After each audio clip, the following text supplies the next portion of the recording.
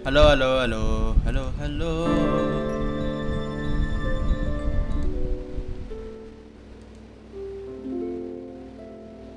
YouTube Studio, YouTube Studio.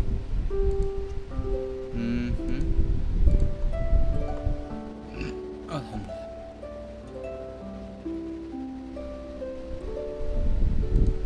Content live.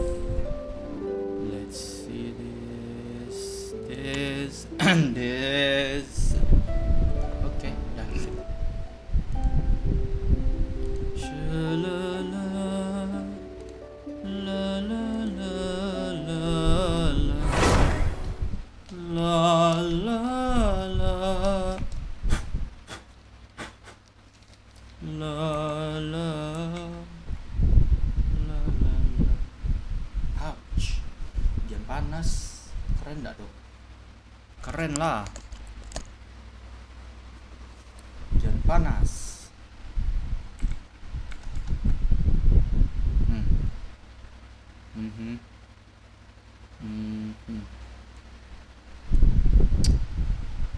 Ya udah pas semua sih. Ya.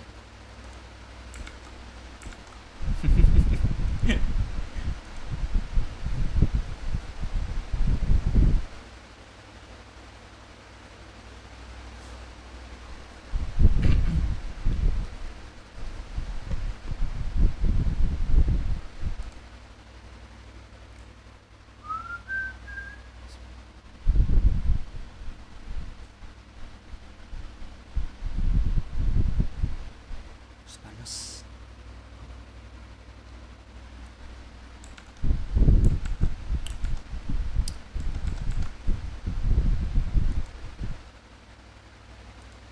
Sebentar.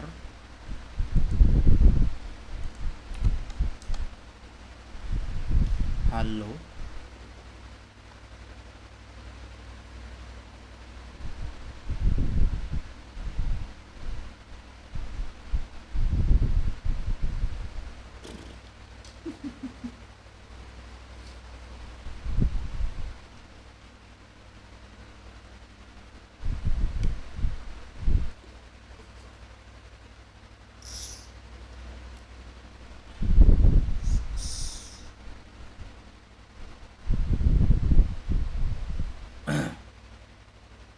Atau ambruk meskipun baru yang dihuni meskipun tidak diperbaiki setiap.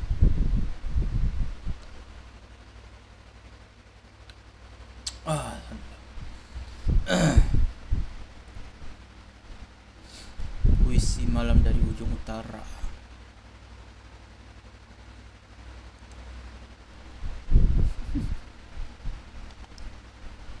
La la la la la la la la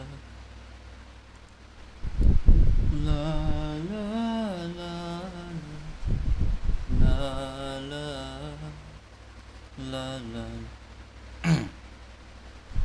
Jadi target utamanya kita harus dapat Durin itu dalam posisi off red. Jadi kita harus dapat off red dulu baru dapat Durin. Ya, aku pengennya kayak gitu karena kalau aku dapat off red dulu itu jadi off red yang ketiga langsung masuk quest. Mantap. Seralah. Thank you for waiting. I finished checking your adventurer handbook. Here are your commission rewards. Okay.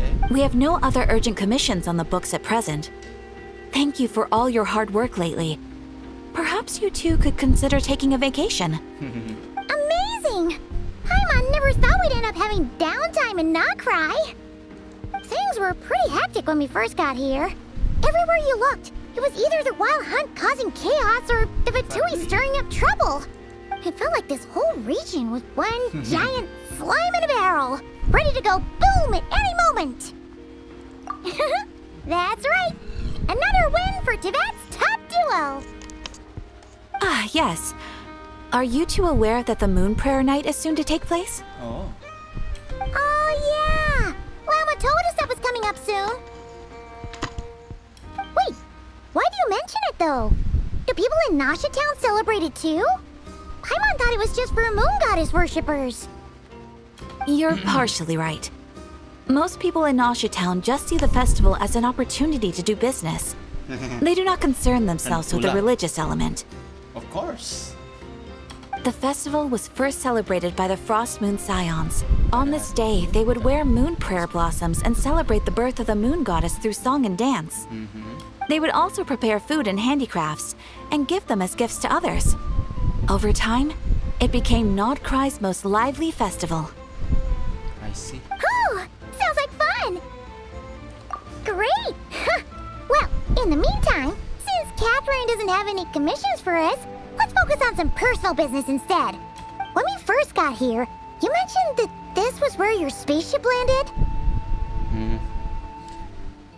Akhirnya. We didn't get to follow up on it at the time because we got wrapped up in that whole rare situation, but now we can finally start investigating it properly.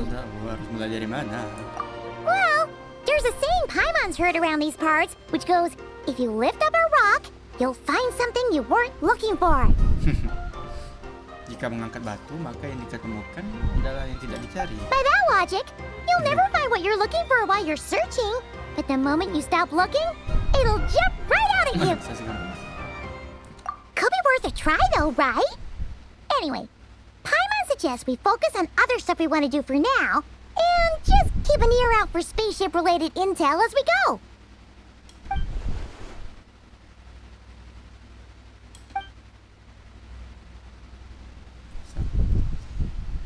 Jadi jauh lebih lemah. Ya ada ruginya. Sama sekali itu mendapat kabar dari soal dokter.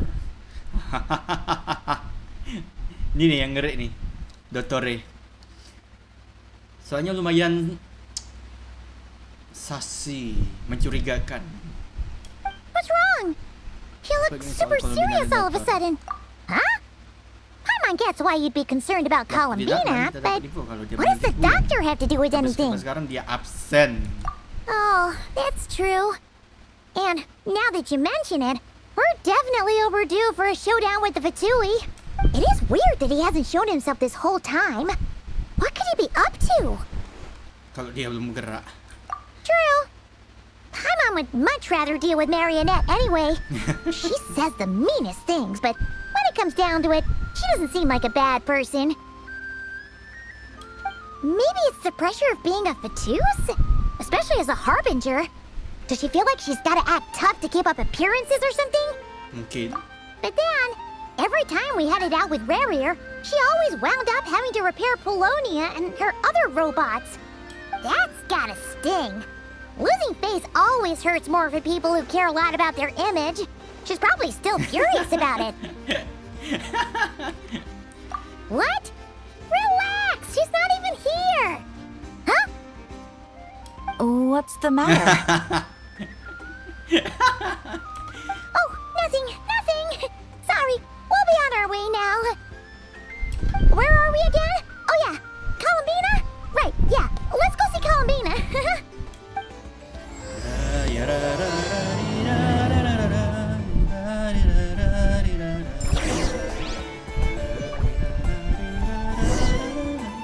Pergi ke situ. Sabar lu.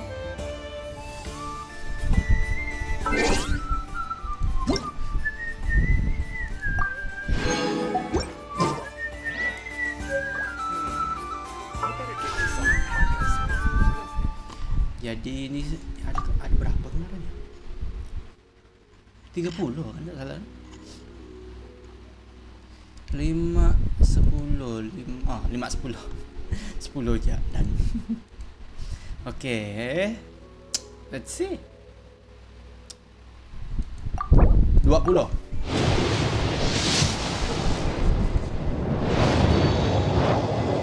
Ya udah, alah.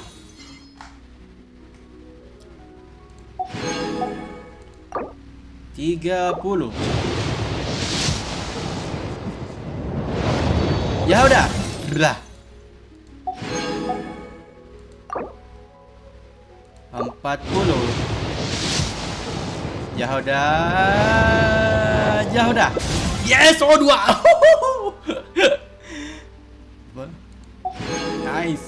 40 ya kan? 40 50. Yo! Udah pecah. 50. Yeah. It's been a long time. I'm Durin. Everyone used to call me Mini Durin, but as you can see, I'm not really mini anymore. Okay. Do you find my appearance strange? To tell you the truth, not strange. it's still a little strange to me. No, I have so much to learn. I hope you don't mind if I ask you for help. Okay.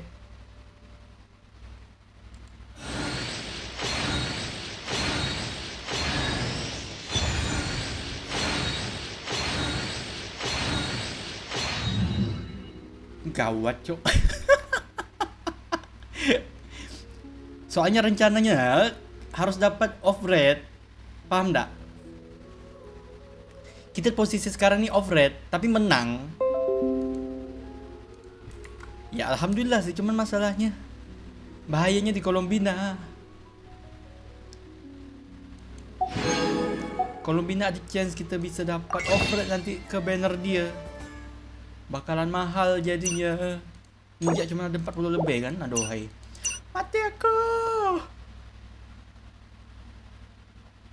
Shoot. Udah lah, simpan aja lah. Tapi gue pengen Yahoda. Itulah kan, kalau misalnya kita dapat offer, kita bisa scroll terus. Yahoda bisa dapat banyak. Ay. May the glory of the Prinzessin bring light to this world. Shut up.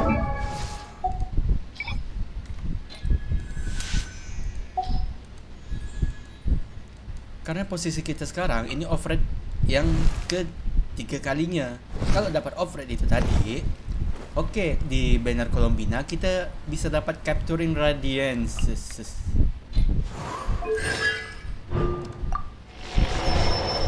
Tidak, dapat kita menang offer, dapat Durin. Haiya. これはやばいですね。本当に。やっば。まあいっか。まあいっか。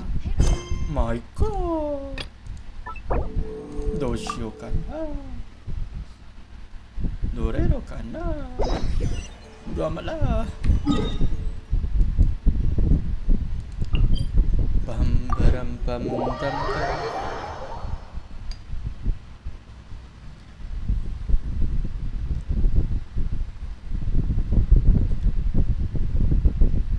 Ya yang pasti sekarang targetnya harus mengumpulkan banyak primo gem ya. Soalnya harus dapat Colombina, harus dapat saingnya juga. Bahaya kalau tidak dapat saingnya. Saingnya bagus, weaponnya bagus.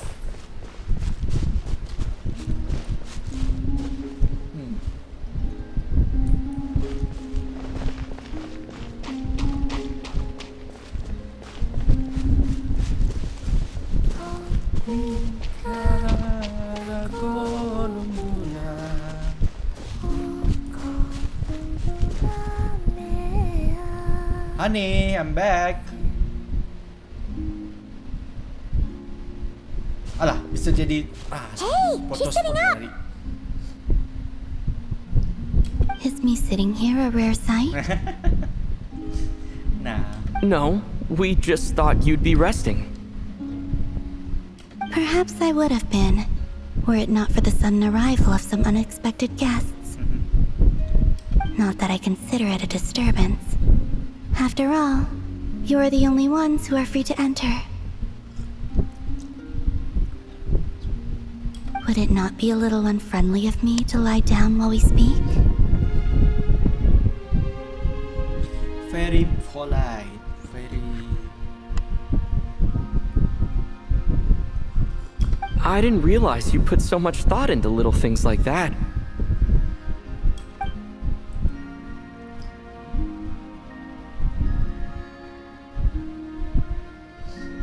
Bisa terbang.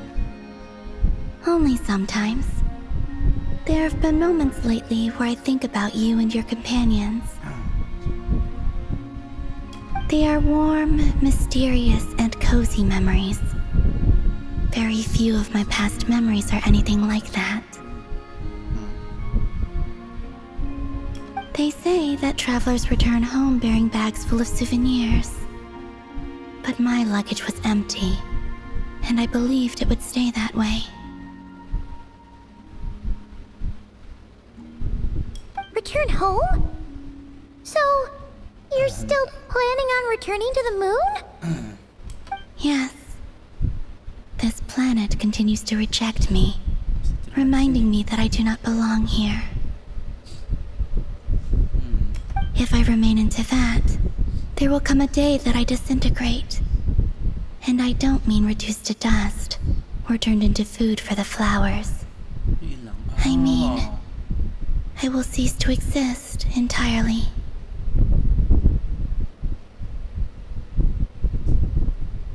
How?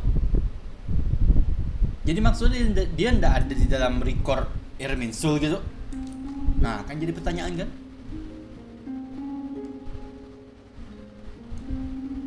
Kalau gitu kan kayak kena hapus dari Irminsul.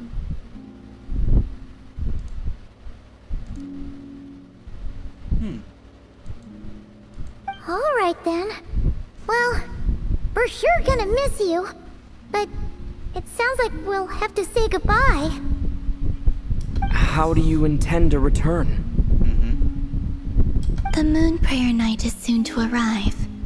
On that day, the moon will be closest to Teyvat. Will be closest to the Teyvat. The Kuvaki in this land will reach its peak at that time. I merely need to grasp the tide, and with relatively little effort. Kalau misalnya pun berhasil. Oh, Paimon gets it! It'll work like a slingshot!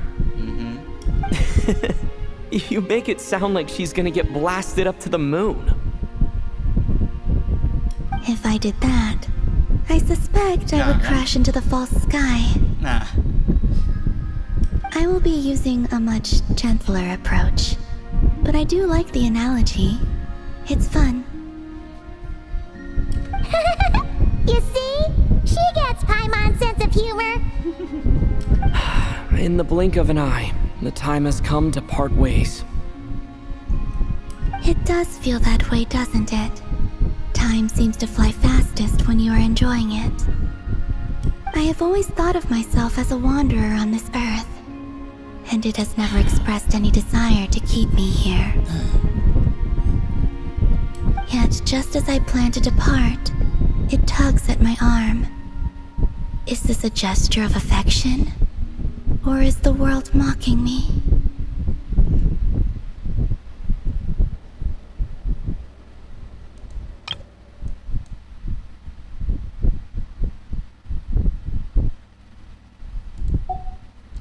Oh. Were you hoping I can answer that? Yes. You are a traveler, so you must have a lot of experience in this area.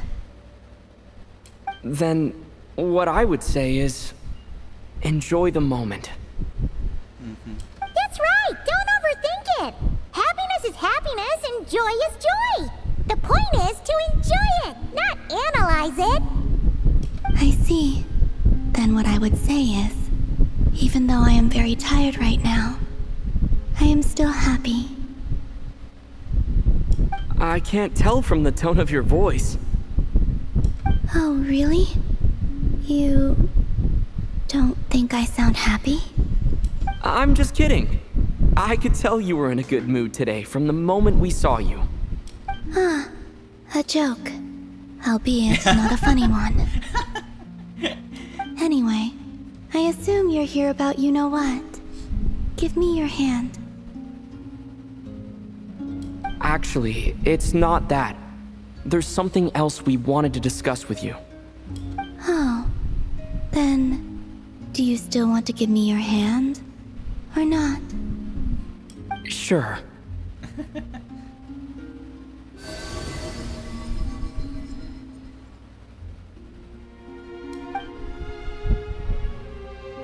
Thank you.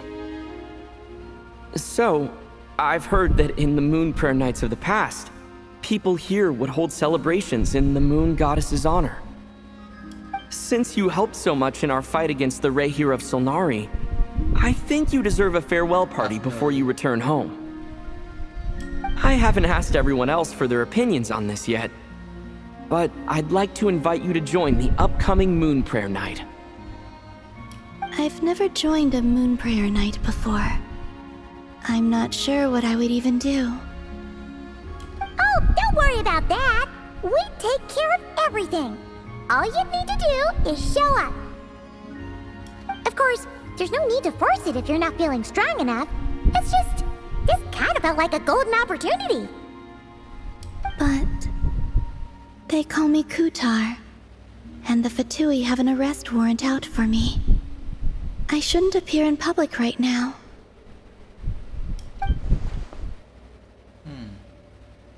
I'll make it work. You have my word. Yeah, we got your back. Well, he does. Paimon's actually not too sure what he's planning. All right, if you're sure. I will not refuse your invitation. I suppose it wouldn't hurt to pack a few more sights from this world into my suitcase before finally learning what my homeland looks like. Oh, if you see Lauma, please tell her that my answer to the question she asked me is neither yes nor no.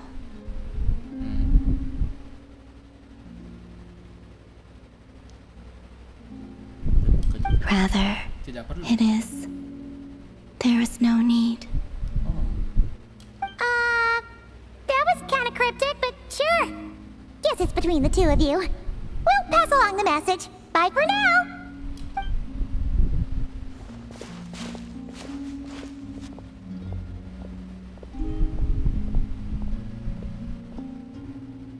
No, no. That's good.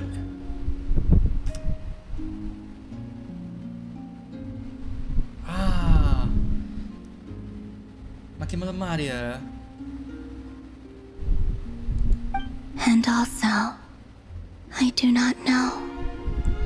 Why?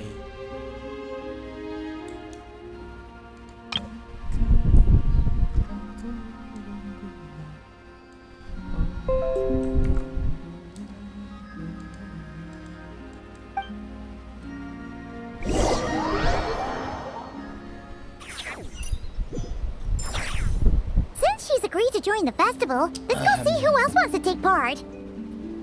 Lauma's gotta be the person most familiar with the Moon Prayer Night. We should start with her. Also, what exactly is your plan to keep her safe? Not sure yet. I'll figure something out. What? Are you serious? And Paimon even gave you her vote of confidence back there. When did you become so sneaky?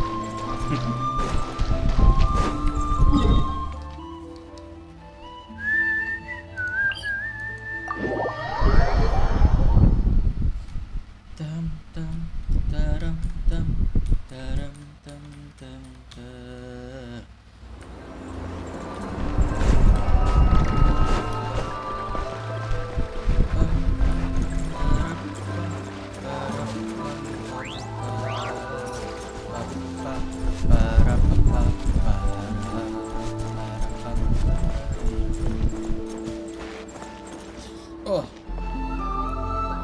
Hey, Lauma! It's us! Oh, Varka. Huh? Varka? What are you doing here? Beats me. I had a bit too much to drink last night, and when I woke up, I was on Hisi Island. Ah, fuck. Biasa jelek nih.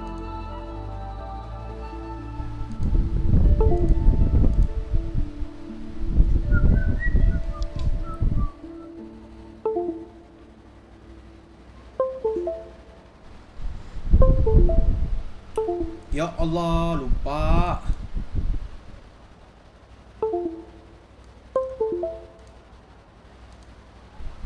Ya elah, dari tadi masih gini.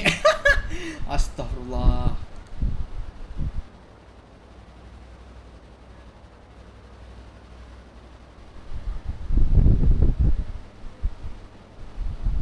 Untung masih awal.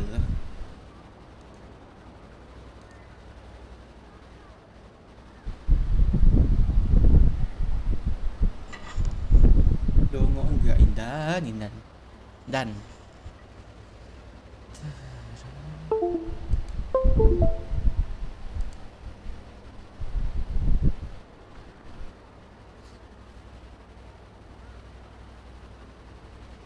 izinkan ngol.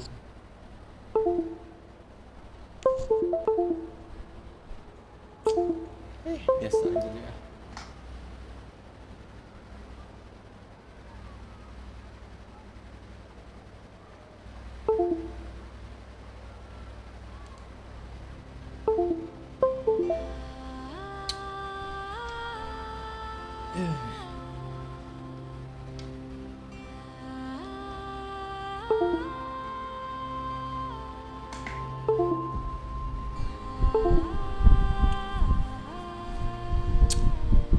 Ais. Tak suka sekali benda tu.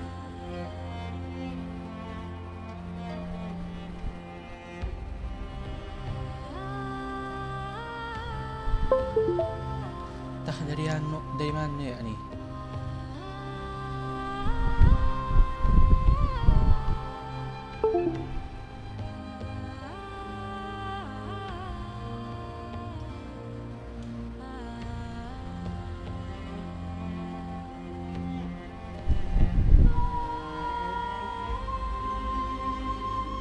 Lah.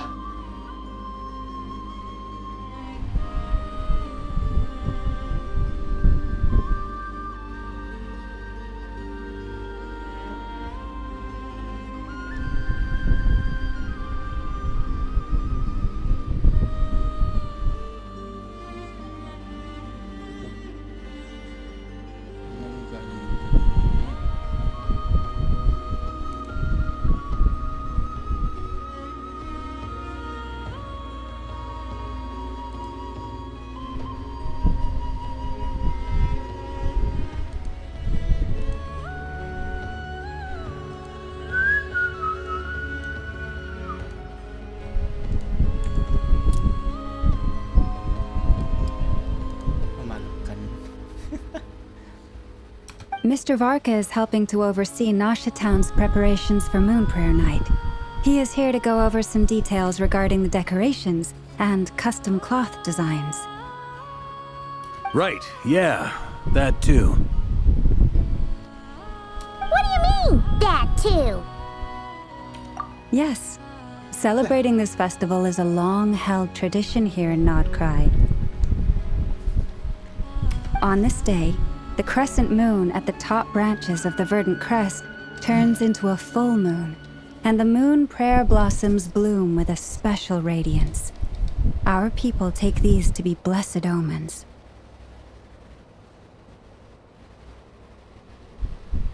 It's an especially welcome event coming off the back of all that nasty business with Rare. Everyone got put through the ringer recently, and now they're looking to turn their fortunes around.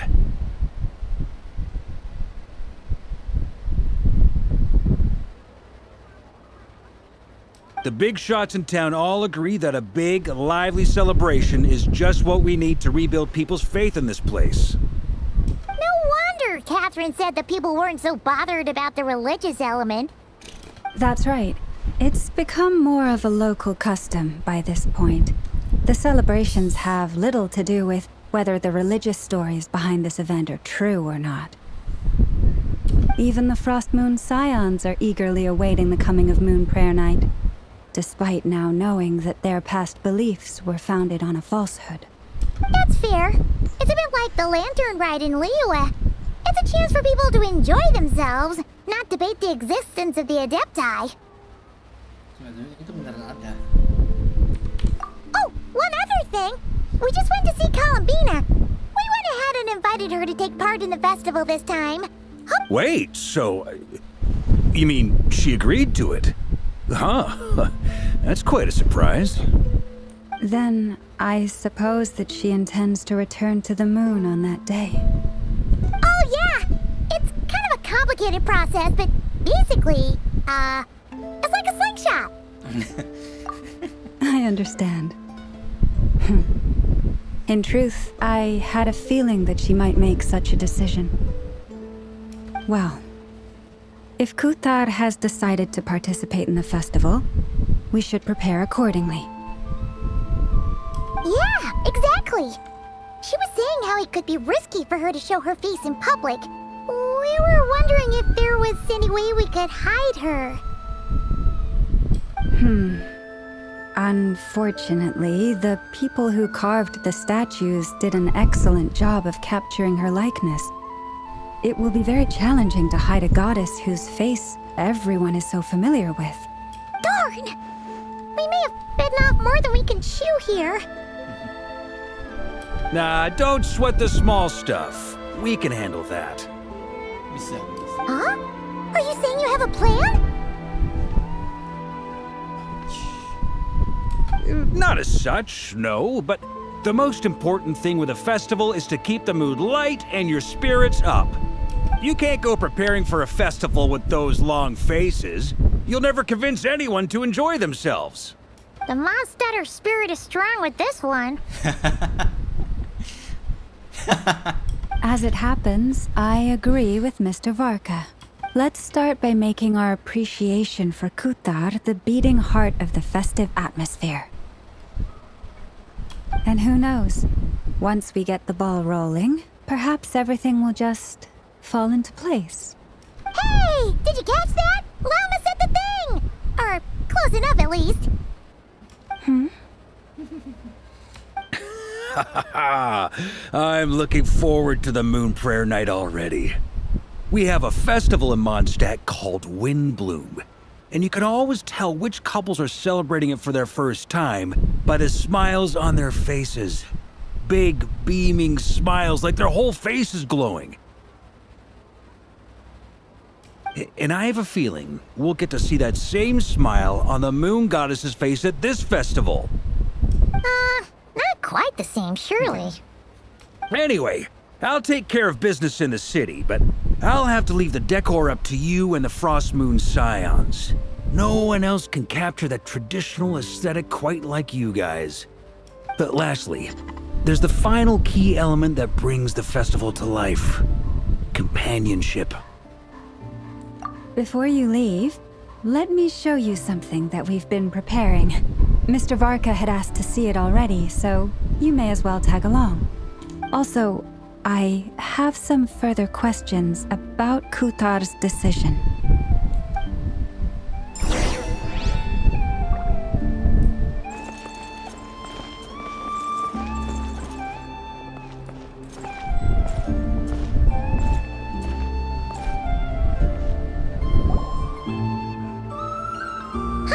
What's this? They sure look like they're having fun. I believe so. Kuhenki seem very skilled at playing drums like these, although I'm not sure where they learned it from. Maybe it's an innate talent? In their eyes, they're probably just playing with toys. Oh, lumatan. Wanatar! You wanna play too? Sepertinya tidak. Yeah. She looks more confused than anything. Maybe we can teach her next time if we get the chance. Hai.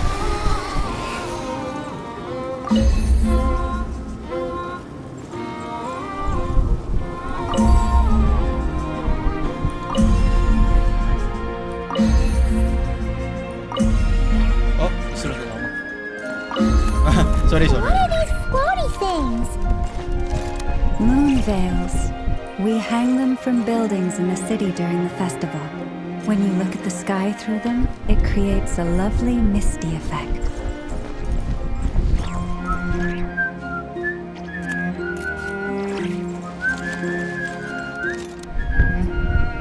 Everyone seems hard at work. They are preparing items for Moon Prayer Night. For instance, the sculpture being made over here, Mr. Varka and I were just finalizing the details of where it will be placed. Ah, there she is. I didn't know the finished article would be so large. Not to worry, though. All the necessary arrangements have been made. Just let me know once it's ready, and I'll get some people Gimana to ship cara it mengirim, over. Mak? You have my thanks. And over here, we are preparing a very traditional confection. Oh, look at all these colors! It looks great! Can Paimon try one? Of course. I have a feeling you'll like it a lot. You bet! Sweets and treats are Paimon's favorite! If you included those in the Feast of the Moon, I bet Paimon would have joined the Frost Moon Scions by now. There will also be verdant crests like this present in Nasha Town during the festival. The timing of Moon Prayer Night is not completely set in advance. We make a rough estimate, then observe the changes in the verdant crests and Moon Prayer blossoms to guide us. As such, the wait itself is a fun feature of this particular festival.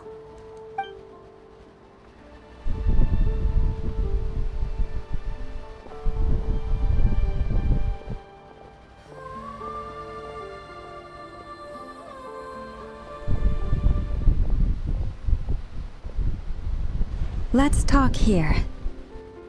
To tell the truth, I am very surprised to hear that Kutar is willing to participate in the festival. I once asked her if she'd be willing to stay with the Frost Moon Scions. I could introduce her to everyone, and we could be a family to one another. Mungkin itu pertanyaan. She did not answer, but she has not appeared here since. I took this to mean her answer was no, but if that were the case, she would not have accepted this invitation. Dia ada titip pesan. Ah, I see. Maybe she is right. Maybe the Frost Moon Scions of today no longer need a moon goddess. But my wish was not for her to come here and be worshipped as a deity. I simply wanted to offer her a place to stay.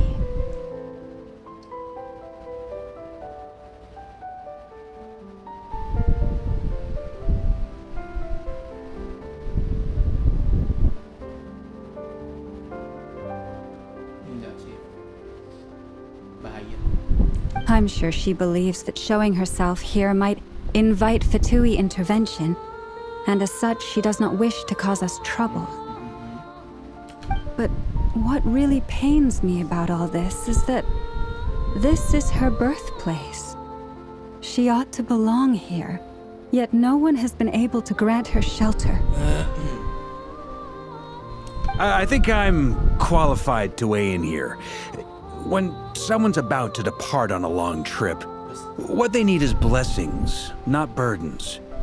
We should wish her the best, not make the journey harder than it already is. Anyway, she's agreed to attend, hasn't she? All we need to do is simply respect her decision. I see your point. Yes, she will soon depart after all. Our job is to leave her with some happy memories. Besides, who's to say her journey to the moon is a one-way trip? It's not like she can't come back and visit if she wants, right? Paimon agrees wholeheartedly. Festivals are all about having fun, so let's keep it simple. All right, I'm gonna head back to Nasha Town soon. Want to come with? I'm guessing you have some other folks to visit there. Sure thing, let's go! Bye for now, Wilma! Cepat sekali. Thank you all. Goodbye.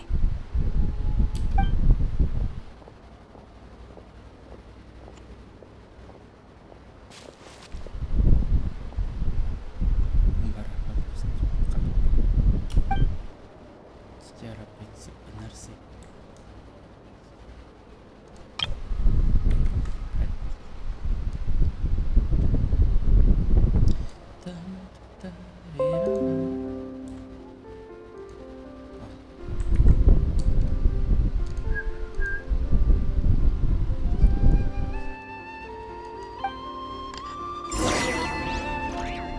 Saat aku diangkat.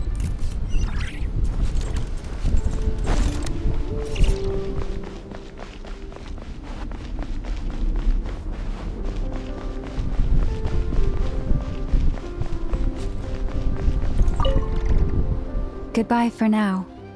I look forward to the festival.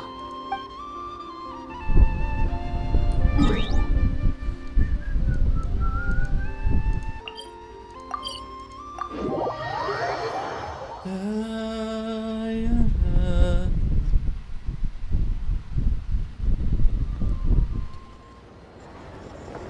Flints. Durin Albedo. Hey, over there! It's Durin and Albedo with Flints! What could they be chatting about? Your guess is as good as mine. Ah, Grand Master, and the Traveler and Paimon. Hello there. It's been a while. Perfect. We have some new volunteers for our investigation. Penyelidikan apa? Wait, let me guess. The righteous Lightkeepers are finally ready to hunt down the Abyssal Dragon? Yes, that too. Yeah, right! Oh, wait! Why does everyone keep saying that too? Well, to be precise, the facts match, but not the causality. Wait, so I guessed right? Half right! Don't act so impressed with yourself. Maybe I can explain. We ran into Mr. Flint's north of Nasha Town. At that time, we just noticed a few abyssal creatures out in the wild, but the strange thing was, I didn't detect any traces of abyssal energy on them at all. On closer inspection, we realized that they were not real monsters, but something akin to reflections in the water, or perhaps a mirage. Mirage. Huh? What do you mean? Like, you could see them but not touch them? Exactly. It was very peculiar. They roared and tried to attack us, but we could not make any physical contact with them. I think I've heard of things like that happening in Notcry before, but I don't know much about it. Yes, it's a known phenomenon. Mirage-like illusions tend to appear in Nodcry in the run-up to Moonprayer Night. From a distance, they appear quite real. I myself thought that Misters Durin and Albedo were locked in battle with abyssal monsters when I first arrived. But after sharing intel and investigating a little further, we can confirm that these illusions are harmless. They're... All the Mirage stories I've heard are either animals, rocks, or small houses. Abyssal monsters, though? That's a first. It's a first for me, too. So I'm planning to look into it further just to be on the safe side. I intend to inspect a few more locations. What about you two? Any plans? Alice contacted me a few days ago. Oh. She'd like me and Durin to assist her with an experiment. But we lost contact shortly after receiving the message. I'm sure that comes as no surprise to anyone familiar with her. We don't know when the wind will blow, yet when the wind blows, we will know. That, in a nutshell, describes how Alice operates. In nutshell. Yeah, that tracks. Okay. Well, I suggest we investigate this Mirage business in the meantime. It's piqued my curiosity, and I'm pretty sure I know someone who will already be 10 steps ahead of us. Oh. Well said. Right? Whatever's happening in Notcry, she always seems to be the first one to know. She? Let's go see what she knows. We can invite her and her staff to the festival while we're at it. She?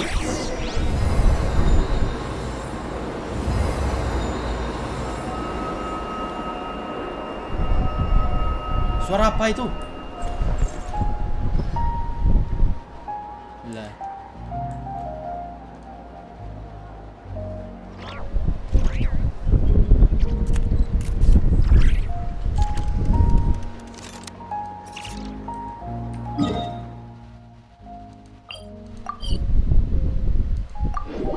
Oh, she. Never.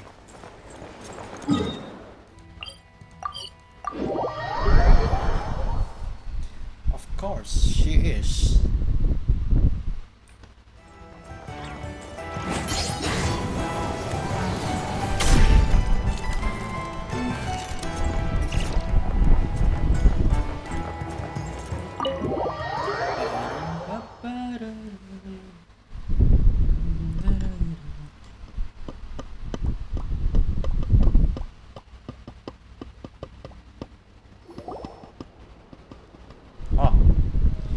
Dah sembuh, Mbak? You're right, I have noticed. There's certainly something a little fishy about this Ya, situation. itu agak. Only a little, though. Records indicate that this phenomenon can occur in the days before and following Moon Prayer Night. That said, it has always been a rare sight in the past. The odds of encountering these phantoms are similar to looking up in the night sky, happening to see a shooting star, and managing to make a wish before it disappears. But this time, either everyone's getting lucky, or they're appearing far more frequently than usual. Yehoda's out gathering intel as we speak. In the meantime, let me check off some points of interest. First, the Abyss. The ones we saw seem to be abyssal monsters. Indeed. But we have identified one location where many more of them have made an appearance. And not just monsters, but human phantoms too. Given the scale and nature of the phantoms, it's almost as if someone's last memories are coming to life. Or perhaps the memories of multiple people.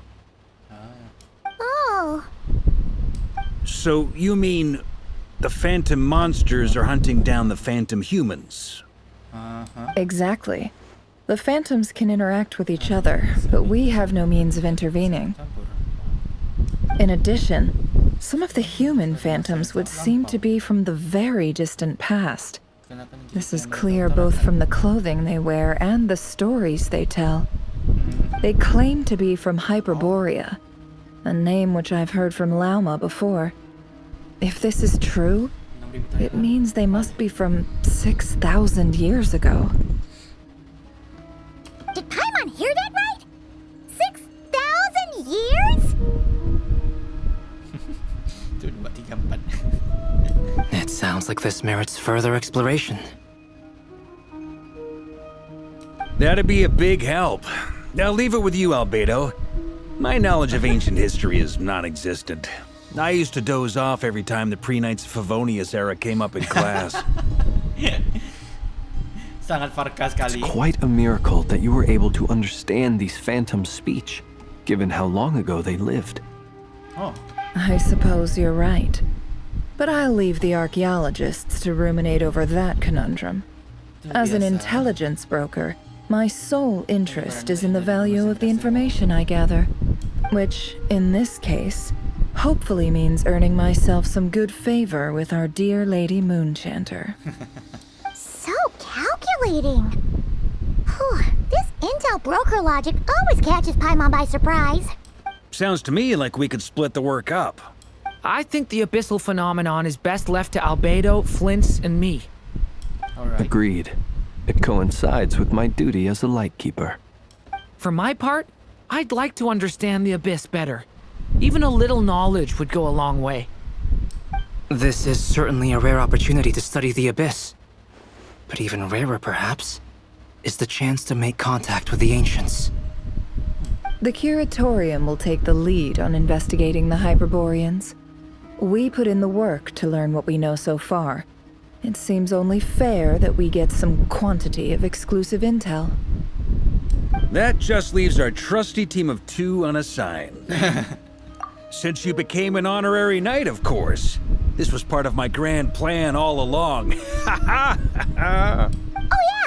By the way, we managed to convince Columbina to come to the Moon Prayer Night celebrations. Would you and Yehoda like to join too?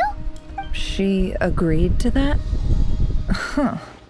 Quite an achievement. Never underestimate the traveler, I guess. I'd be happy to join. No point shutting myself inside when the streets are all decked out. I doubt any clients will be visiting during the festival in any case. And Yehoda loves a party, so I'm sure she'll jump at the opportunity. No. No. No. No. No. No. No. No. No. No. Way to contradict me in front of... Wait. No, that's not what I have bad news, boss. So many people. All right, everyone inside. Quick.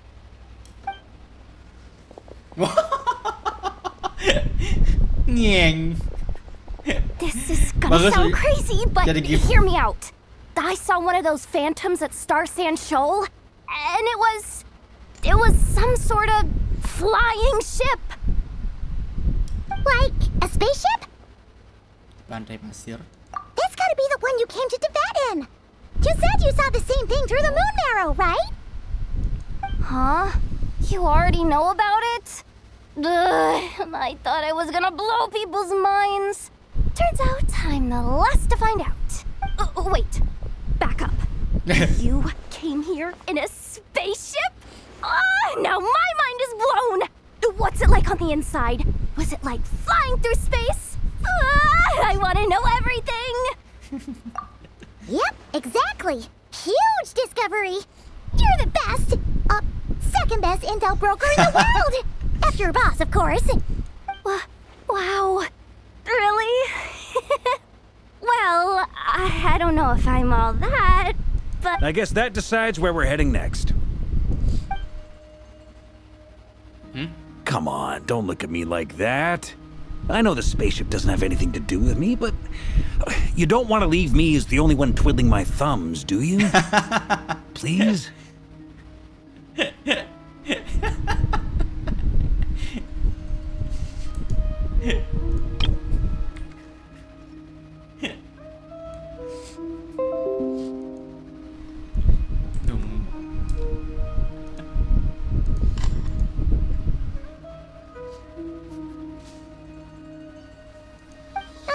Fair enough.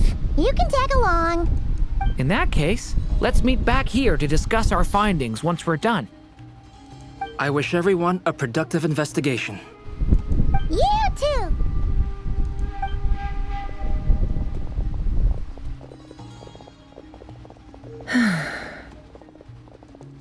What's up, boss? Aren't we gonna head out? Tell me, Yehuda, when did the curatorium start giving out intel for free?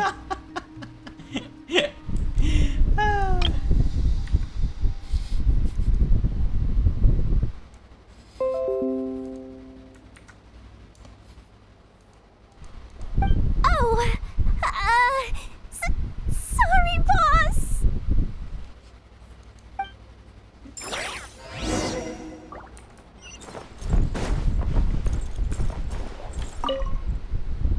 We can't unshare information any more than water spilled on sand can be put back in the bucket.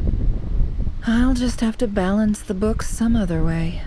Please, boss. There's gotta be another way. Who knows? Depending on what they find, maybe this will work in our favor. Please don't find me. Please.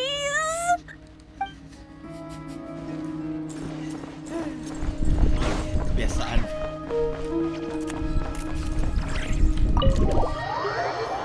Kebiasaan.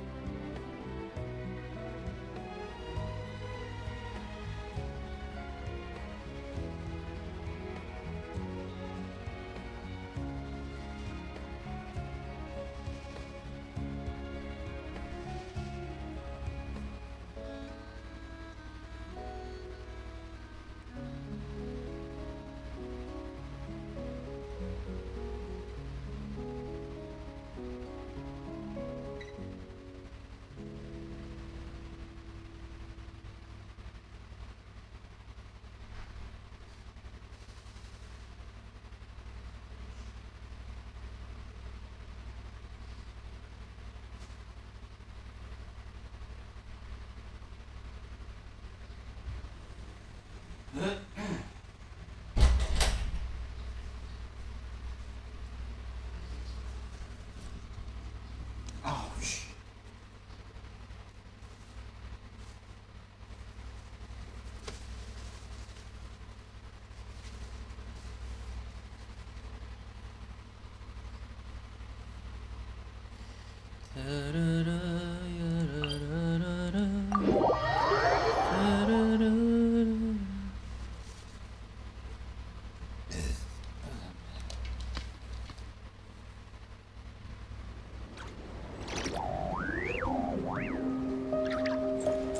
Wow, damn.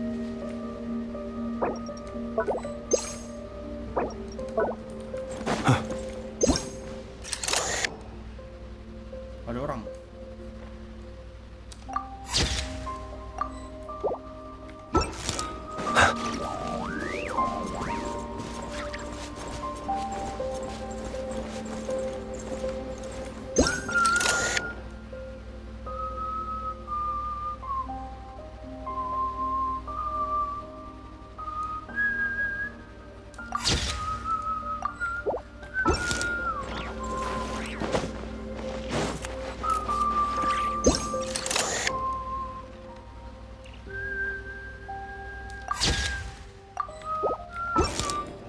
Jadi pesawat kita udah kena ambil dong.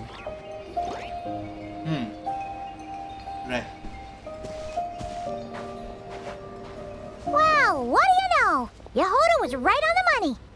This Phantom really is your spaceship.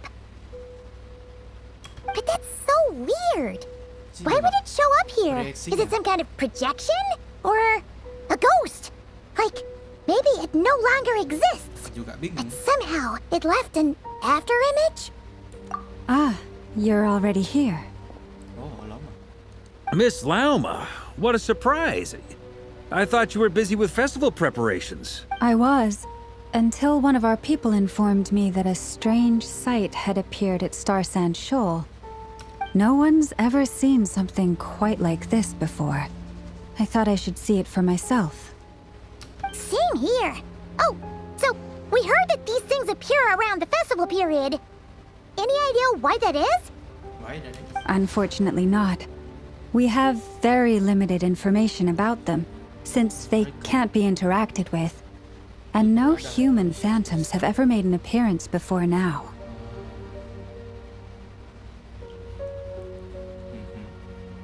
The most we've been able to deduce is that these sightings appear to be connected to the increase in Kuvaki energy around this time.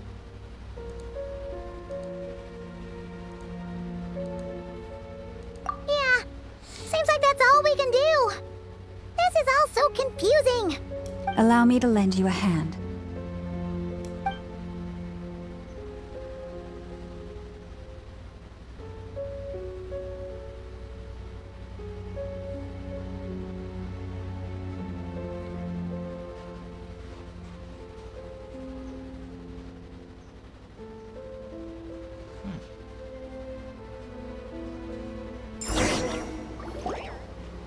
Everyone, our friend here should be able to provide us with some information. Is that a phantom rhymehorn deer? I've heard about how the Frost Moon Scions live in harmony with the animals and can even communicate with them. That's coming in handy now, for sure. Okay. Yes, I understand. Then how about this?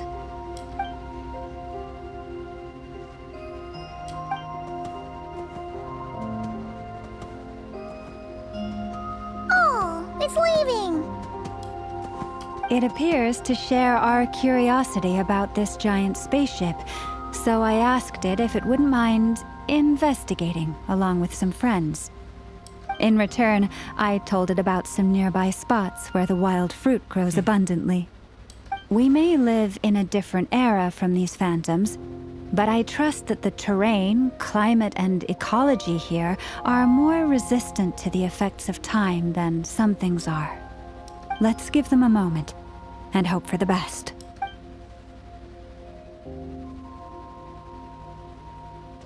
All back together? Must have been a lot of fruit. Indeed. Now let me ask them some questions.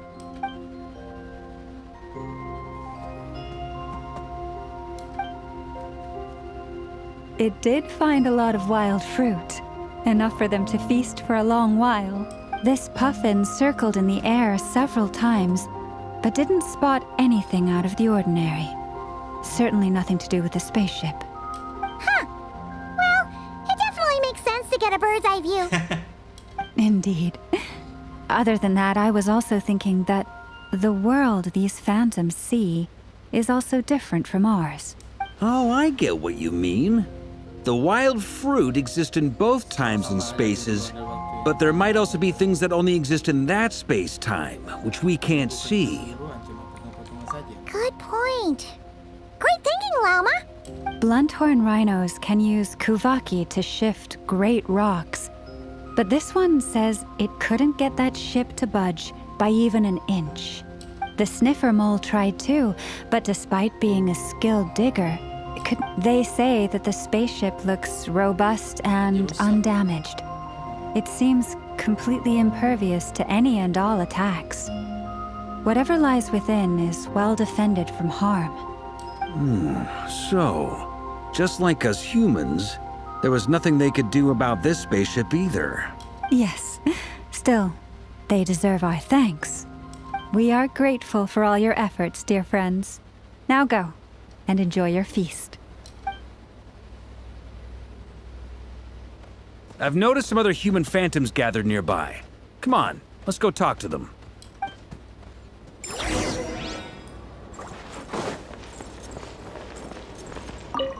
Those illusions and those people. It's all a little creepy, don't you think? Nah, all part of the festive atmosphere.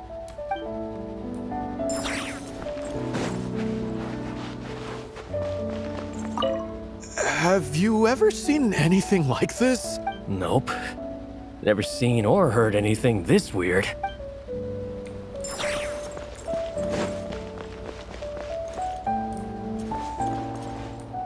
Whoa. Silhouette. What is this thing?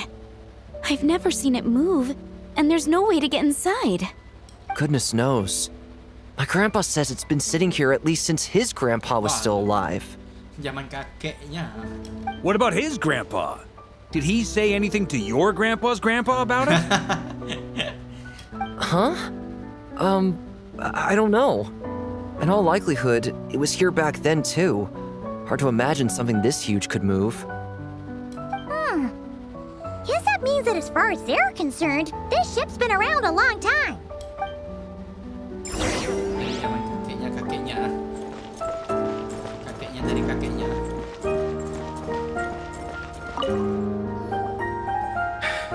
Come on, brothers. If we can get even a small chunk off of this thing, it's gotta be worth a fortune. Huh? You mean Paimon? Yes, brother, I shall join you. Let's make our fortune. We should go with them. What the? This thing is crazy tough. I can't even scratch it. What's it made of?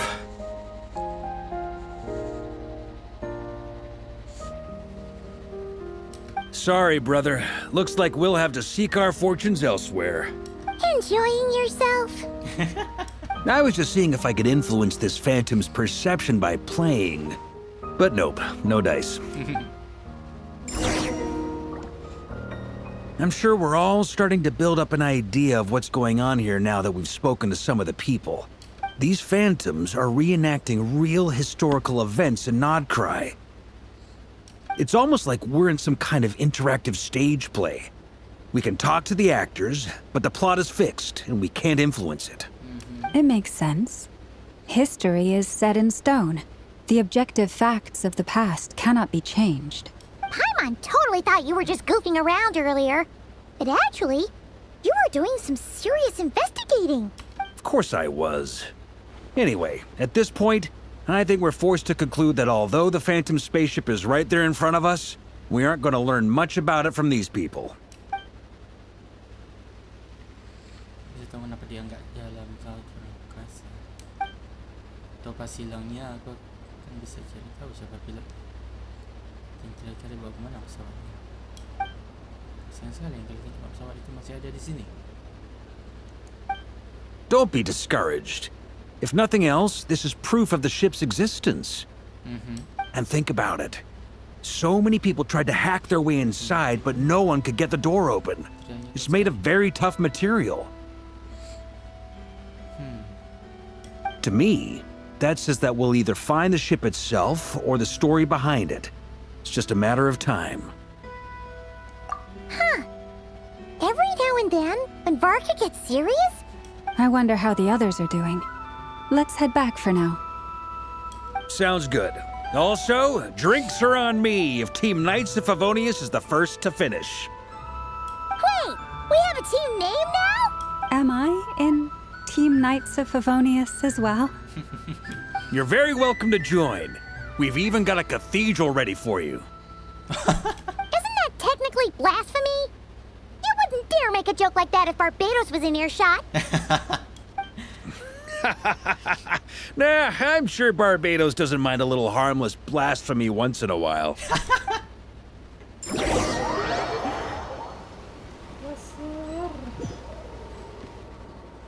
Ngomong seenak kita. Oh.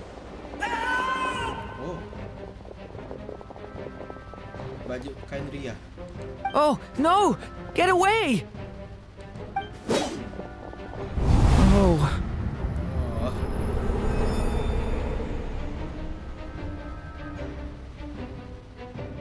Slow motion.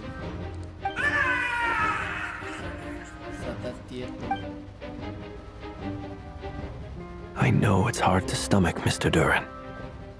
But as I'm sure you've noticed, there is nothing we can do to intervene in that which unfolds before us. But we have to at least try. And try you have. But are you aware of how many unsuccessful attempts you've made now? I wasn't keeping count. I'm afraid this is the 39th failure so far. Or the 5th if we're only counting this particular victim. There are no indications that these phantoms may be altered in any way. You seem to have calmed down a little. I'll make us a fire. You should rest and have some water. Feeling any better now, Mr. Duran? May I ask a few questions? Be my guest. What exactly are we witnessing here? What happened to those people? My guess would be that we are seeing Nodcry during the Conrian Cataclysm. Would that be accurate? Conria. That is correct. As you know, once the Abyss senses even the tiniest crack, it floods in and spreads like wildfire. Oh, musik ah. Baru kali ini aku dengar musik ah.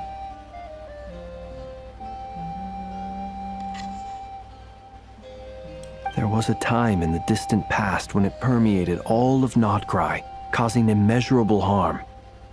The people paid a terrible price to heal this land.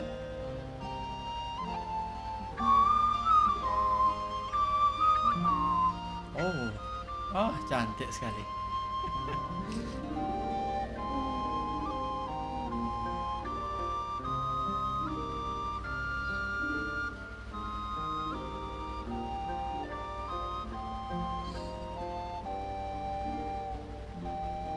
Then 500 years ago, the whole of Teyvat suffered an abyssal disaster. Once more, Nodcry was dealt a devastating blow.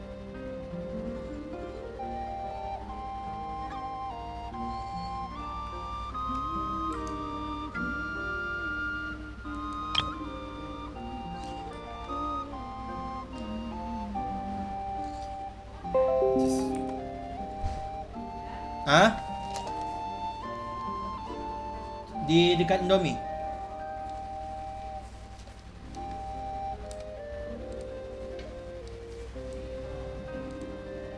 I see. In the face of the abyssal onslaught, all were like grains of sand tossed around by a tidal wave. Be they human, fae, or god.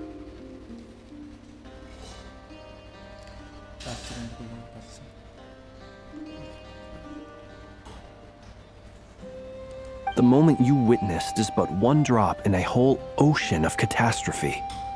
Wow. All right. I guess that answers my second question, too. I wanted to know why there's nothing I could do to help them, and that's because what we are seeing is history. That would be my guess as well. As I understand it, history and fate are not all that dissimilar. The latter may be unseen to us, but both are immutable.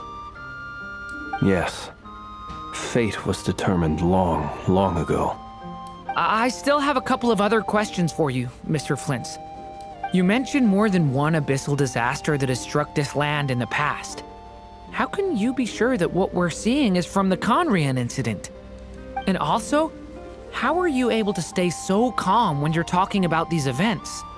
From everything I know about you, you're not cold or ruthless, and you're not indifferent to the suffering of others. Alas, I am forced to show my age. I must be 600 or 700 years old by human measure.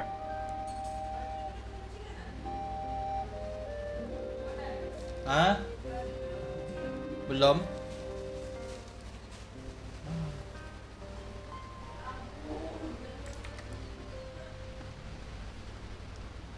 Berarti enggak lah kan? Kepikiran aku kayak Flint ini sama kayak waktu mereka dibuat sama para angels, para, iya kan? Yang artinya sekitaran 2000 tahun yang lalu. Tapi enggak.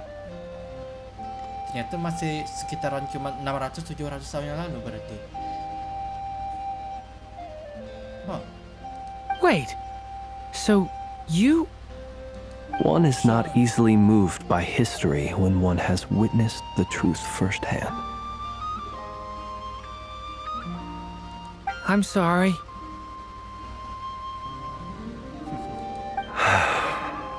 You needn't apologize. Your passion is a good thing to have. Treasure it, because someday you may find it in terribly short supply. Now, at the risk of offending you, I have a question in return.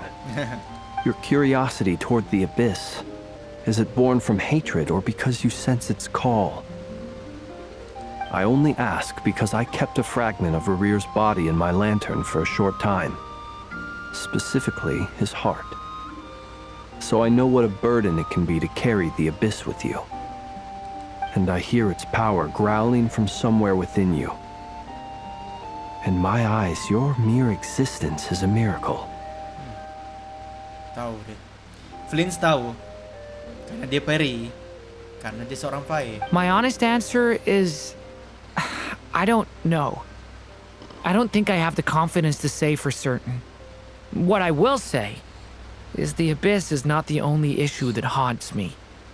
Even before I became who I am today, the question dogged me constantly.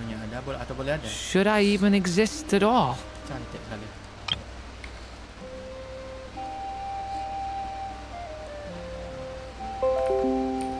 Kamera movement bagus.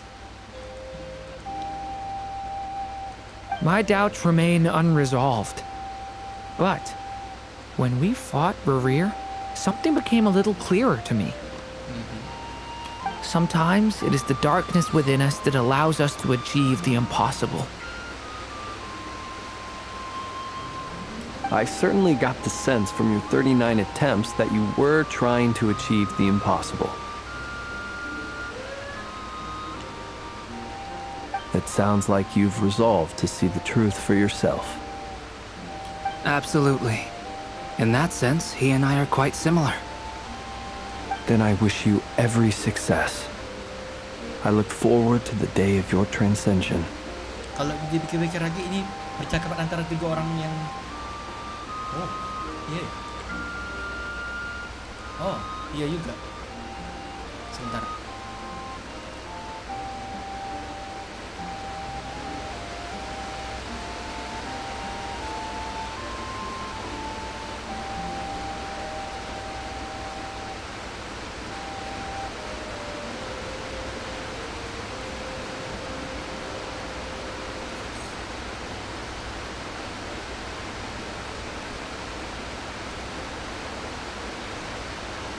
percakapan antara tiga orang yang diciptakan.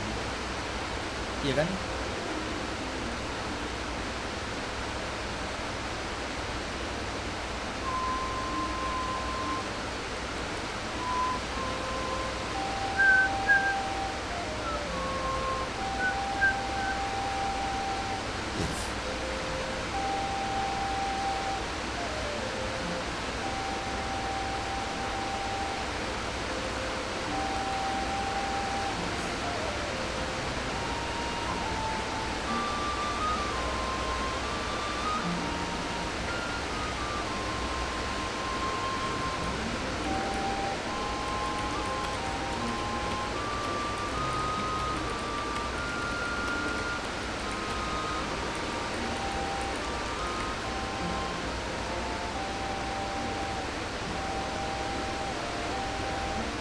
Diciptakan secara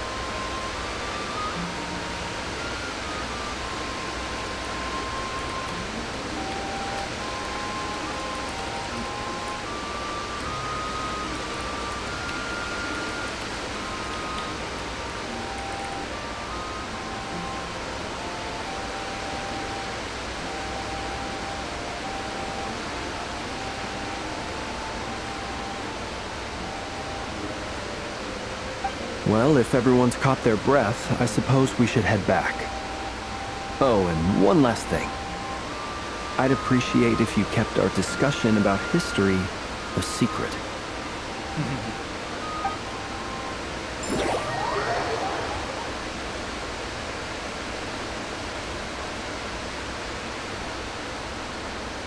Incredibly, our separate investigations led us all to the same conclusion. Hooray for consensus!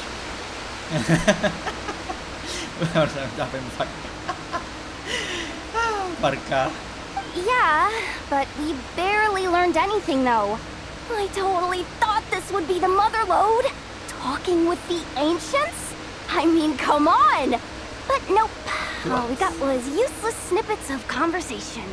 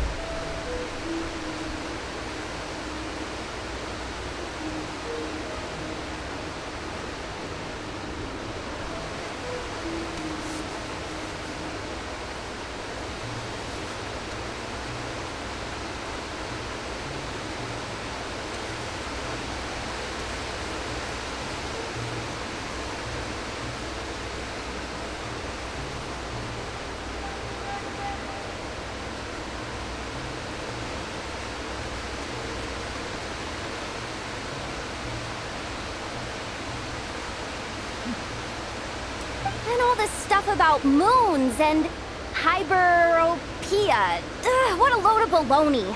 Seems like people back then had a few screws loose.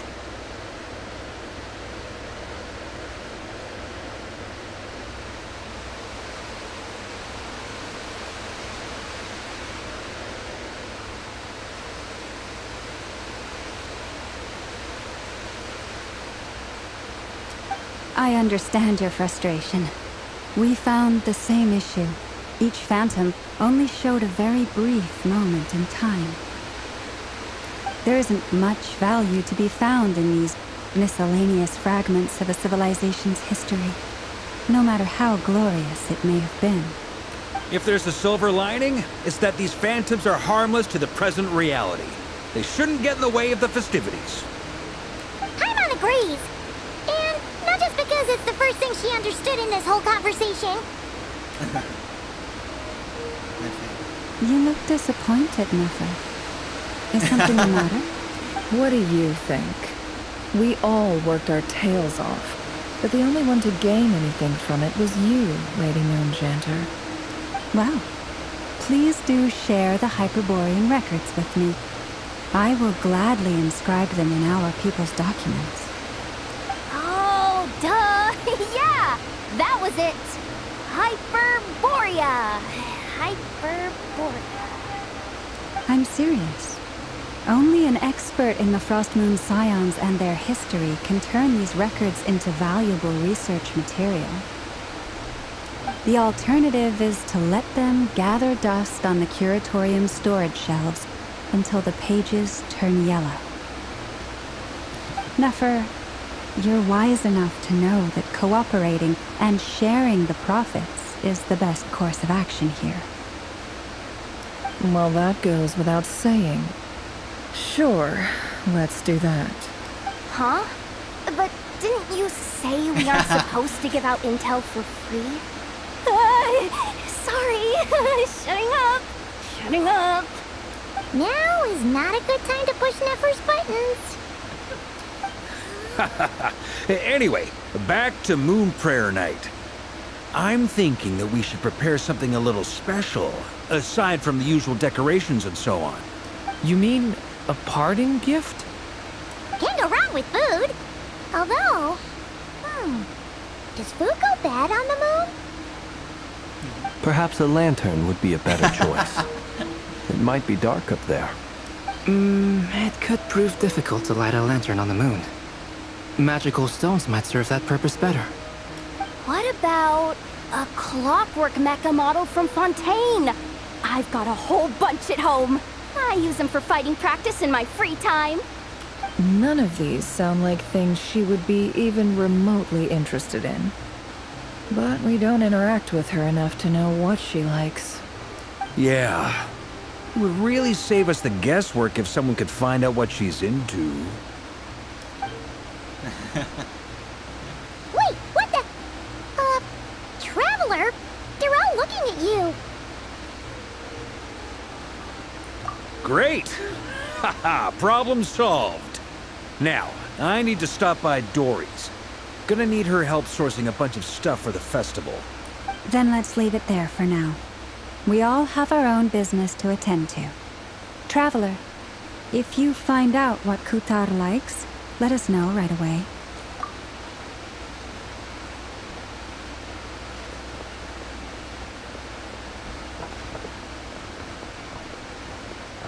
Is something the matter? I'm fine. It's just... I'm still feeling a little rattled after witnessing the horrors of the Abyss. But it's okay. This is something I have to work through. I'll be all right. Thanks for your concern. Well, don't put too much pressure on yourself. If you ever feel like something's wrong, physically or mentally, we're here to talk. Come on. Stop treating me like a kid.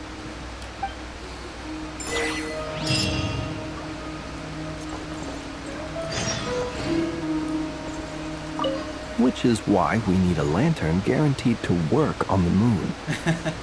Yes, I have a few ideas, but The lantern itself is the easy part.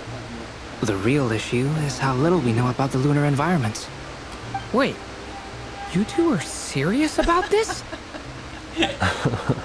Let's just say I'm intrigued by the shining magical stones that Mr. Albedo has mentioned.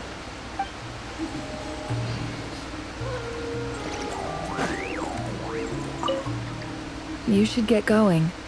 It's important that we ascertain what Kutar likes.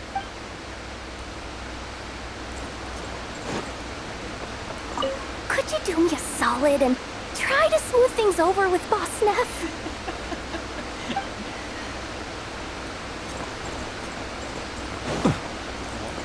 Miss Lauma, would you accompany me into town? I think it'd be best if you saw the Frost Moon Scions decorations for yourself. Very well.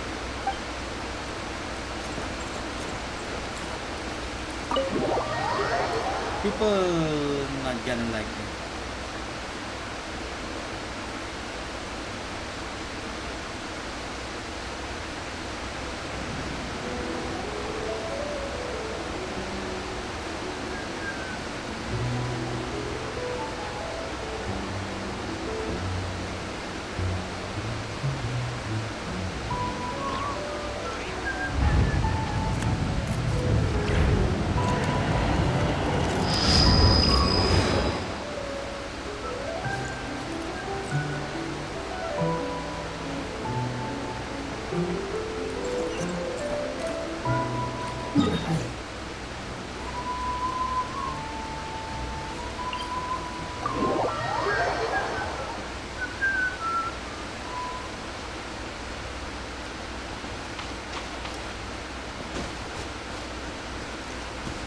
Bina. Oh no, musiknya mulai kan?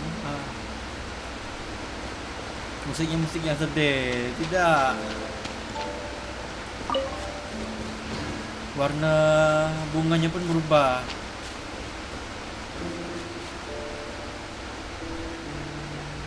Columbina, we're back! Huh? She's not here. Weren't there a few Kuhenki here last time too? Where did they all go? Walkies? For Kuhenki?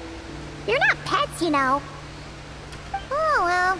Looks like we just came at a bad time. Let's try again tomorrow. There's still a few days until Moon Prayer Night, so we're in no rush. Besides, she needs time to rest anyway.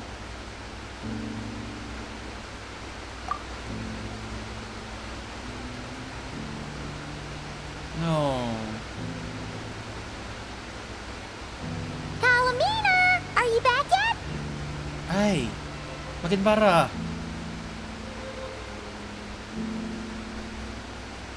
Oh, how strange. Looks like she still isn't here. Right? It's not like her to spend so much time outside, especially since she's worried about attracting unwanted attention. Look the flower, you dumb ass.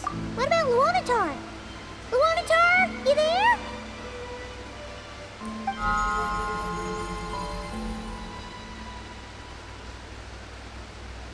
Hey! Do you know where Columbina went?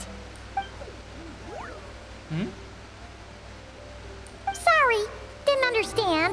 But if you know where she is, could you take us to her?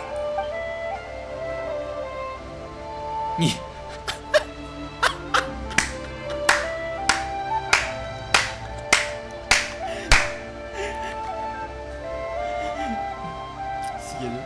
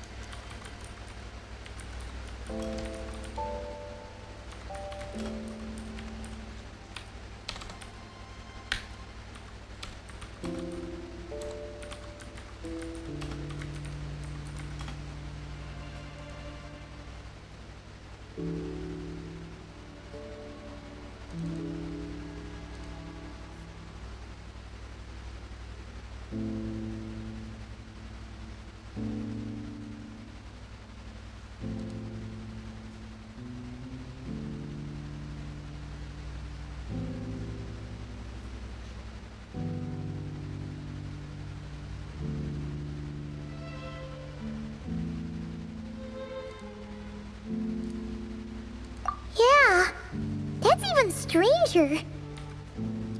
Look What the about 'em? flower. Oh, that's not good news. They change color when Columbina gets weaker, right? And they look super pale right now. Good idea. She might know what's happening.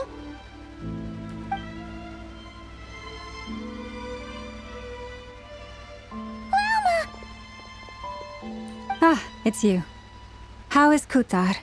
Is she okay? No, she hasn't. I came here to check on her after I noticed the flowers had changed color. Based on past precedent, she must be very weak right now. Even getting up to walk would be a struggle. It seems unlikely that she wandered off outside. Not to mention that she doesn't do that at the best of times either. So yeah, this is super weird. No. Very few people are in the know about Kutar's whereabouts. And if anyone suspicious had visited, they'd have left some sort of evidence. Come on, let's go to Nasha Town. If anyone has seen her, someone there will know about it. It's not Cry's information hub after all. Makes sense. Let's go!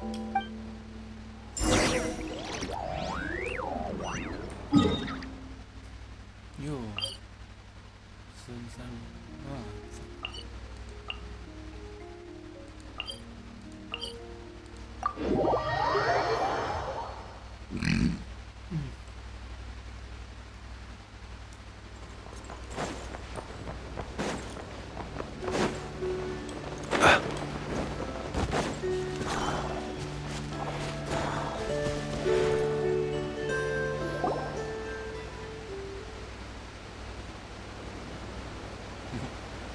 Wait a moment. Is it just Paimon, or is this stall kind of suspicious? It's never been here before, right? No, I don't recognize it. Alas, your free and easy adventure time is over. Now, prepare to face the final boss of Nod Cry. Whoa! Where'd that voice come from? Not sure, but it's definitely hostile. No, not that way. The final boss is right here. The Sniffermole? That's the final boss? Surely Gaskannn. not. Also, Okay, the jig is up. I'll stop teasing you. Turn around. I'm right behind you. It seems I've managed to leave quite an indelible impression, even though you've never seen my face. Oh, nothing could make a great mage more pleased with herself. Woi, Hah?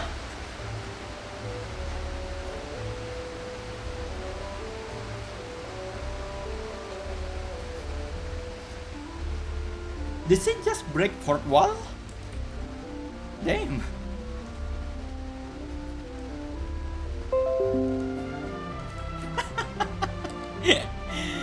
Sangat alis sekali. Berbagai dunia. Oh, musik Dodo King, Pelindung Mondo kuno, dan lain-lain. Tapi yang paling penting mama dari Clay yang paling imut, setaipat. Oh, musik.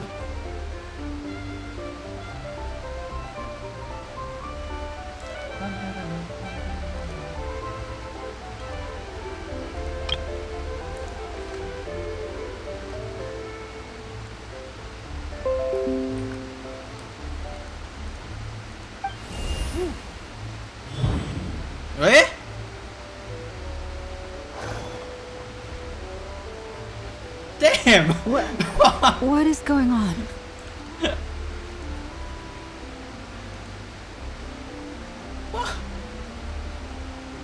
I've heard that all the big shots in Teyvat have long, wordy titles that stun people speechless when they make their entrance.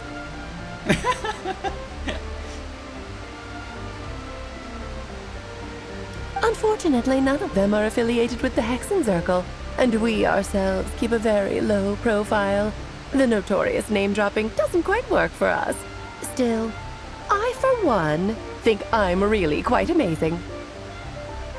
Cok, karakter Genshin yang lain tak kayak gitu loh pas ngomong sambil berjalan gitu. Kaget aku anjir.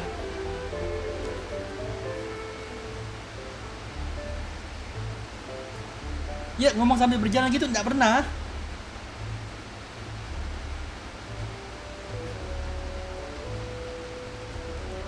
So that didn't stop me from coming up with a title anyway.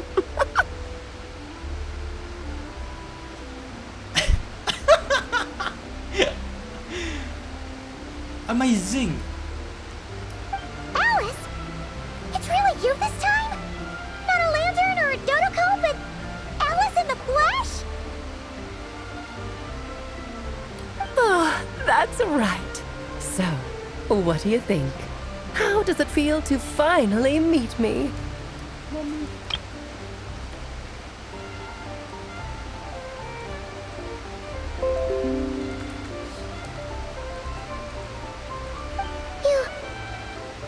You look like... Mahmudnya ya. Mahmuda. What is that supposed to mean, I'm the mother of Klee, Teyvat's #1 cutie. How old could I possibly be?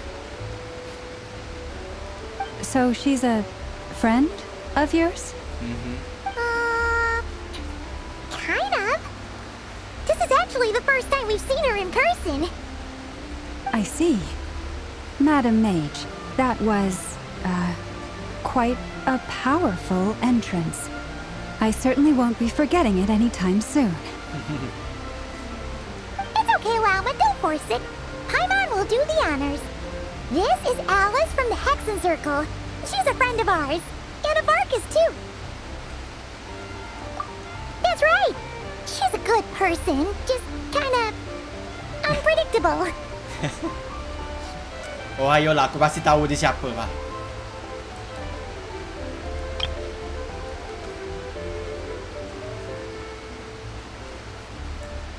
Aris mana Paimon gitu pas sebenarnya tahu lah. Well, what is the human heart if not unpredictable? If we could not do as we please, how would we differ from machines?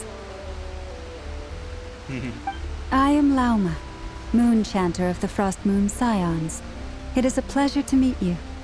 Oh, I know. Before you got here, I spent a good, 15 minutes getting up to speed on Nodgrai's present situation.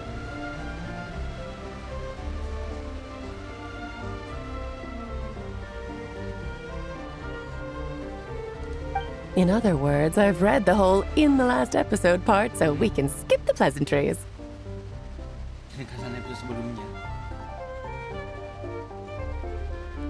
Fair enough. Well, Miss Alice, I can already tell that you have quite a unique personality. Cantik sekali.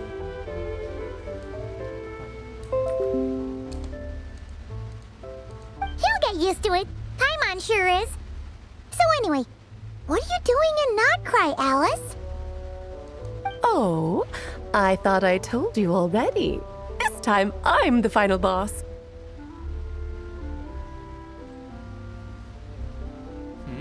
And what a formidable foe I shall be. Powerful, confident, decisive, and good luck finding my weak spot.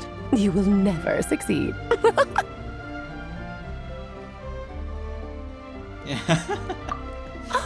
Oh, drat! My one weakness, and you found it in an instant. Fate has been dealt a devastating blow. Thus falls the great Dodo King.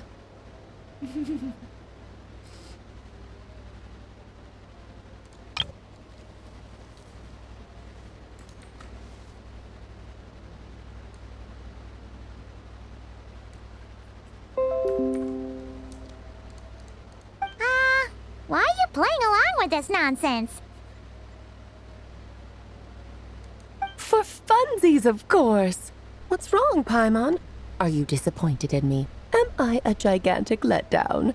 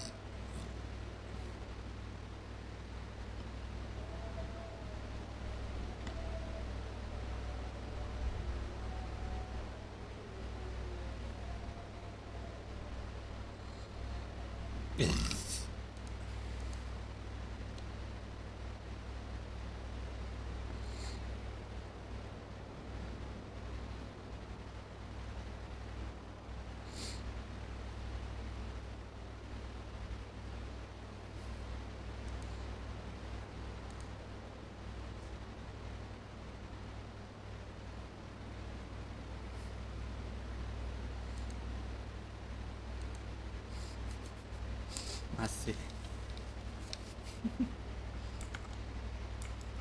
No, it's just you seem like a busy lady. And this is the one time you've shown up in person. Paimon figured it would be for something more high stakes than just goofing around. You're quite right. I'm here in Not Cry because something big happened. Something big enough it caught the attention of the Hexen Circle. It concerns the 3 moons, Tevat's borders, and of course, the moon goddess you are currently searching for. Kind of. Why don't we discuss this over a pot of tea? My main reason for coming on this trip to Tevat was, of course, to have some fun. But I do technically have a job to do as well, namely, maintaining the stability of Tevat's borders. Posisi duduknya beda sekali. Gila. Nak totalitas sekali gitu. Power creep posisi duduk. I'll skip over the complicated parts, but to sum it up, abyssal energies are all that lie beyond Tevat's border.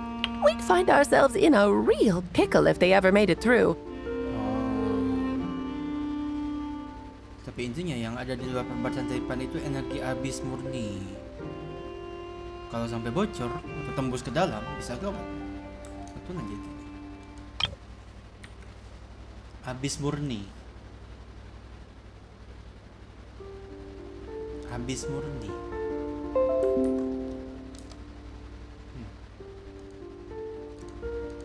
And the phantoms you've been seeing are a sign that the border has been disturbed.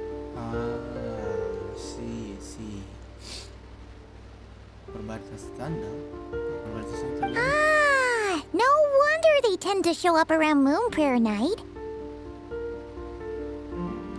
Is it because the real moon is now so close to us that its power can cross the border?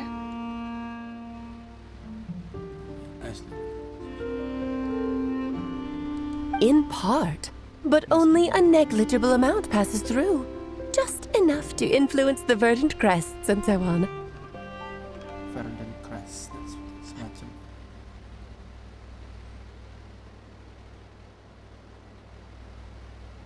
And as you've noticed, there has been an unprecedented number of phantoms appearing this year. The influence of the moon beyond the border cannot explain this. No. There is another far greater factor at play. The trilunar syzygy. Cantik mata beliau.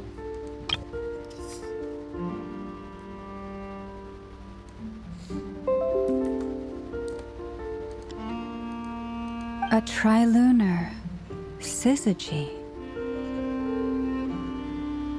Eons ago, before the heavenly principles came to Tevat, it was the then 3 moon goddesses who controlled the laws of this world. Kematian dan semacamnya. Prinsip langit, prinsip dunia yang ada di Taipat sebelum HP datang ke Taipat. Hukum dunia itu. Oh, that's exactly it. The 3 goddesses split these powers amongst themselves, promising never to consolidate them into one singular body. This was meant to keep the world stable. But, fast-forwarding to the present, the eternal moon's marrow is with you, while the iridescent moon's marrow, which should never have appeared in this world, has been retrieved. Add that to the presence of a moon goddess in the flesh and... I see. Oh,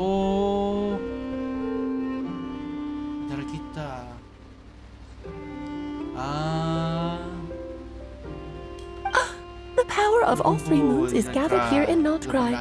There hasn't been an event like this since the War of Funerary Flame. Funerary Flame. Sebelum mana? Sebelum Great Vengeance. Dia Funerary War dulu, penggabungan baru Great Vengeance. And it's having a noticeable effect on Tevat's borders. Pertanyaan bagus. Because I wish to give my darling daughter a peaceful, sunny environment to grow up in. Is that a good enough reason? Suka aku. Sip. Suka aku.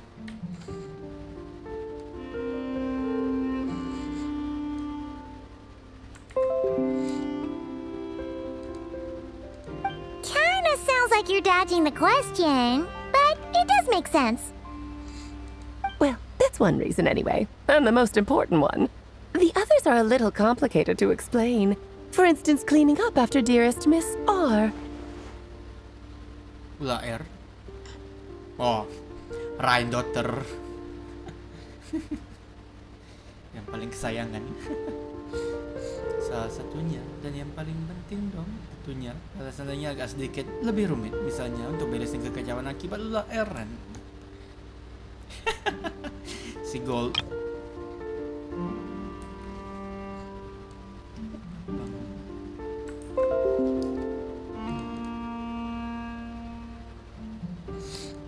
Albedo could tell you more about that if you're curious, but right now, I have a more important question to ask you.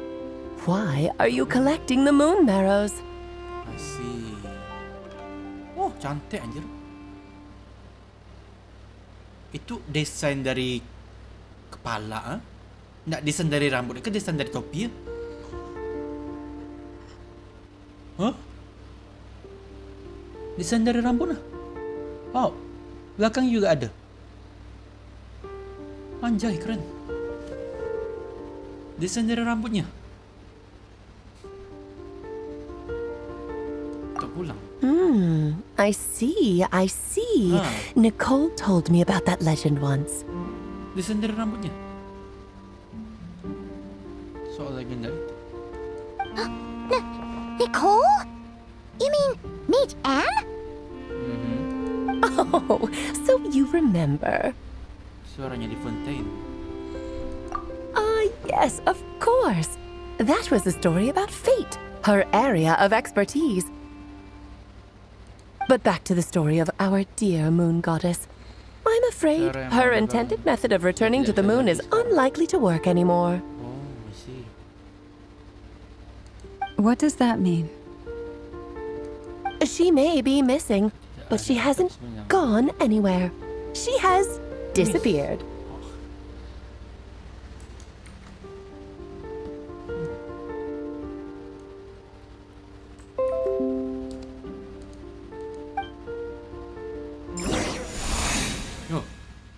Damsel yang hidup di sini pernah menjadi bermacam.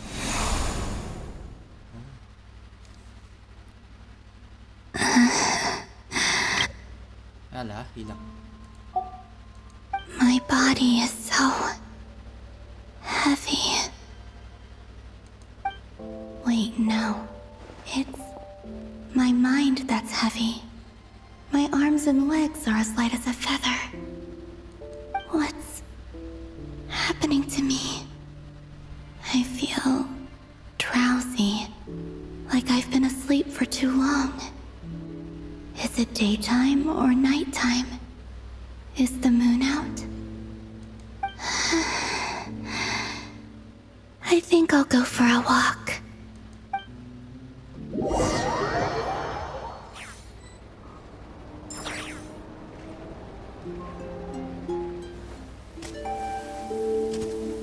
Oh, cutscene. Are you out for a walk too?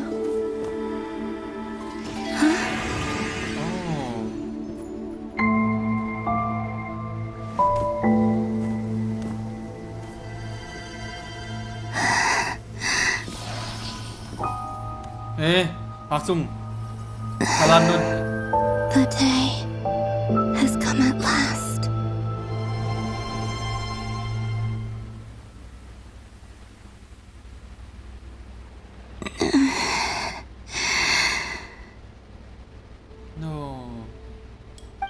grown so weak that I can't even sustain my physical form. No.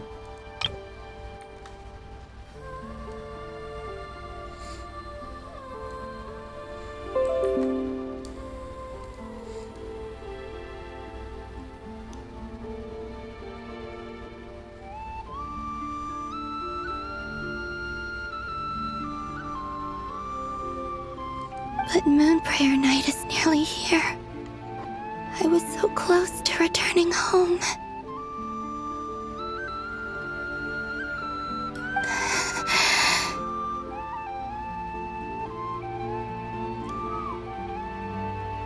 Death is near. Is this how it ends for me? Will I return to the moon after I disappear? Or...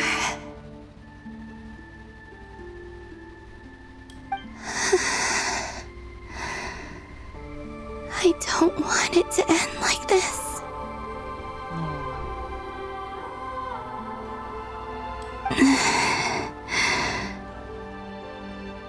So far, at least, I still exist.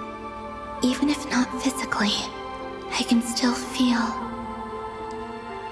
But as my power wanes, I'm sure that too will fade. I suppose I might take one final look at this world. The world where I was born.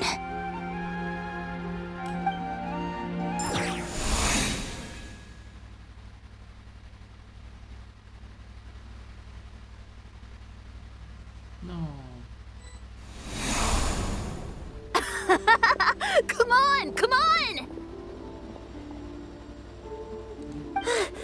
Wait for me!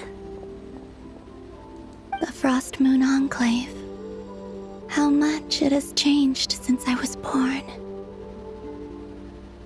These decorations, they're so heavy.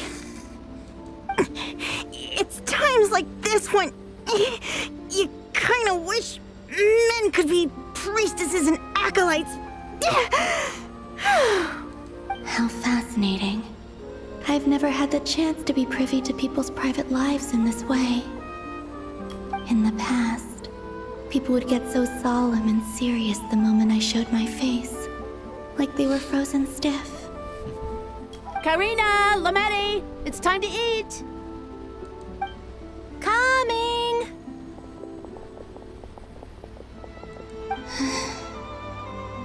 I want to watch them a little longer. Oh.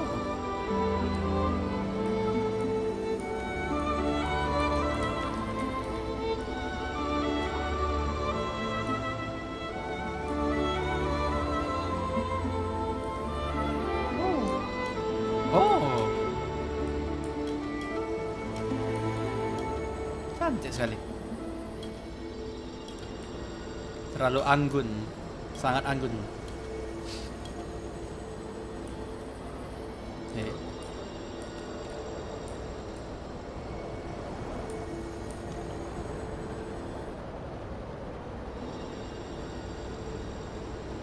So just fill these balloons with air, right? Yep. Try a couple now to test things out. The rest can wait till Moon Prayer Night.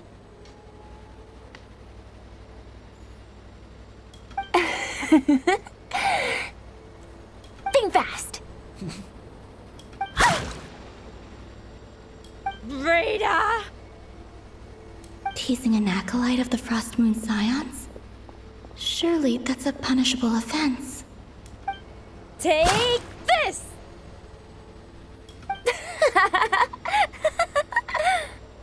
Huh? All right, enough horsing around.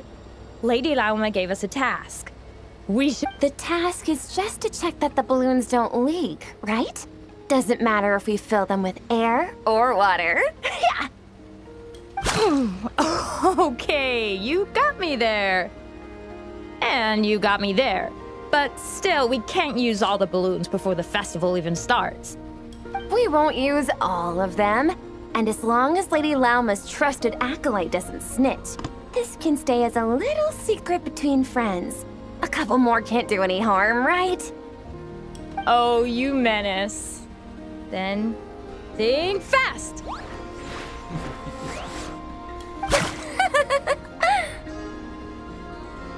Is pumping a balloon full of water really so much fun?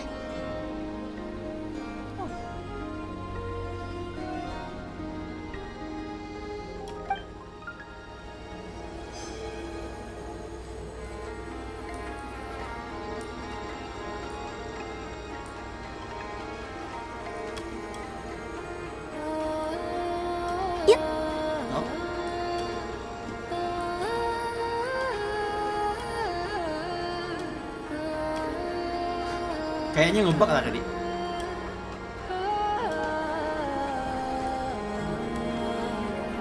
Ada suara tadi. Yep. Nah.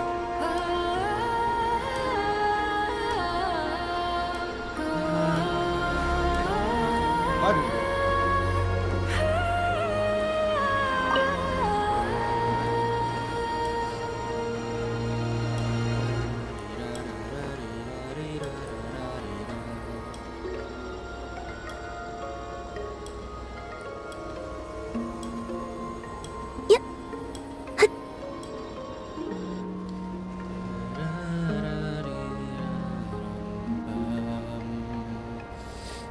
I'm sure you're both tired from playing all day. Come on, eat up. A plain, humble meal. That has always been the way of the Frost Moon Scions. Huh? How come Lamatti got a midsummer berry dessert? Oh, I always get Lockaberry. Udah sehat. I don't mind sharing. You can have a bite of mine if I get to have a bite of yours. They're sharing food? I've never shared food with anyone before. Even at the Harbinger tea parties, everyone just ate off their own plate. And when I couldn't finish my food offerings from the Frost Moon Scions, they'd leave the leftovers out under the moonlight for the animals to claim. Hey! That was 2 bites! Oh, then you can have another bite of mine. Oh, you too. Oh, don't fret now. Here, have some of Granny's too. So this is what it means to be family.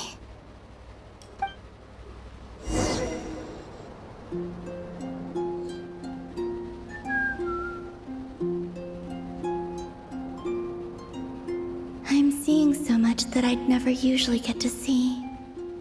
They'd never act like this when I was around. It's nice, being able to just watch people in peace in these final moments. What a rare opportunity. I think I'll go take a look around Nasha Town, too.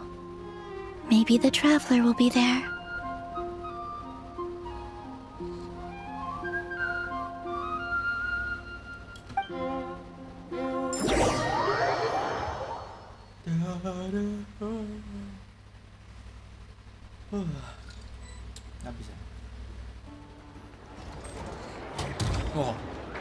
After the War of Funerary Flame, the Moon Goddesses were no longer recognized by Tevat. They lost the whole foundation for their existence. I see. That's why the Moon Goddess's strength is fading. She cannot withstand the world's rejection of her. To be more pedantic about it, the Moon Goddesses did something to offend the Heavenly Principles, and that's why they were ousted. Something of a recurring theme in Tevat's history.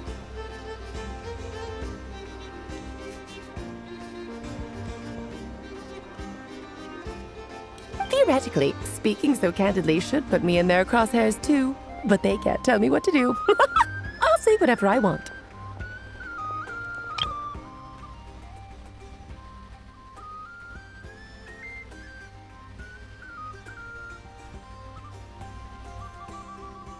Apa ya?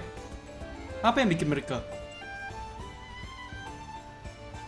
Rasanya belum ada. Rasanya belum ada dijelaskan.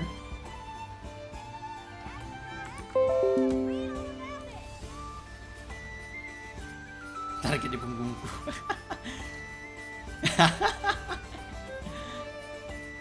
Anjir. Ya orangnya lagi tidur sih. Ya lanjut tuh kok misalnya orang tidak tidur.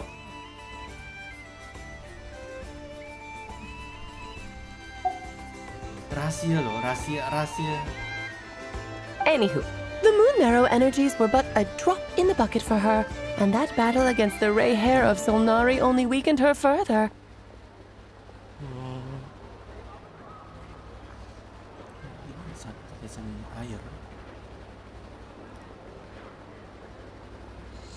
Fortunately, it happened close enough to Moon Prayer Night when the Kuvaki concentration here is high. That's the only reason she managed to survive this long. What do you mean, fortunately? You said she disappeared. We're too late. Oh, what a headache. I thought this was all common knowledge. I guess I have some more explaining to do. Okay, buckle up. It's time for another lecture.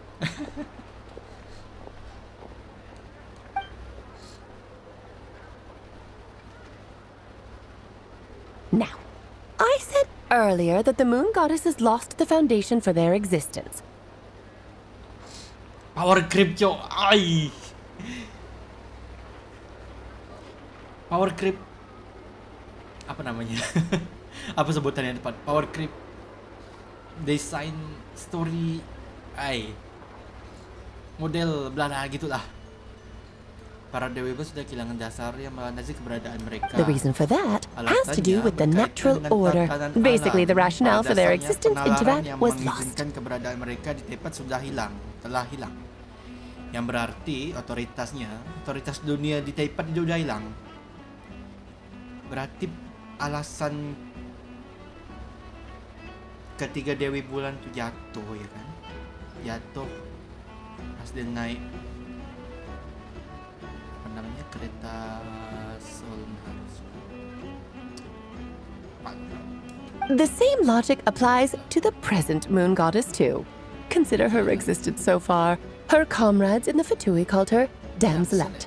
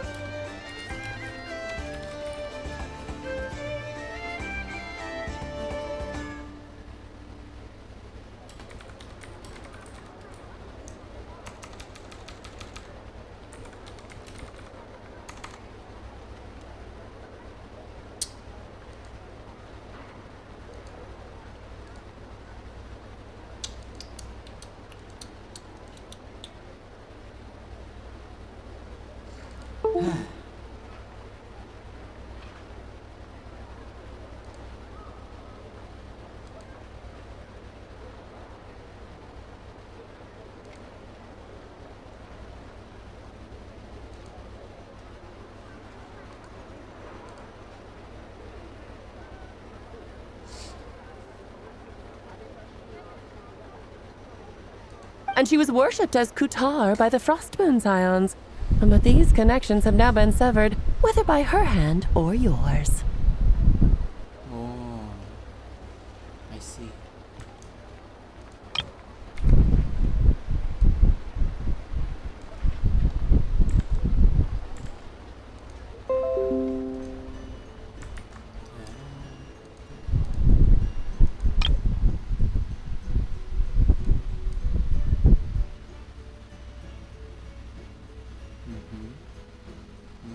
Sebagai Kutar, tapi sekarang ikat-ikatan itu telah putus. This land holds nothing but promise for adventurers from all walks of life. So, the rationale that once sustained her existence is now gone. Wait, we did that to her? Oh, well, strictly speaking, yes. But let's not start pointing fingers, shall we? I'll only end up as the big bad villain, and that's not the kind of final boss I want to be.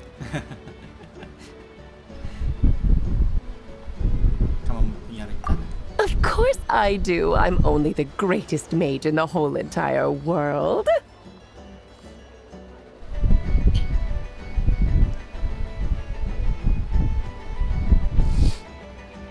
Now, if you wish to find your moon goddess, there are 2 problems we need to solve.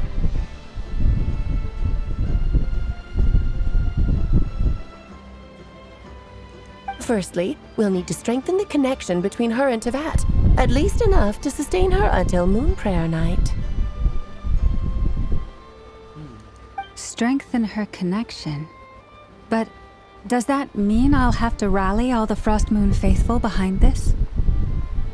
I'm afraid a bygone faith and a former home won't be of any help to her now. Do you know her name? Her name? Yes. Names are very important things. A name is a fundamental concept that anchors one's entire existence. Then your first job is to find it. As a moon goddess, I'm sure she must have a name she identifies with. Neither Columbina nor Kutar is her true name, and she's never really accepted either of them. So, finding out her real name is enough to sustain her existence?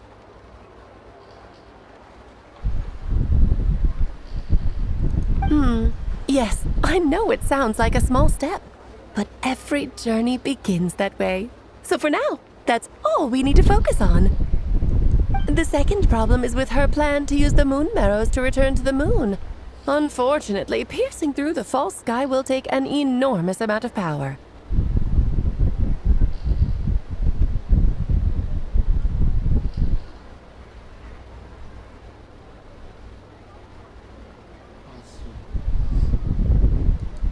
Given her current condition, she won't be able to provide anywhere near enough power, even if she recovers her physical form.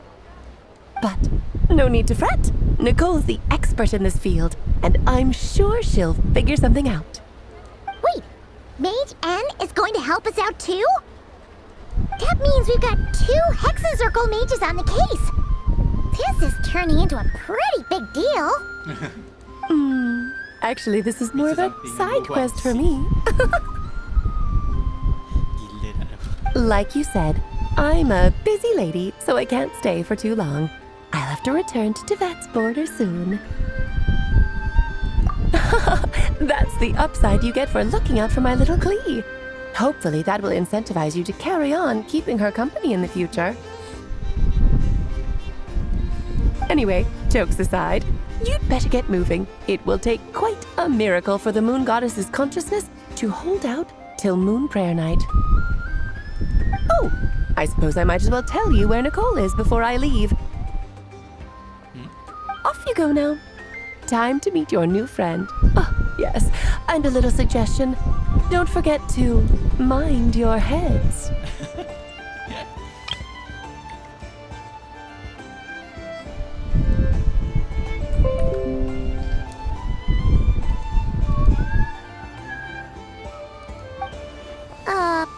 What? I wonder how Durian's doing.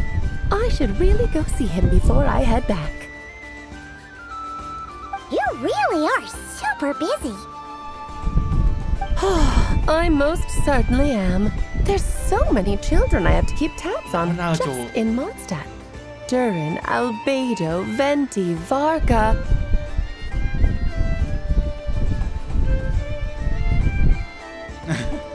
Klee didn't make the list, huh?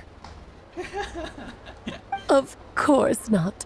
Klee is my pride and joy. I have no qualms about her, because she's the best child in the whole wide world. Anak banyak bikin masalah.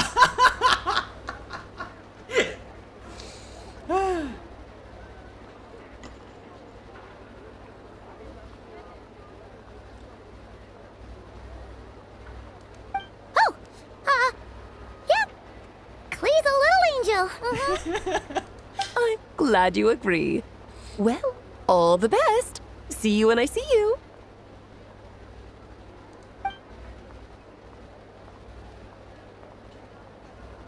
She left in a hurry. Yeah, she didn't pack up her stall. Should we handle it for her? I must say, I am now very curious about her daughter. Klee, wasn't it? What's she like? Jangan lama, jangan menyesal kau nanti. That's a long story. Come on, we'll fill you in as we go.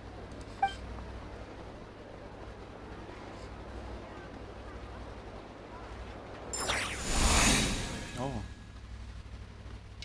20 point of view.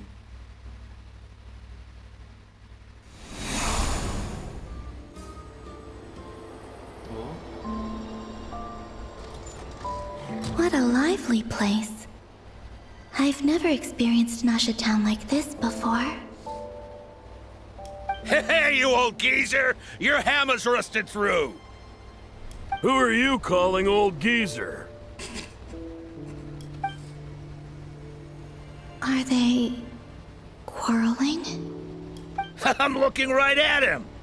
You've really gone downhill since giving your daughter free rein in the workshop. Can you even swing a hammer anymore? It shouldn't take you days just to fix a single chair. You might as well use that hammer to massage my back for all the good it's doing. Don't run your mouth, or you'll get a back massage that'll put you in bed for the rest of your life. Look, the materials haven't arrived yet, all right? You know how busy it gets in the days before Moon Prayer Night. I'll bet you send all the materials to your little princess. Blood's always thicker than water, huh?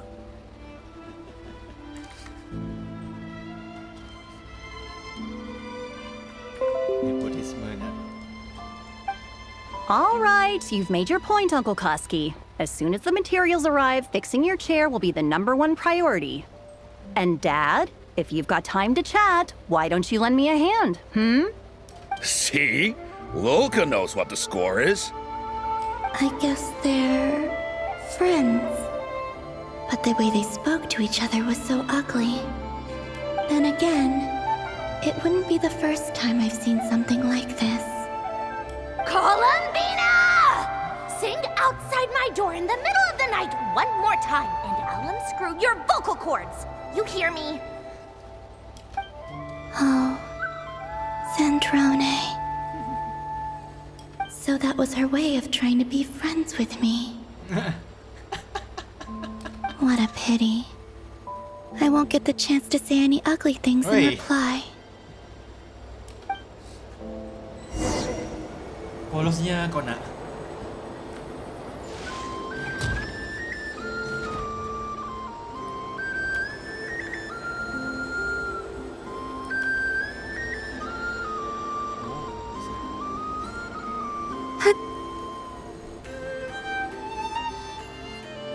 Hey, have you decided what to give her for Moon Prayer Night?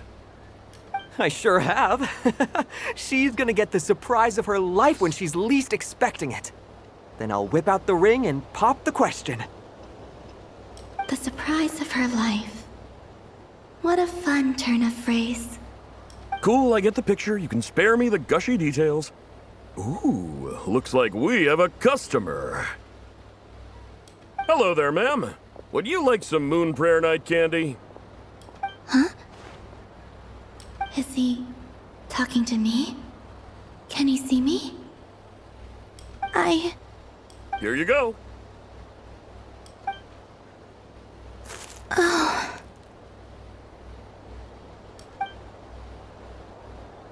Come back anytime. Right. Now, where were we?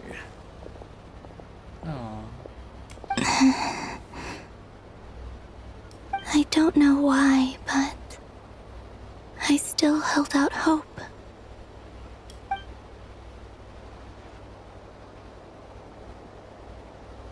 The most important thing right now is to find that mage.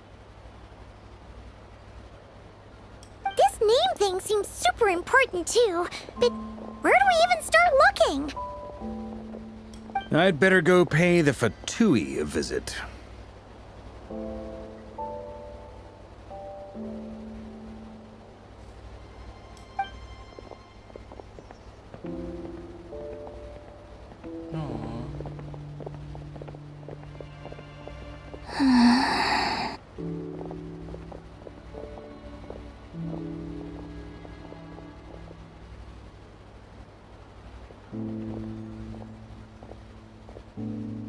Columbina?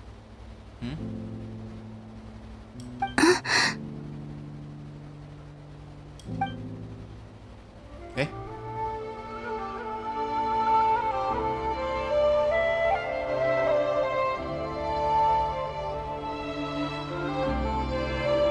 Pastilah, cowok.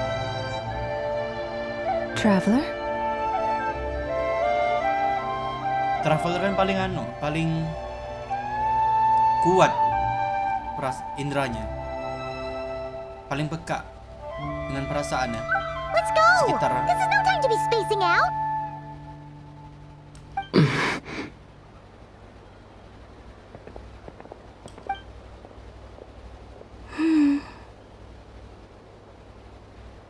Ikutlah. Yes.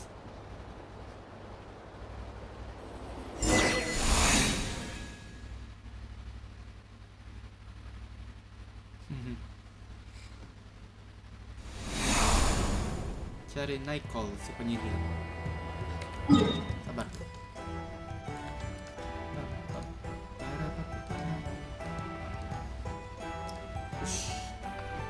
AFK cok, AFK.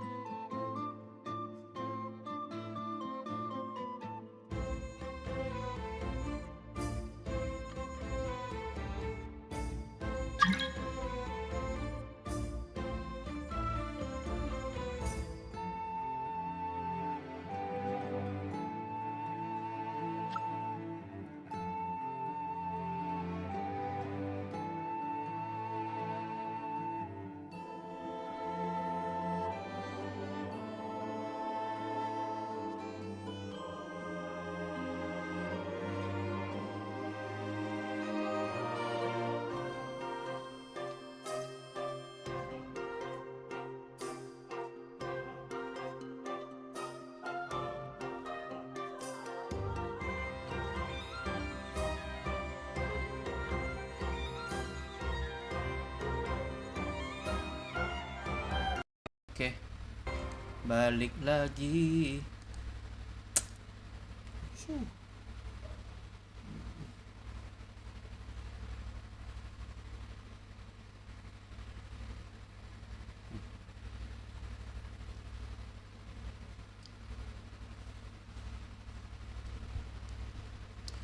Para pap pap pap ya ram pam pam pararam pam pam param. Discord audio mana? Tak ada.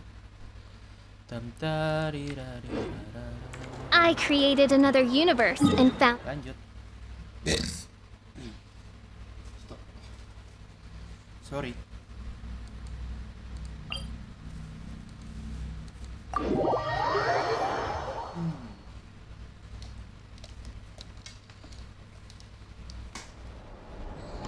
I hear the voice of fate. Lanjut.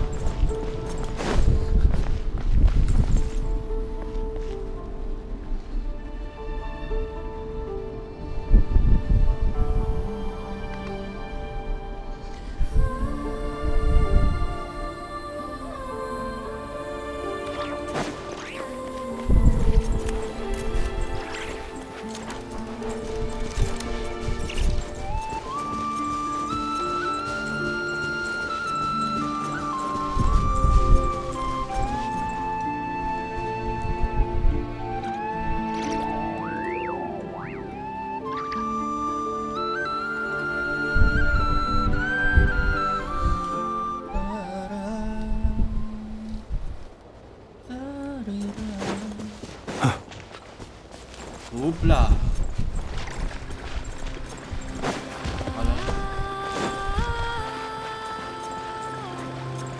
Ah, kebiasaan.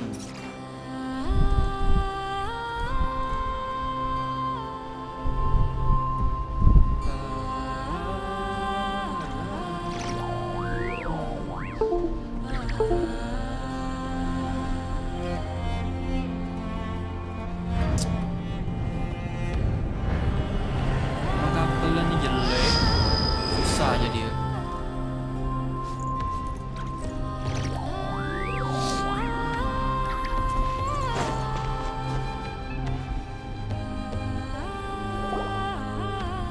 Where are they going?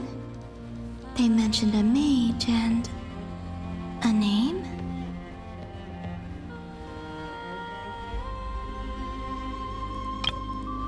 Oh, tak bisa. Ini juga tak bisa. So, Mr. Varka, are you acquainted with this Nicole? Or should I call her Mage N?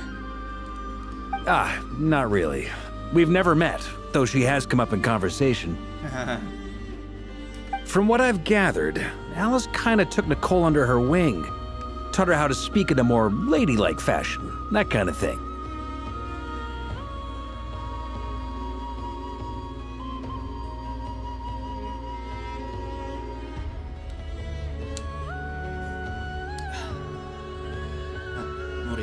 Huh.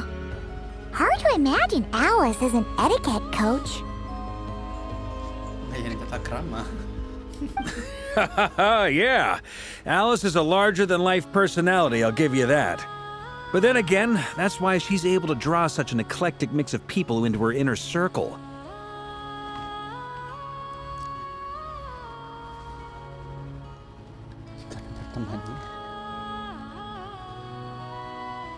If I remember correctly, being an interesting person is actually one of her main entry requirements. So, if you ever wanted to join the Hexen Circle, I'm sure you'd both be eligible to apply.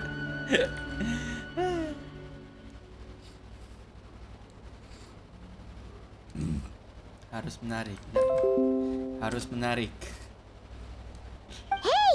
Don't go around making promises on Alice's behalf. I wouldn't dare. I'm just trying to paint a picture of the Hexen Circle for you. Okay, sure. Anyway, since none of us have ever met Nicole, how are we supposed to find her? We can't just go up to every woman in sight and ask, "Hey, are you Nicole?" Ah.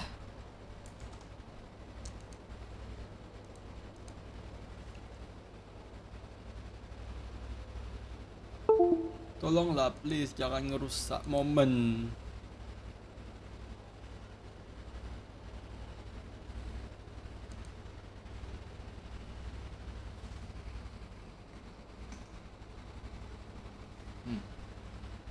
That should be good, at least.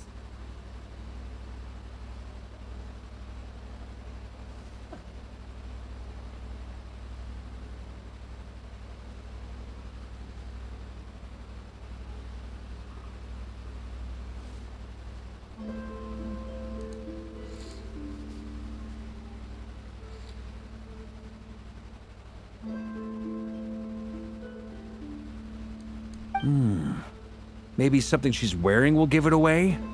Like a wind bloom pinned to her chest or something. Wait a minute. Alice never said Nicole was from Mondstadt. Oh, true. Ya mungkin, kalau tidak salah setiap penyihir punya selanjutnya sendiri. That would be this young lady, then?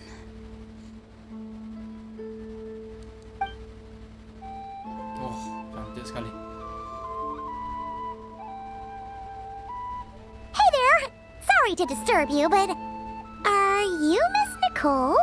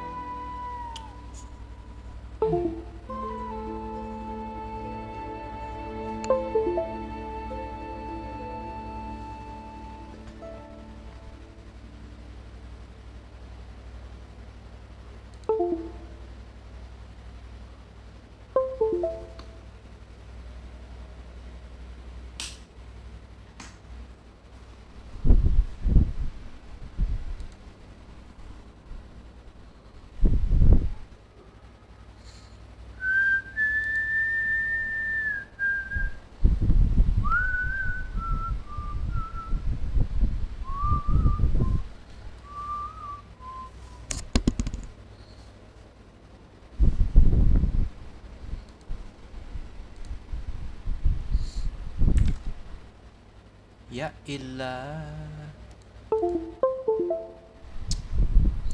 Gimana sih? Dah mabuk nih.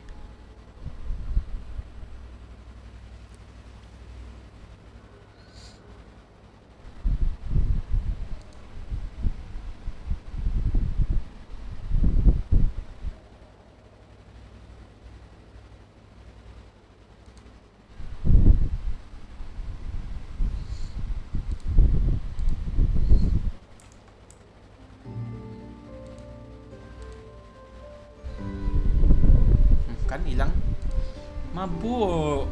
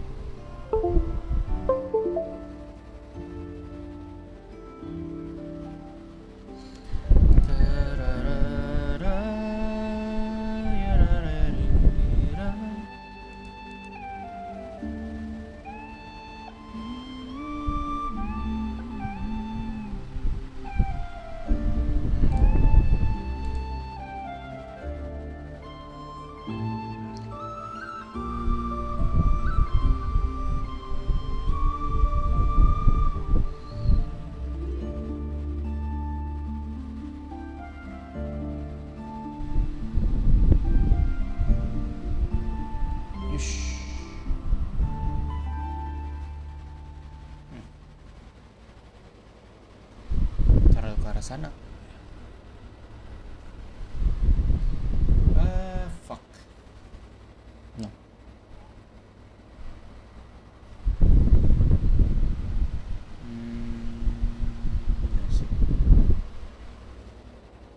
Sebenarnya terlalu ini sih, terlalu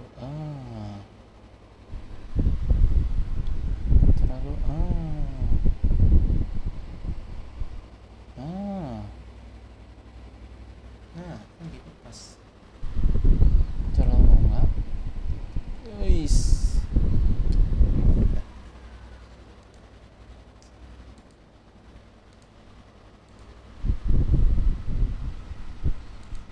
Varka, Knight of Boreas of the Knights of Favonius. Alice might have mentioned me before.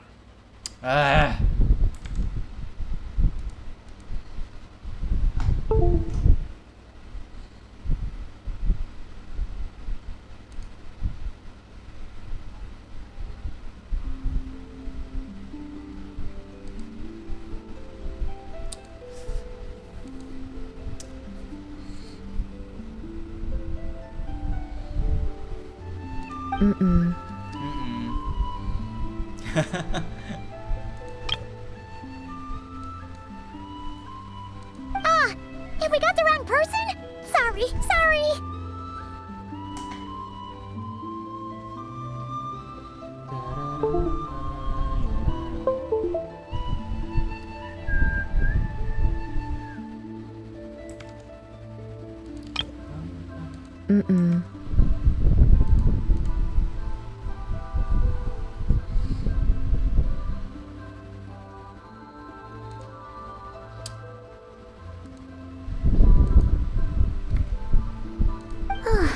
Well, this is awkward.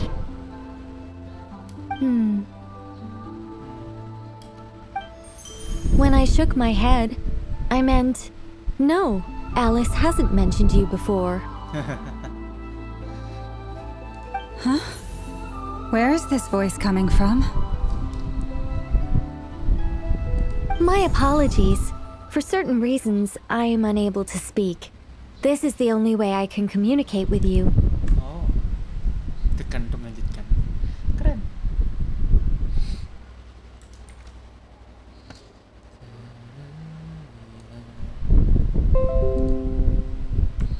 Tapi ya juga, Alice. It might take some getting used to, but I hope you can understand. Hey, it's fine. I'm more shocked by the fact that Alice never speaks about me.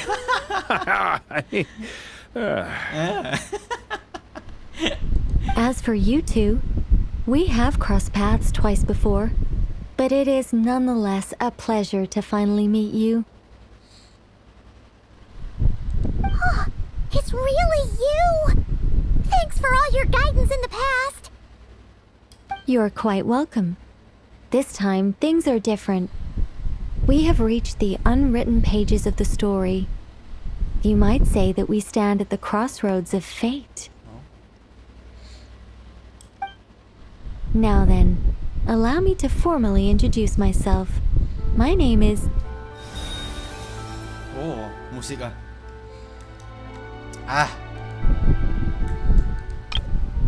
Naiko.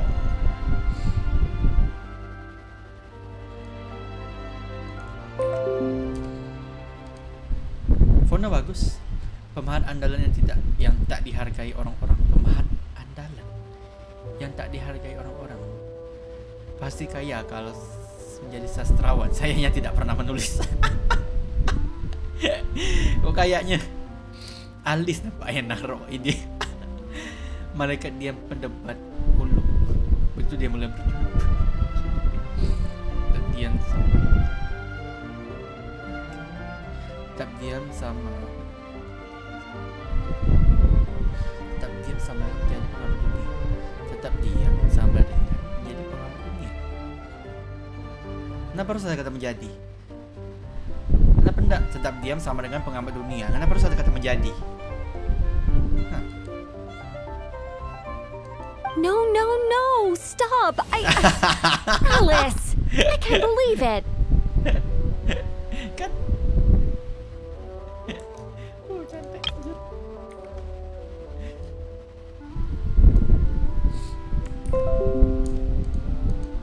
I had a whole speech prepared. I'd agonized over every single word. She always picks the worst moments to ruin other people's plans.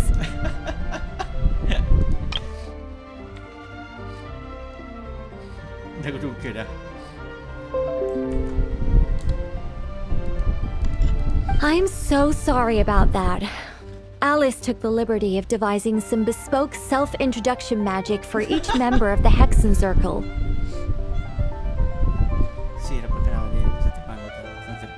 But I could have sworn I deleted all of the triggering conditions for it. How did it bypass everything? Oh gosh, this is so embarrassing. This is a very different side of Nicole than what we're used to. Is she not used to face-to-face interactions? Don't worry about it. We've seen that introduction magic once already, so it wasn't too much of a shock. Please go on, Miss Nicole. We'd love to hear what you have to say, or, well, communicate.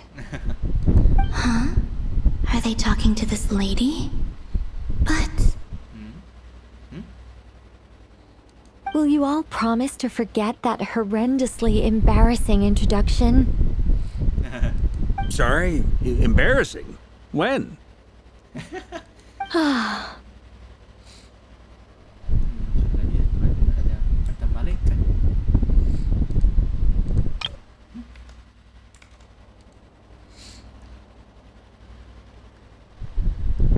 Malaikat diam menempat ulung.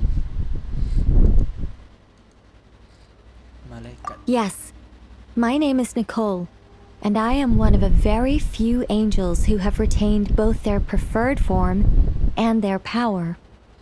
Sama kayak si... Ayo. Bukan Fata. Ayolah. King Desert.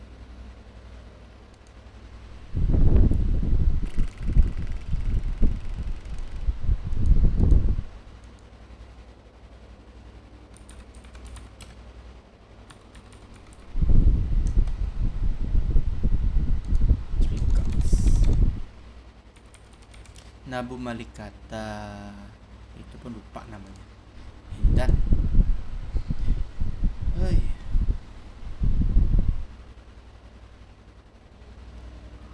Salah satu dari segelintir malaikat yang berhasil mempertahankan kekuasaan wujud yang sukainya. The Traveler and Paimon should be no strangers to this concept. There is another of our kind in Natlan. They call her the Lord of the Night. Alright! Paimon remembers her! Yes. Well, I have retained more of my power than she. It's because I don't have a long-term duty to fulfill. To be more specific... no. We'll be here all day if I get into the specifics. Moving on. If I'm not mistaken, you are here because you wish to learn how one might reach the moon beyond the sky. That's right. Is that something you can give us any guidance on? Yes, I do know a way. It began with the Hyperboreans, who lived after the War of Funerary Flame. Blank looks. Maybe I should start with the background of the war. Or maybe not. It shouldn't be an issue. I'll fill in the gaps for you when we have more time. Anyway, after that war ended, the three moons retreated to beyond the false sky.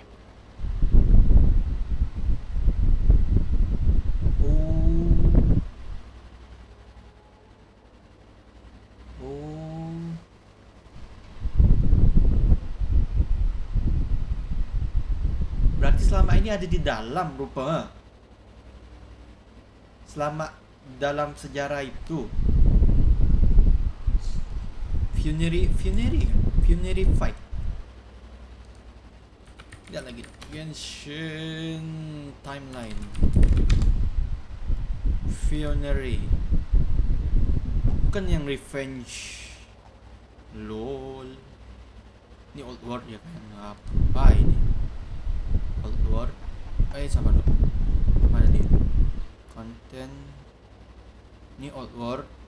First Era. Frontier.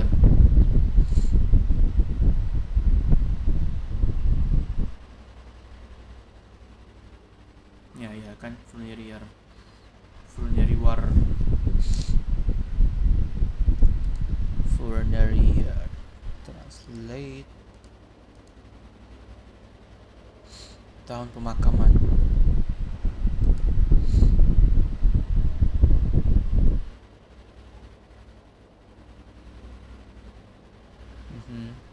Ya, udah sip, fix. Vulneriar, Vulneriwar. Lihat lagi. Ini dari masa beberapa hidup di zaman tanaman kosong. Soalnya bukan masalah apa kamu sendiri selesai kita. Intinya setelah perang berakhir, ketika beliau mundur ke langit palsu. The Hyperboreans were humans I once aided. They accepted the civilization and creations bestowed upon them by the angels. Menerima peradaban dan ciptaan yang dianugerahkan oleh malaikat. I see. But despite accepting many blessings of the angels, many among them still held on to their faith in the moons. They were reluctant to accept the new order. I see. No less. Even after the War of Funerary Flame, they sought to contact the moon goddesses beyond the sky and receive their guidance. Kalau Bina bisa dengar, penasaran kok. Setelah perang api menggabungkan, masih berusaha. Perang api penggabungan, penggabuan. Apa? Even after the War of Funerary Flame, they sought to contact the moon goddesses beyond the sky and receive their guidance. I see. But all three had passed away by that point. This mage has a unique method of communicating. Is she talking about the moons? Berarti tidak bisa dengar kalau Bina. Yes, but they did not know. And so, still they prayed for the moon goddess's mercy.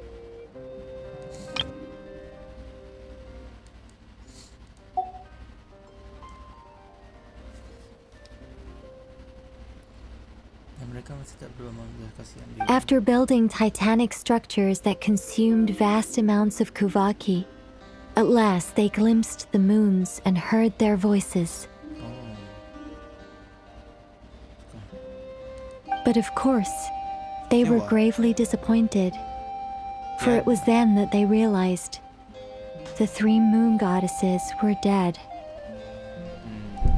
Oh, that's such a sad story. It is. Humanity was in a very sorry state at that time. The angels who had once aided them were gone, and the war of funerary flames had left them homeless and destitute. Just a second, I gotta ask. How relevant is all this history to the task at hand? Well, I mean, it's... Okay, it seems we've drifted into irrelevant narrative waters. It's been a while since I've had the chance to speak inside someone's head. As soon as I got started, I lost control and the words just flowed out like a waterfall. What I'm trying to say is... Right, yes, that's it. The relevant part is the ritual created by the Hyperboreans. Blushing.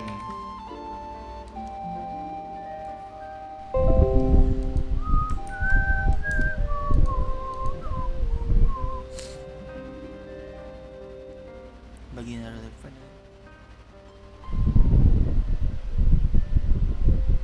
Soal ritual. The fact that they bypassed the false sky and saw the true moons implies that they successfully built a connection between Tevat and the outside world. Damn. How? Which means, with enough Kuvaki and a sufficiently stable connection, it should be feasible to send one person over the border. Okay, so they built some kind of portal? Oh, yes. A portal. Yes. Is something wrong? You sound disappointed. I just didn't expect you to summarize it so well. It turns out I could have said all that in one word, if only I'd managed to think of it. No, please, it's fine. This is invaluable knowledge. I'll be sure to record and preserve everything in writing. Oh, really? Well, in that case, I suppose I could backtrack and add some more detail. I did gloss over a few things so far. Whoa, whoa, whoa, time out. Let's summarize what we've got first. The Hyperboreans were the last ones to use this method, right? So we somehow need to find whatever structure they built and make sure there's enough Kuvaki to power it up. Luckily, we have the moon marrow of both the eternal and iridescent moons, so we're all good for Kuvaki. Which means the key issue we need to focus on is finding the place. Am I right so far?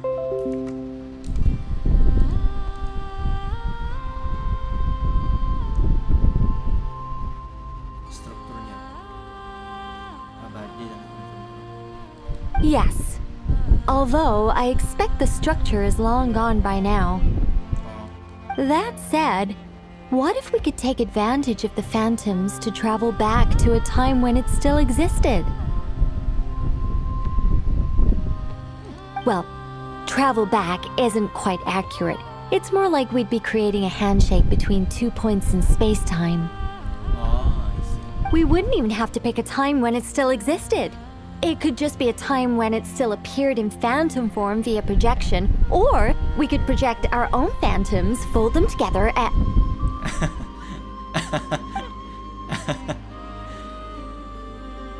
You look lost. Was that too hard to follow? Yeah, things got a little, technical there.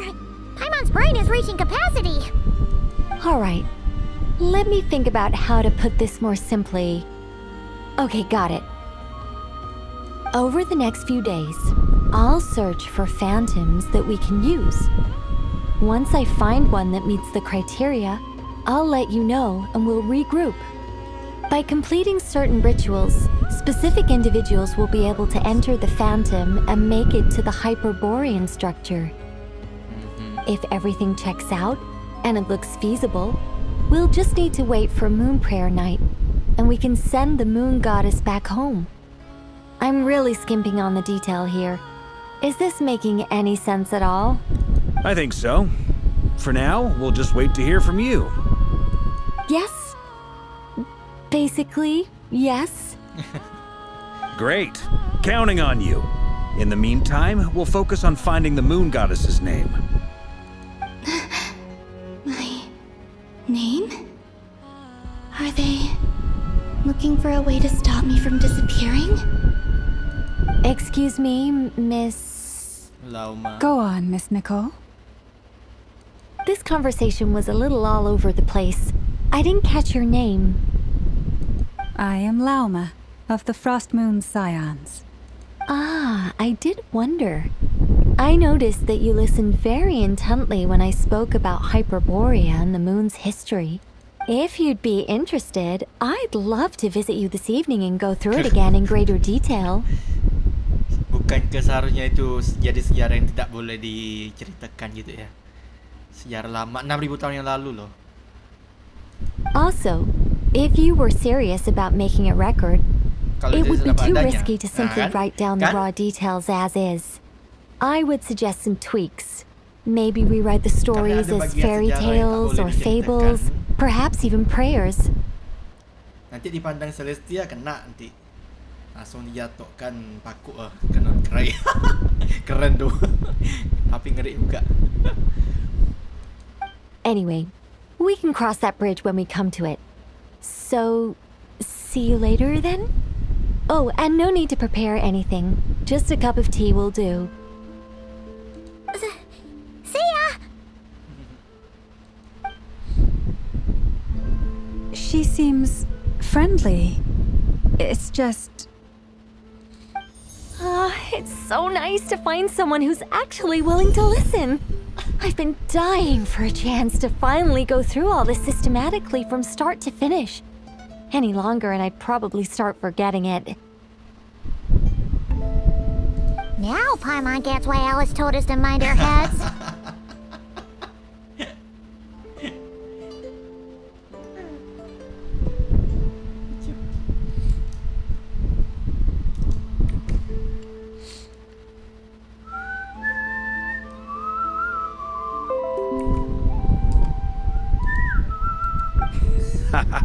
What did I tell you? A lot of quirky people in Alice's orbit. Now then, the next order of business is, where do we start looking for the moon goddess's name? Maybe the rest of what Nicole has to say might give us some clues.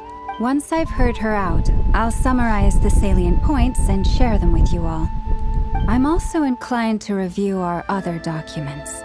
Yes, our faith was first established by our Hyperborean ancestors, but many of the more factually accurate records are from after Kutar's birth.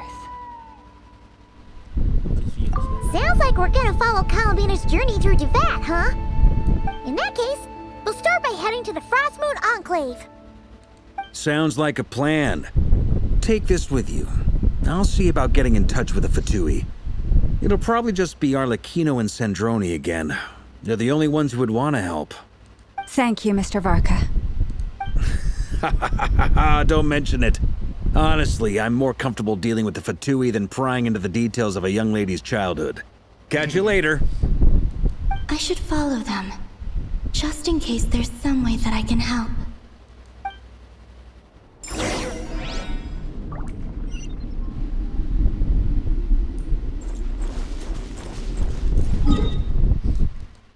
Apa ya istilahnya? Dia pengen nyari orang ngajak yapping, bah. Yalah, tipikal apa namanya? Tipikal angel.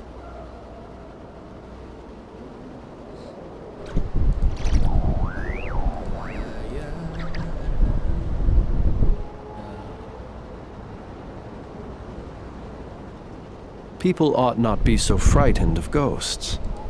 They are merely talking shadows, chattering away endlessly about their past affairs.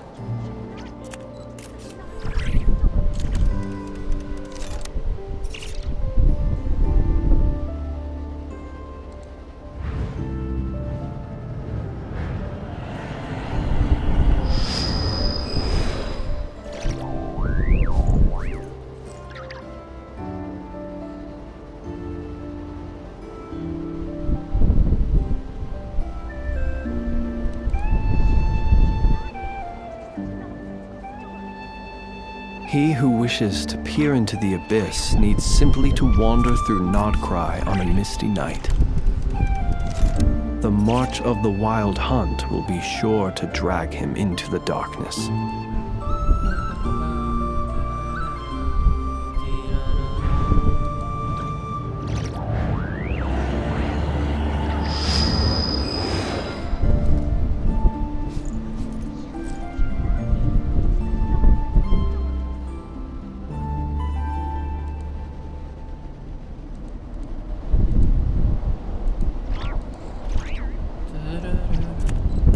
Let us have a modicum of patience for the richness and complexity of humanity.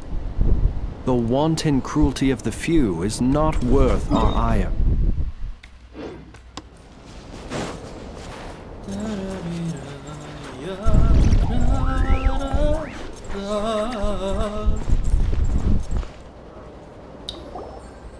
A while ago, I took the time to organize all documents in our possession that pertain to Kutar.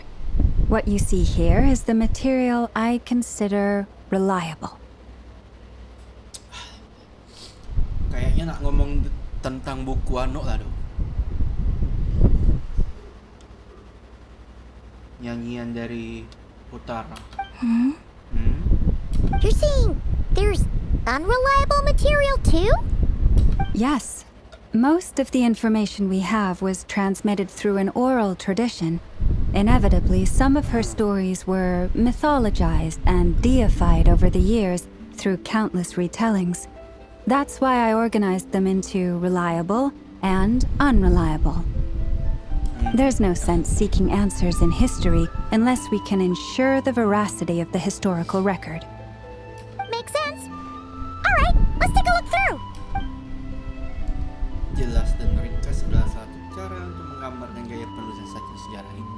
Tapi selain itu deskripsi lain yang bisa digunakan adalah singkat dan kering.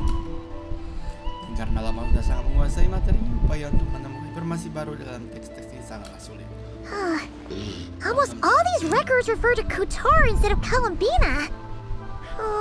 Although neither of those is her real name. Paimon's not sure what point she's trying to make. What we can gather from these records is that the Frost Moon Scions worshipped her as a god, placing impossible expectations upon her. I cannot fault them for their earnest faith, but for all their devotion, worshipping her day in, day out changed nothing. I imagine that none of it resonated with Columbina.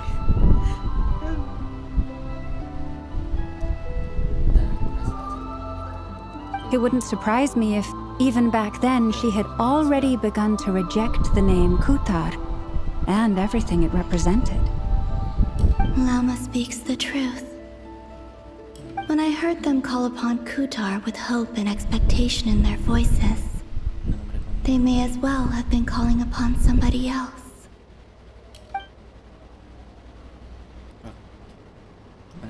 Well, that's a bit complicated. I looked at the level of detail, perceived authenticity, prose style, and how realistic their portrayal of Kutar seemed to be. Amongst the Frost Moon Scions of today, only I know of her existence, and I alone have spoken to her face to face. As such, I know that there are certain things she simply would never do. That being said, I have sensed some changes in her lately. Changes? Me? Me?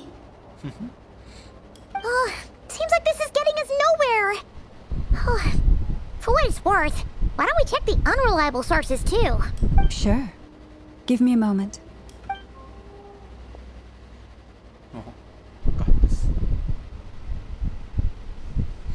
Exerting but a fraction of her divine might, Kutar sheared a great mass from the snow-capped mountain and cast it into the sea, upon whose surface shone the mirror image of the moon. Thus was formed the island of Hisi.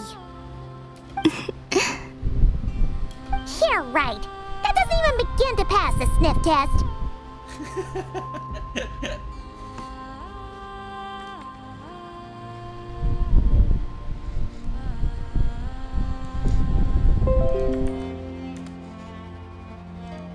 The 3 moons are naught but lies through and through. Only one moon has ever shone for us, and Kutar is her name.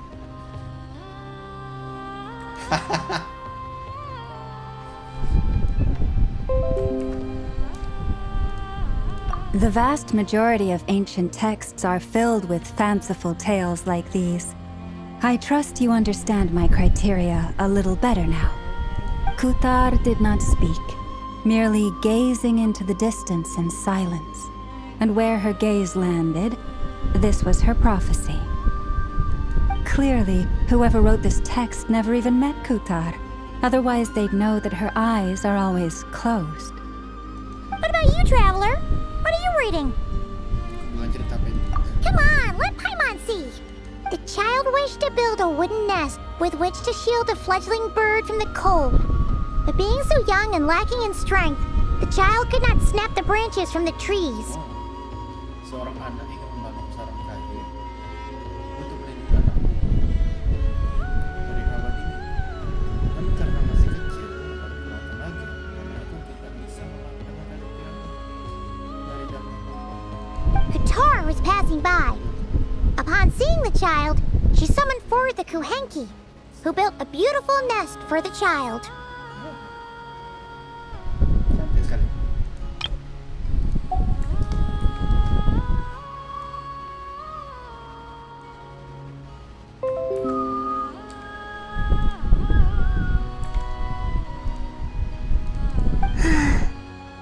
I remember that. Oh? Bukan cerita pendek. Not knowing the meaning of Kutar's divine intervention, the child dared not to respond, and thus ran home to call their parents. But Kutar was gone.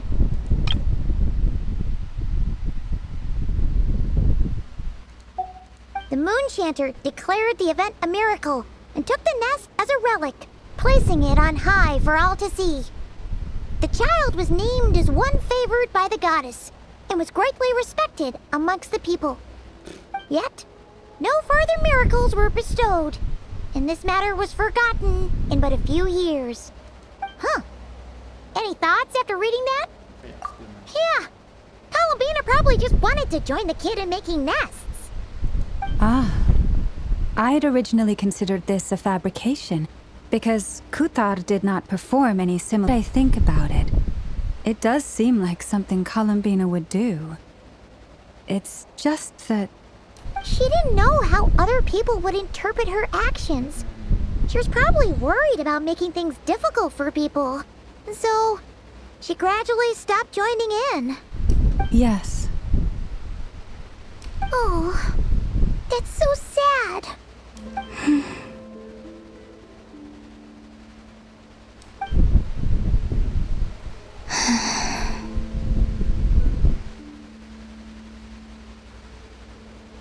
And now, I can make no such gestures of warmth, even if I want to.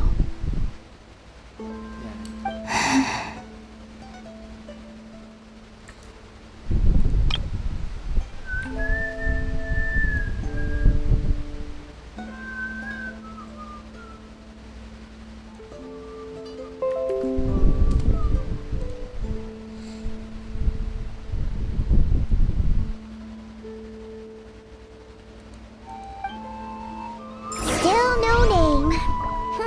That's a bit of a shame. But we did learn some interesting stories. That's gotta count for something.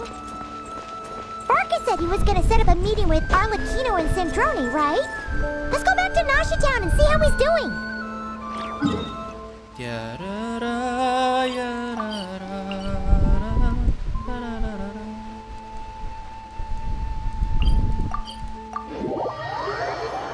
Seharian hujan nih.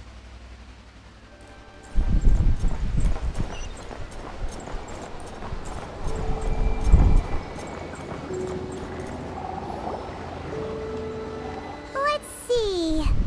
There's Barca. Oh, and it's Durin and Albedo too. Ya aneh. Yeah, this is pretty much the same place we bumped into each other last time.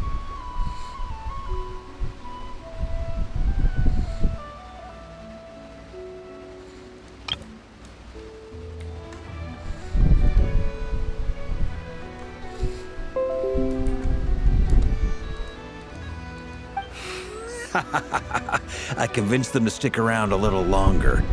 We were all waiting on people, so I figured having a little company would help pass the time. Ah, so you've been waiting for us? Does this mean that you've already arranged things with the Fatui? Sure does. Now you're back, we can go meet up with them together. How'd your investigation at the Frost Moon Enclave go? Well, we didn't find out Columbina's true name. But apart from that, it went pretty well. Aha, just as well that I didn't tag along then. I'm sure our moon goddess wouldn't want every man and his dog knowing all about her private life. Still, desperate times, desperate measures, I guess. Someone had to do it. So, Barca was waiting on us, but what about you two? Are you waiting for Alice? Oh, no. We already met with her. We discussed that experiment I mentioned to you last time. Oh, and she also handed me this communication device.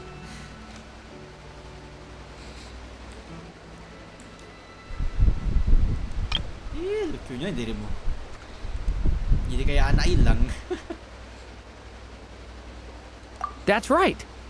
I understand she informed you about the relationship between the phantom phenomena and Tevat's borders, yes? She wants me to help her with some more experiments on that front.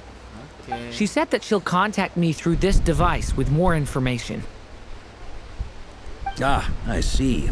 Following instructions and making observations. Pretty common research method. Takes me right back to Albedo's lab. Wait, then who exactly are you meeting? Someone you know. Albedo's met him too. But I don't think Miss Lauma or the Grand Master have been introduced. Introductions are overrated, Anjir. especially in cases like this. Wanderer. It's you! So, it's not like the academia has prohibitions against going abroad. Also, I applied for leave. I've been writing to Hat Guy since obtaining a human form. I've already brought him up to speed on everything that's been going on in Nodcry. Hat Guy? Hat Guy.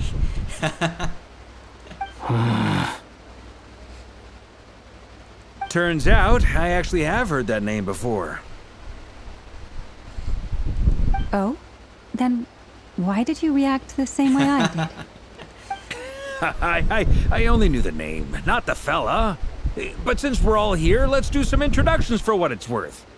I'm Varka, Grand Master of the Knights of Favonius.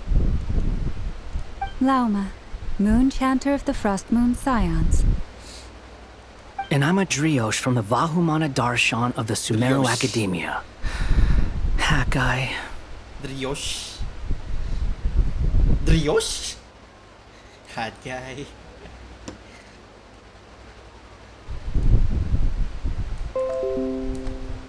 Driosh? Good to see you again, Mr. Guy. Mr. Guy. I believe we last saw each other on the boat ride here. Jadi mereka sini bareng ya? Mind you, the only reason I came here is because there's someone I want to look into. Who's that? Pakai nanya. The Doctor, also known as Dottore, second of the Fatui Harbingers. Ah, sudah aku duga. From the tone of your voice, it sounds like there's bad blood between you.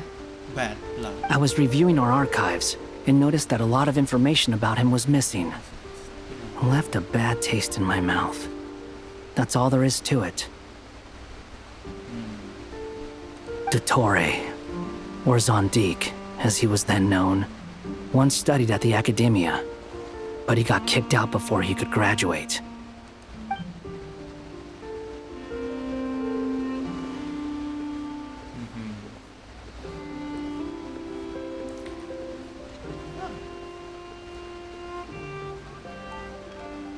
Aku lumayan penasaran kalau misalnya kita kemarin bagi player lain yang ndak main event kemarin dapat ndak ini ya?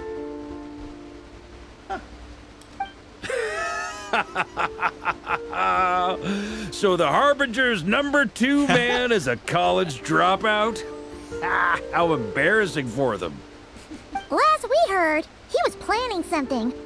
We actually heard that a few times before, even coming to Nocry. But we haven't seen a trace of him since we got here. He only appears when something interests him.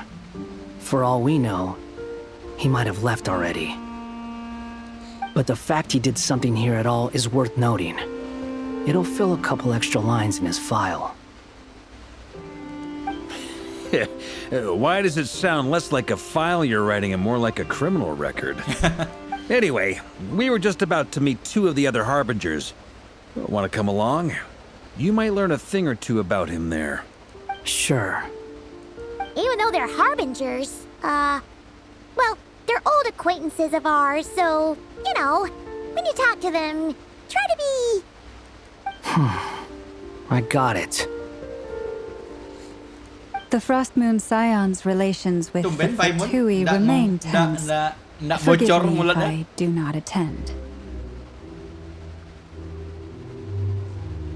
In that case, we'll continue assisting Miss Alice with her experiments. Good stuff. Everyone's having a fruitful time. All right, we better get going. I'll lead the way.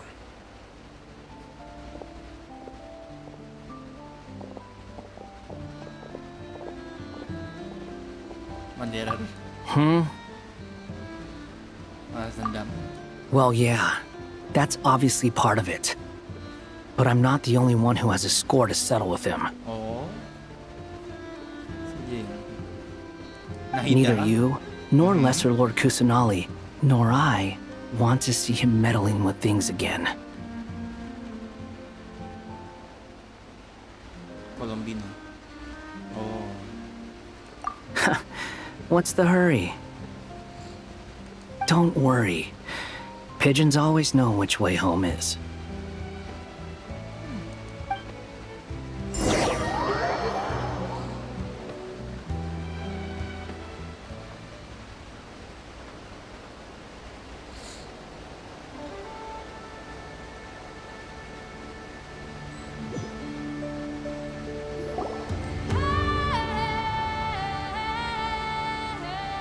You made it. Who is this? Of course.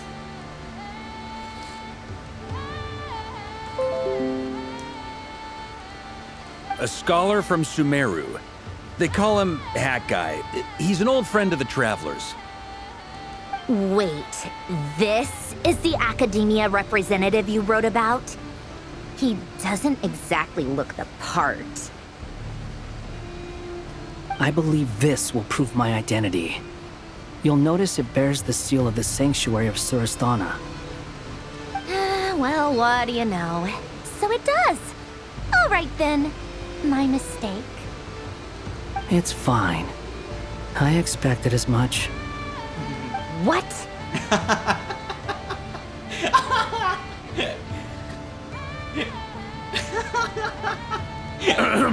So as I mentioned in my letter, the Academia's got its eyes on Dottore.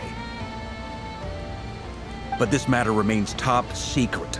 Apart from those assisting in the investigation, the fewer people who know, the better.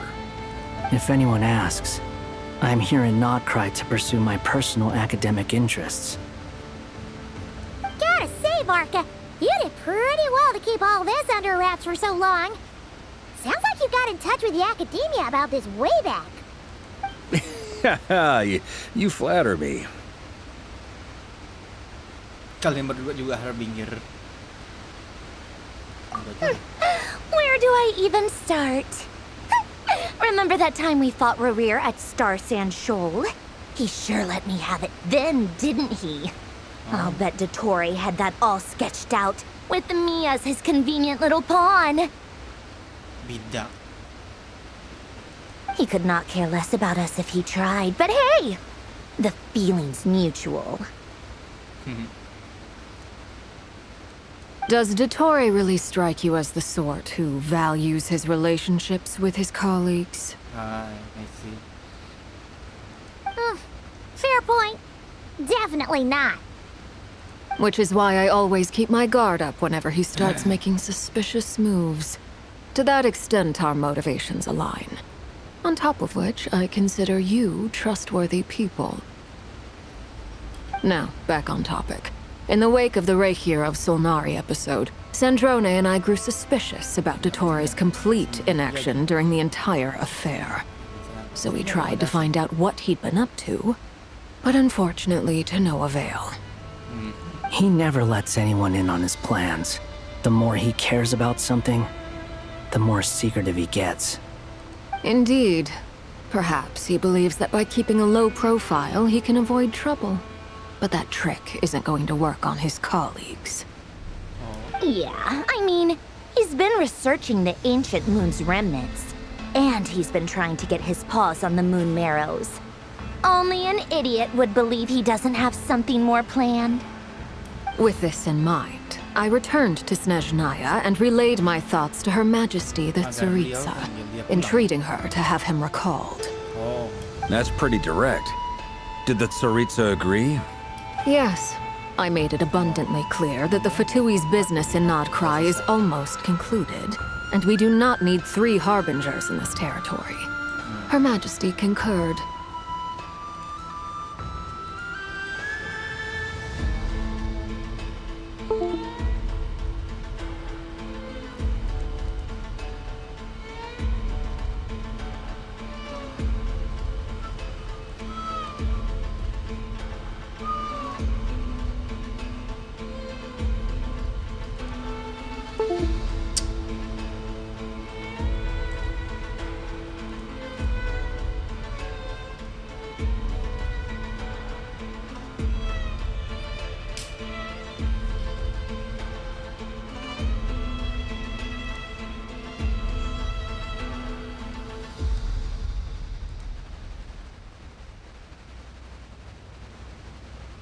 Accordingly, Dottore has returned at her orders. I imagine he is continuing with experiments, which no one besides he would ever have any interest in.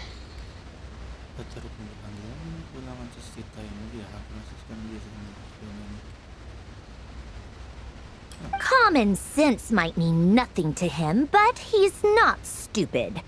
He knows that no good can come from opposing the Tsaritsa. Smarts alone won't get him all the way. He needs the Rooster's resources and Regrator's Mora, both of which the Tsaritsa can strip from him by waggling a finger.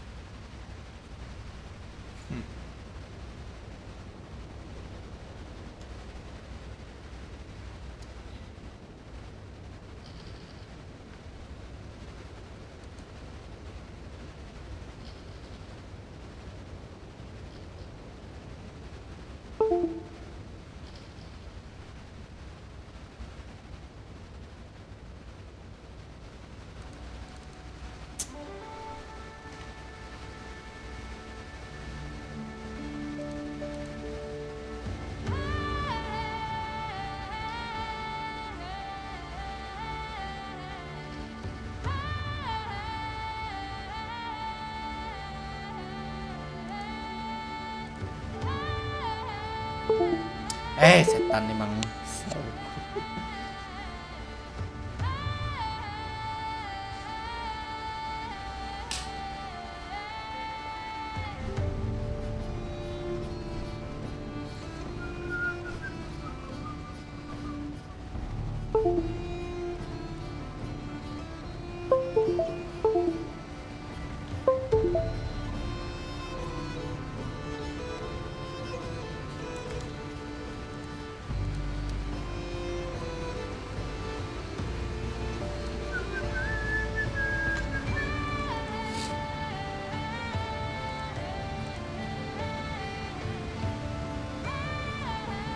But doesn't he have a track record of publicly following orders while going against them in private? He probably has it down to a fine art by now. Wouldn't put it past him. We worked together on a research project once. Only briefly, but it was enough to show me that we're fundamentally different people. He has no interest in doing things methodically, stage by stage. His thoughts jump all over the place, and the moment his curiosity is satisfied, or he gets the results he wants, he disappears. The only similarity we share is that, once we set our minds on doing something, we will see it done, whatever it takes.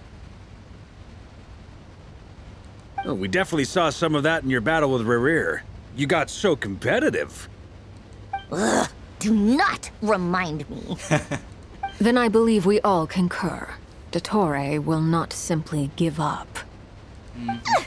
Fantastic. Now this is turning into a whole day of unpleasant memories. Ugh.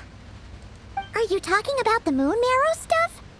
He also strikes me as the kind of person to disregard experimental regulations, ruin all the equipment, and go way over budget. Then leave the first person he can find to deal with the fallout. Exactly. This one time, he was running some high-temperature experiment and the substance exploded. But does he care? No. He orders his subordinates to open the device so he can observe the results, which causes the gas inside to leak out. That gas was poisonous. If I hadn't been there, who knows how many people might have died. And after all that, he left while I was still cleaning up after his mess. What a waste of time, he said. Waste of time? The nerve! He wasted my time!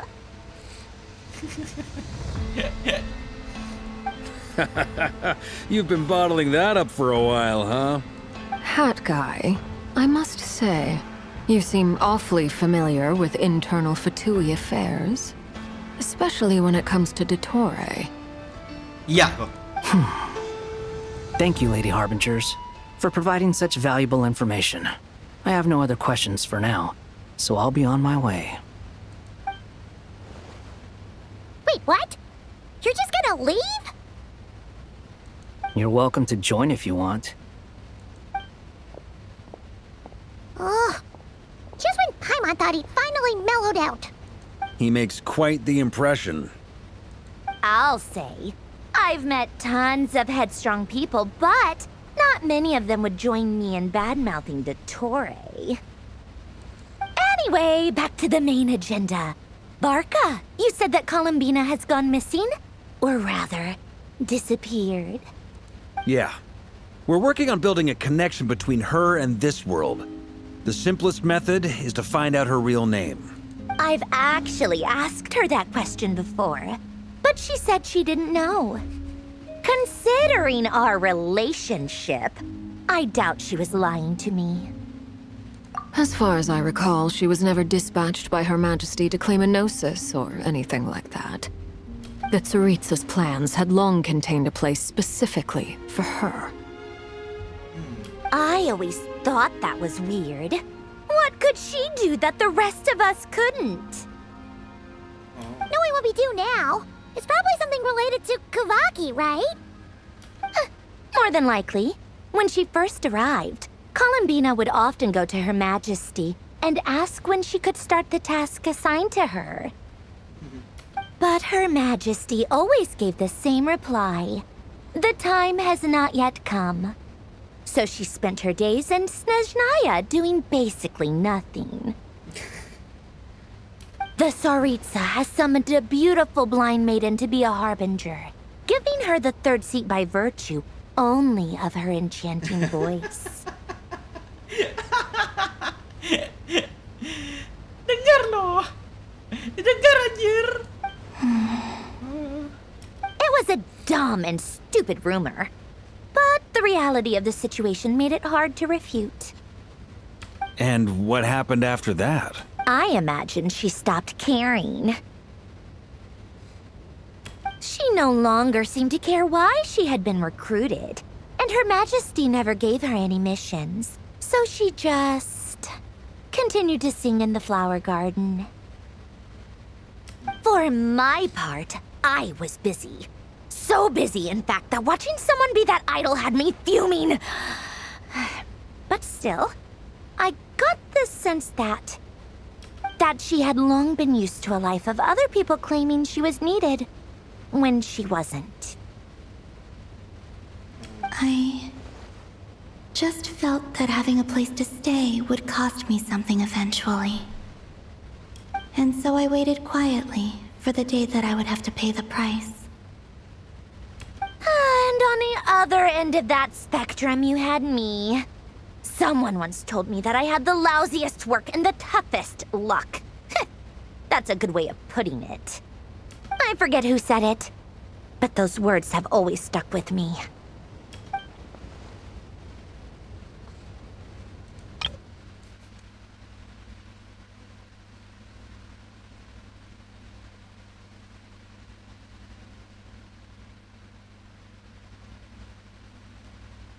Yang paling ribet dan beruntungan yang paling bau. But you've done your job exceptionally well all this time. Because at heart, you are a conscientious person. What is it? Something come to mind?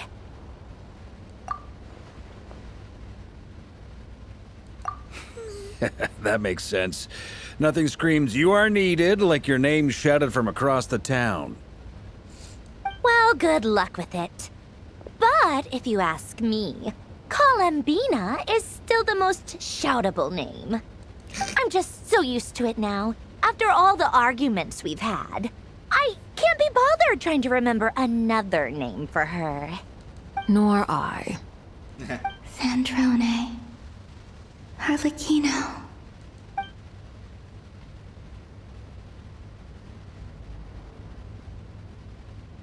Oh, Huh! silly. It's a Sealy! Does that mean Nicole has news for us? Ladies, I thank you for your hospitality. If the chance ever comes up, I definitely owe you both a drink sometime. I'm sure it will. You can make your own way out. Heck, You've been here enough times, you probably know your way around better than I do. Okay, time to do what adventurers do best. Follow that Sealy! Oh, Duri. Wade mau ke WC.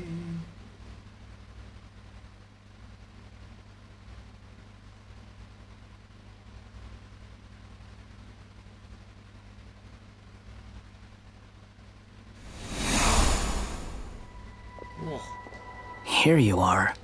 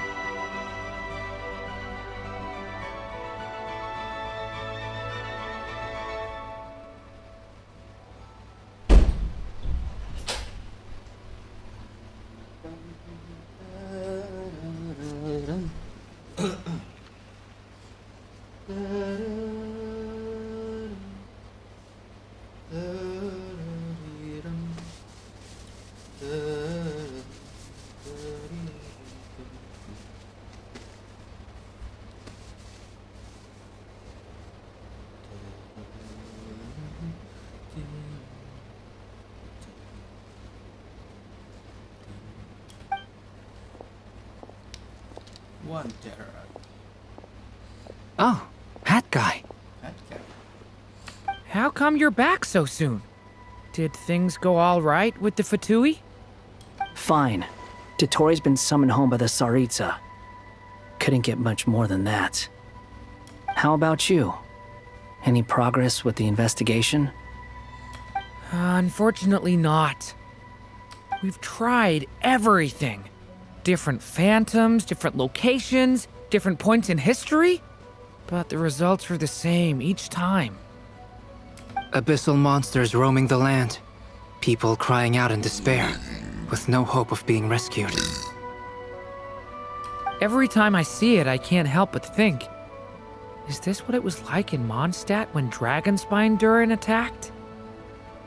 And if I fail in the task I've been given, will I create yet another tragedy? That's just meaningless speculation. When we encountered similar phenomena previously, I tried to interfere with those illusions, using sounds and lights to guide them. However, we could not change their fates. At most, we were able to extend their existences. The events of the past are like fate that has been written into Irminsul. There isn't a living thing in Tevat that can escape its past. But Miss Alice instructed us to try to find ways to change the outcome that these phantoms face.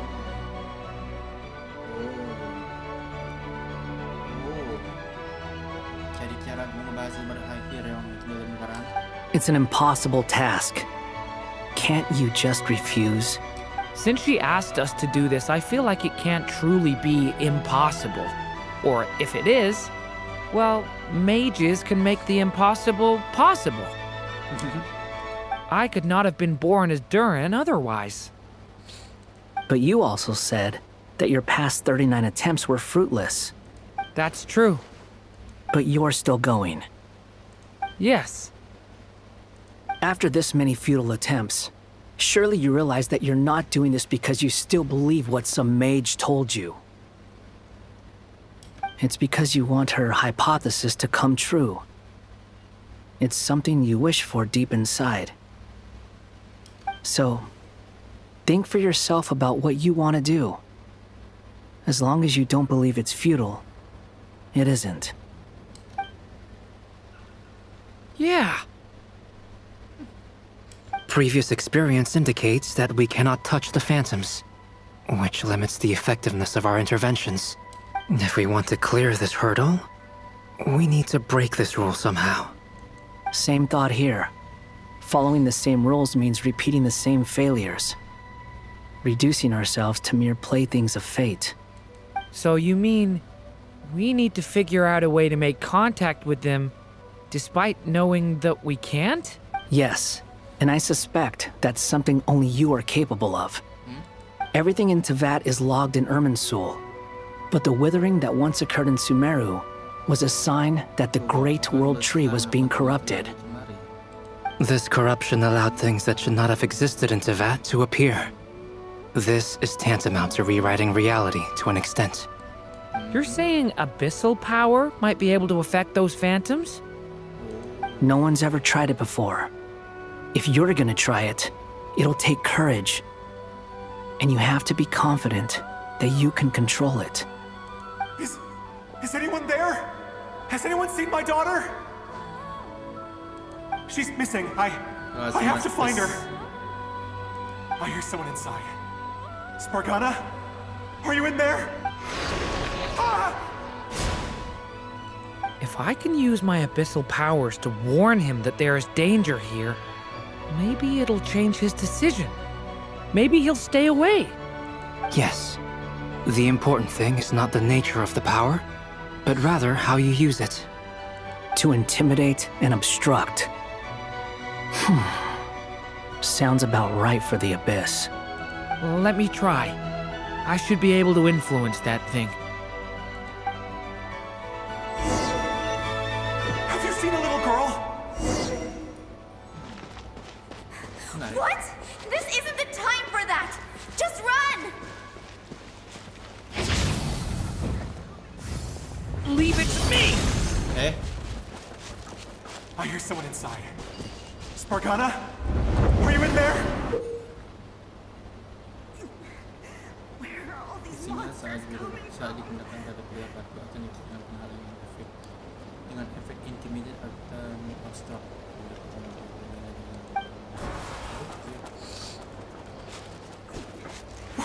What is this? Looks dangerous. I should get out of here.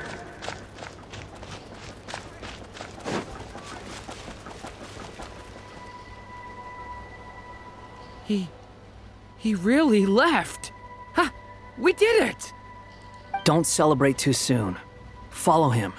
See what he does next. Monsters approaching from the front. You need to stop them and create an opportunity for him to hide.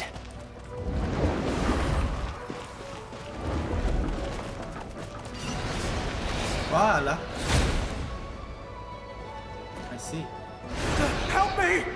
Oh.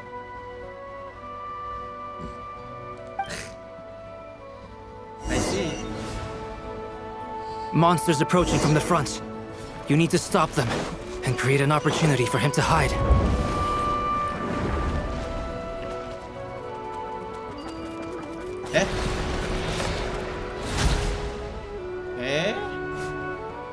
Help me!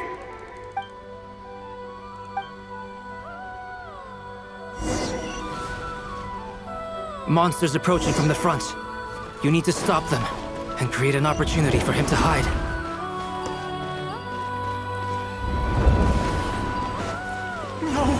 monsters ahead!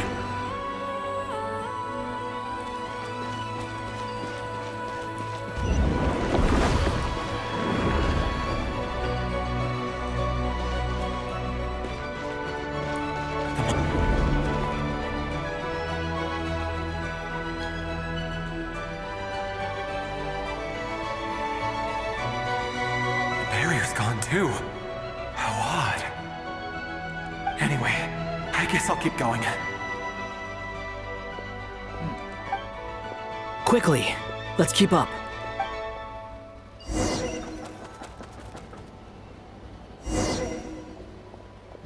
Wait, there was someone else here?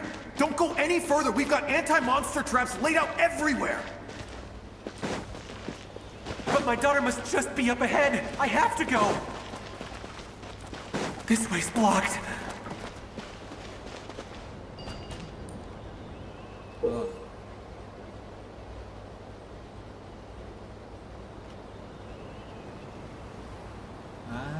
Nani? We might be able to use the explosives over there, but we need to take care not to hurt him.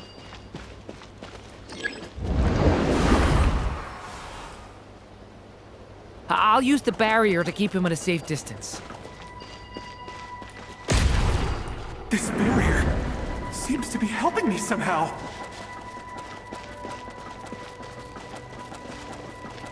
Hey, wake up! Oh, no good. Gotta keep moving ahead.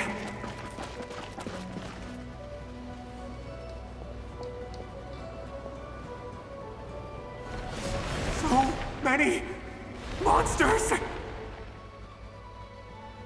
There's still a chance, Durin. Use the traps.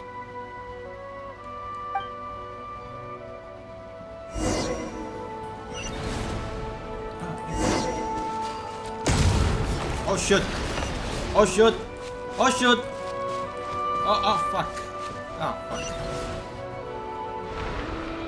Help me!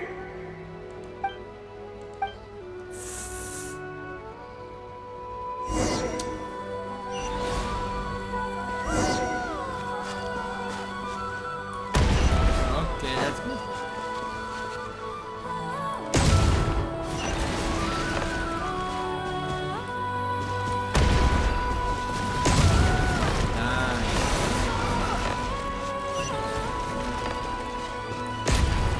Alah. Help me! Okay. Storytelling. Aku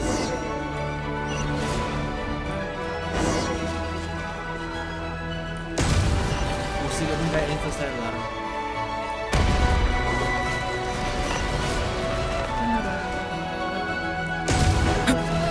Oh shoot! Right. Hey!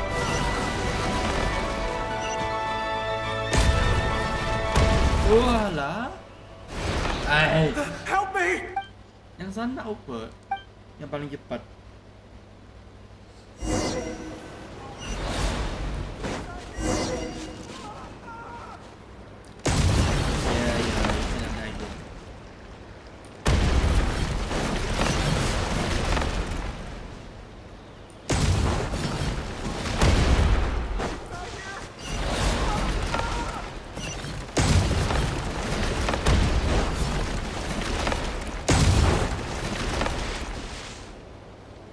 This is a new development. I've never seen this happen before. We might just be able to save this person.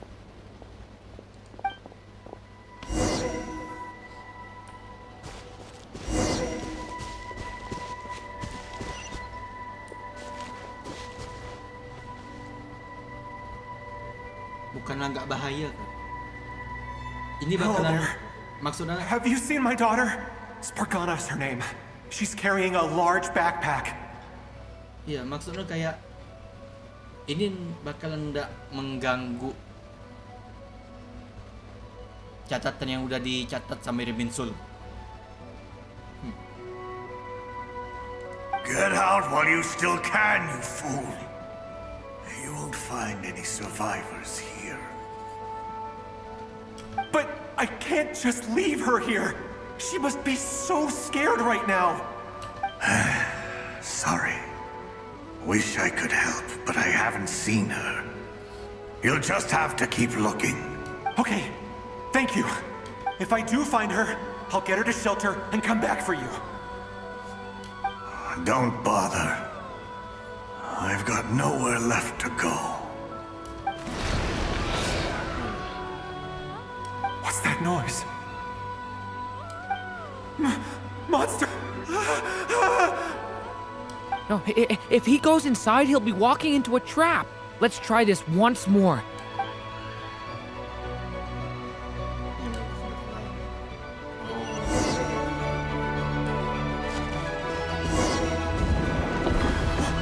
Why? How will I know where Spargana's gone like this? You know what? I'll trust this strange barrier. It's got me this far after all.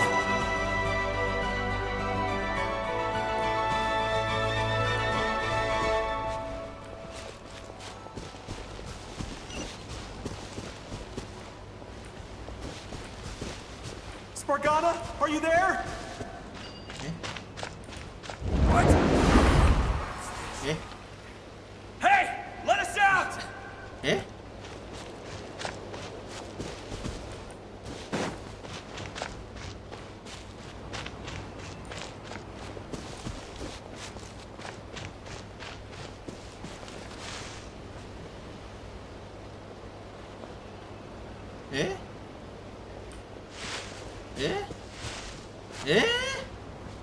Apa yang terjadi kalau misalnya aku ndak?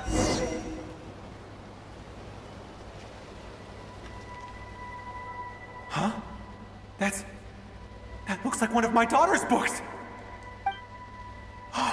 Thank you. Thank you! Yes, it's one of hers for sure. That's her name on it right there. She left her backpack here. Durin, just like last time. Use the explosives.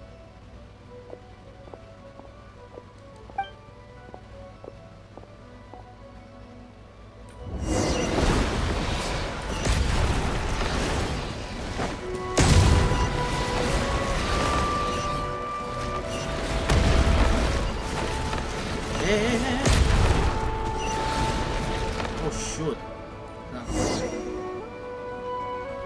It won't work. There's not enough left. If he makes it in, he'll die. But then, this clue could be the key to him finding his daughter. It might not be the only one. Better he misses that clue than loses his life. I guess so.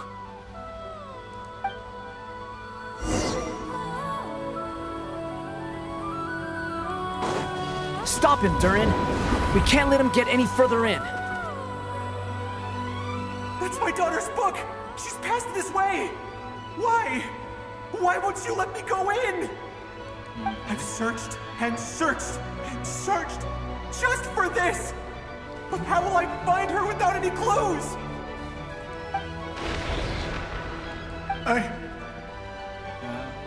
I no longer have anywhere else to go.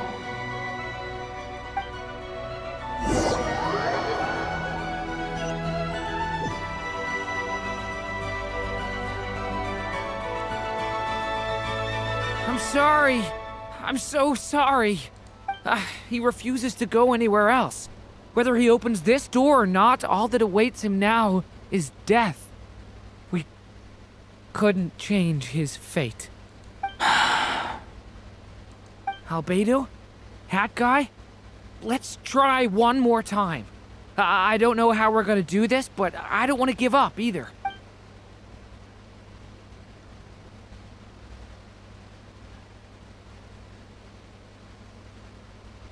Why am I here? What's going on? All these scenes running through my head. Where are they from? Huh? What's going on? His reactions have changed. How many times have I... What's happening to me? Huh? Wait, who are you? You can see us now?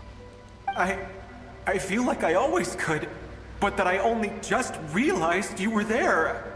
I'm sorry, I don't know how to describe what I'm feeling. But you were the ones guiding me using that marked barrier, right? I haven't done anything yet, but those monsters, those deaths, they feel like memories. Like things I really did experience.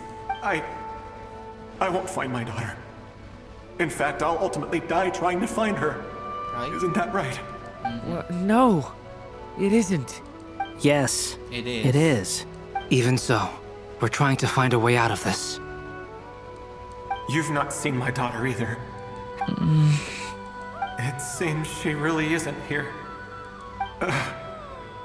I'm sorry we couldn't help you. I'm just tired. Maybe this is destiny. Maybe it doesn't matter how hard I search. How long do I have left?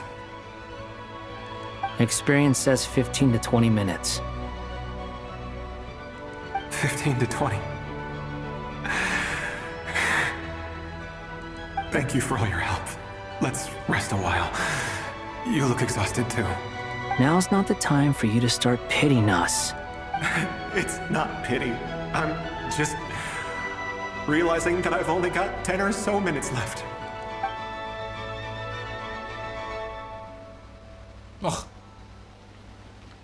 You say you're from Mondstadt, yes? A place with windmills, where people enjoy limitless freedom? And you're from Sumeru, where they've built an academy into a giant tree? Yes. It seems you've never heard of either place. Those names are unknown to me, I'm afraid. Yes. Have you heard of Hyperborea? I have, but I heard that it was destroyed in the distant past. I see. That was where my ancestors once lived. What about Delphi Pytho? Was it later rebuilt? I've never heard that name. Then what about Salvindamir? Oh. Delphi Pytho. Delphi Pytho. Delphi Pytho.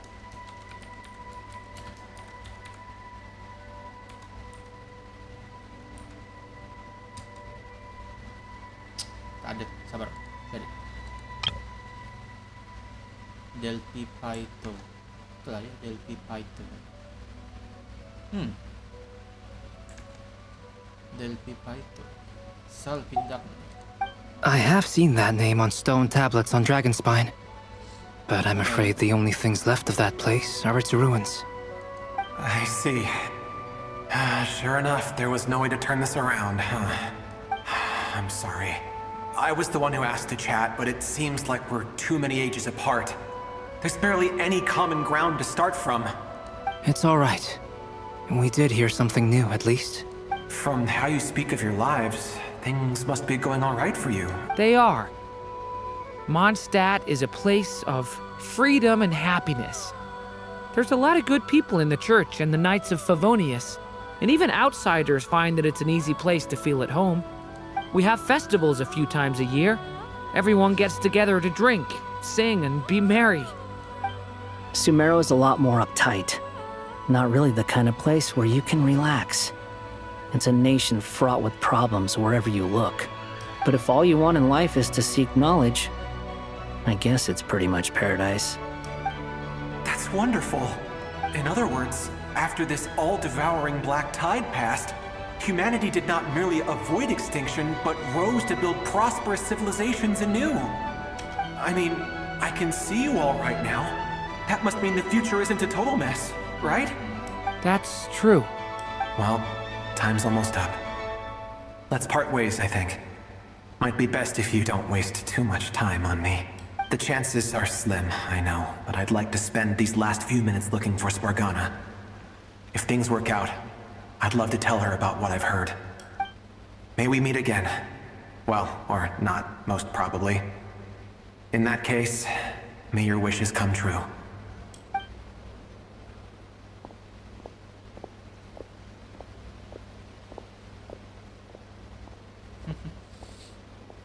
He's gone. In a few minutes, he will meet the end that was his to begin with. The ending of this tale did not change, but I believe that we've just made the most progress we have yet. May your wishes come true. If only it were so simple. Hat guy, could I ask you a question? You've never talked about your past. It seems complicated, and it weighs heavily on you, too. Would you be willing to tell me about it? I mean, sometimes it's better to get things out in the open. Take that guy we try to help, for instance.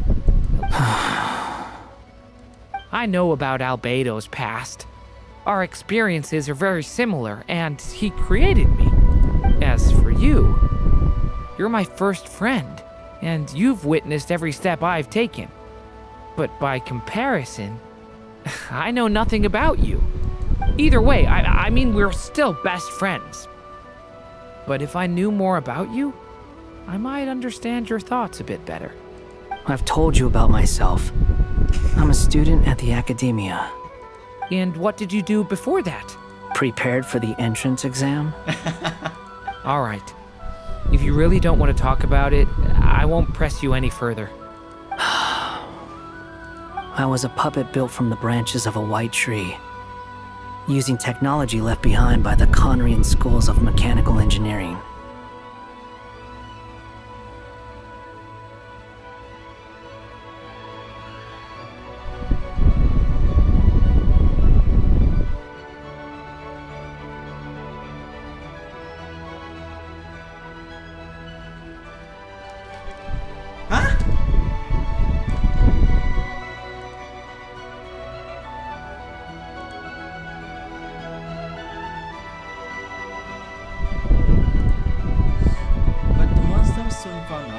Went under the ground to live among the foxes who was not their kin, a kitten carved from the wood of a white tree.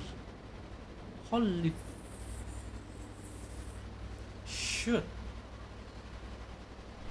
A kitten carved from the wood of a white tree.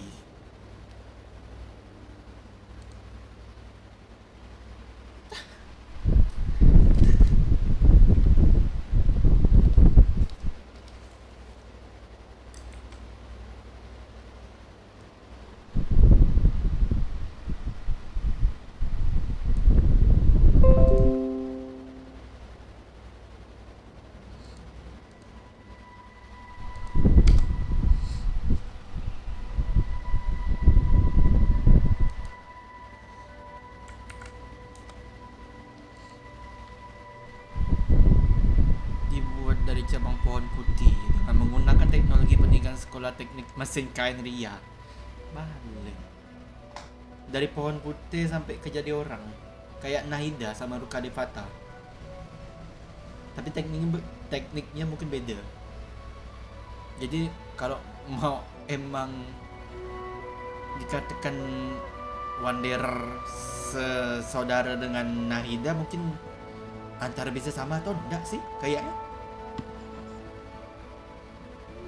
Simulanka. A white tree? Irminsul? You mean an Irminsul tree? Yes. A branch of Irminsul that was once connected to the main tree. Ya kan? So you had a human creator too? Yeah. But my creator abandoned me after deciding that I was a failure. After that, Nak gitu Jo.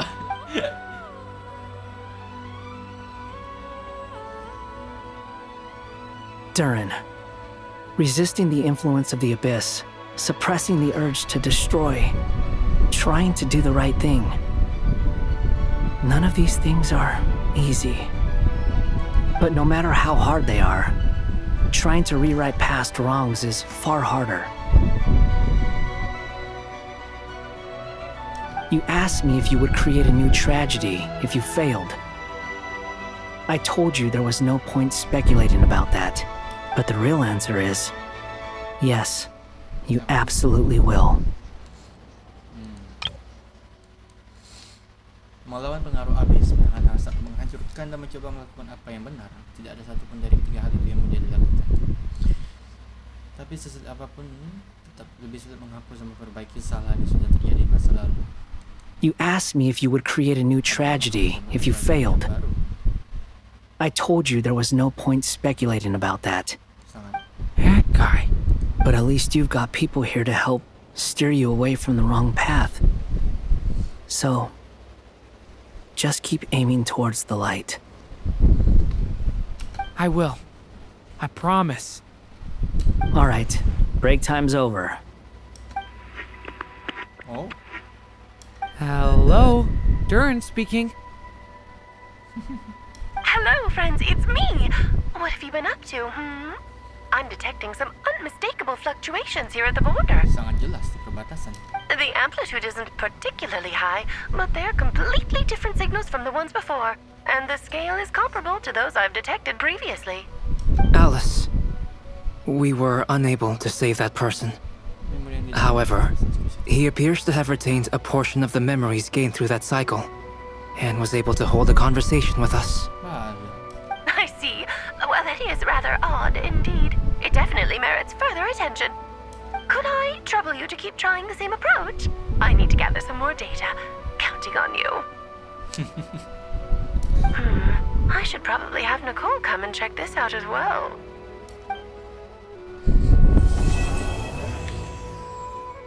That's good.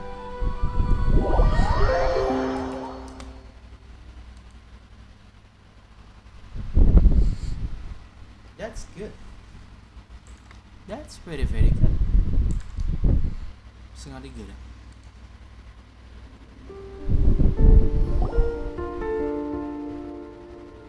There you are. I was worried you might stop to collect treasure chests opened by the Sealy along the way. It would have taken you so much longer to get here. Oh, kayak Pati Malam. Lord of the Night. Another conversation I cannot hear. Si Anne. I am delighted to see that you understand what takes priority, and that your adventurer's instinct has not swayed your resolve. Really, I must applaud you for it. You should know. Gus? Paimon's head. Okay, I'll try and keep it short. My senses are telling me that this is where we shall find the entrance to the ruins. Oh, cool! Well, what are we waiting for? Let's open it up and see! Patience. This was a sanctuary of great importance to the Hyperboreans. A special process is required to open the gate. Oh! Like the place that housed the Eternal Moon's Marrow? Okay, so what's the plan? Need us to do anything? And just the short version, if you can. Ah. Alright then. I was planning to start with some background on the invention of these techniques. Are you sure you don't want to hear it? It's quite informative. Remember what you were saying about priorities? Fine. Simply put, we need 3 human representatives to successfully undergo a process of Kuvaki resonance. Think of it as a test from the 3 moon goddesses to see if the entrants are qualified, with the most recognizable qualification being Kuvaki. Pretty sure Lauma would ace that test. Oh, wait. But we need 3 people. I also have no doubt that the moon chanter would be qualified, but we would need 2 other people with the same constitution. Therefore, the most feasible method is not so much to follow the rules, but to figure out how the test functions and find a workaround. I've done some research, and it turns out the mechanism is rather crude. We'll simply need humans to stand before it who have sufficient Kuvaki energy within them. I'm with you so far. How do we get the Kuvaki in them? The easiest way would be transfusion. Take some Kuvaki from Nod Cry's soil, put it into the bloodstream, and get it circulating in the body. Yakin itu orang selamat. So we're going to Curangi ujiannya. cheat on the test? Precisely. There are other methods, but this is the simplest one. Cheating the system is much easier than trying to hide from it. Dia udah sering soalnya.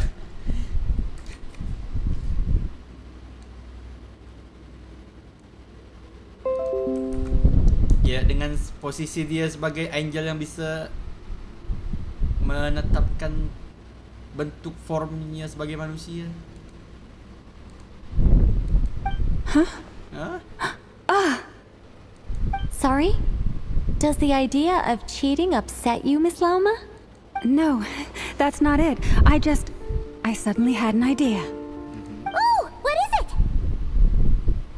It's about Moon Prayer Night. I figured out a way for Kutar to join in the festivities.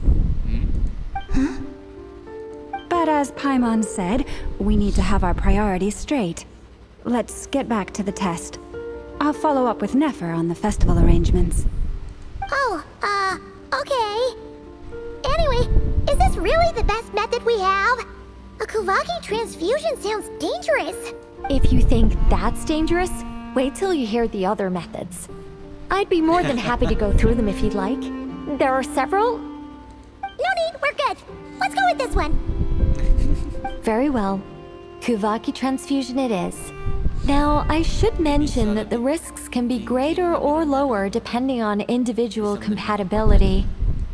It would be rash to simply infuse the Kuvaki and hope for the best. If the body rejects it, the reaction can be quite severe. The symptoms are similar to another condition that some people living here suffer from, known as congenital Kuvaki sensitivity. Yang kayak anak kecil yang disembuhkan sama Lauma. So, before we execute our plan, I will perform a simple test of my own to see who is compatible and who is not. Once that is done, we will have to complete the resonance process as rapidly as possible. The participants must remain stationary while the Kuvaki circulates and bonds with them, and they mustn't eat or drink anything. Puasa juga. What? No eating or drinking? That's some hardcore fasting. They'll all be monks by the time they're through. 3 days. Oh, that's so long! And we still need to find 2 more people who are not just compatible, but... Fasting? What are they talking about? Really? Don't you want to think this through? Haha, count me in too. 3 days without food? I can handle that. Miss Nicole has made it clear that this is the easiest way. The way I see it, there's nothing else to discuss. It's time to step up.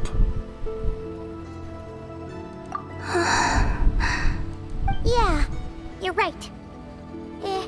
In that case, Paimon volunteers to be captain. Then we'll start with you first, Traveler.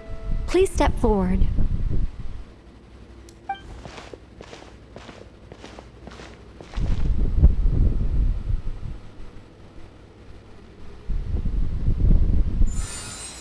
Oh. How's it going?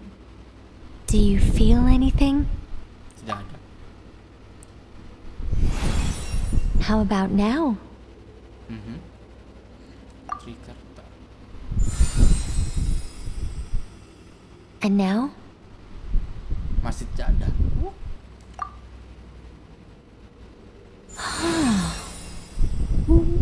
What about now? Nihil, kamu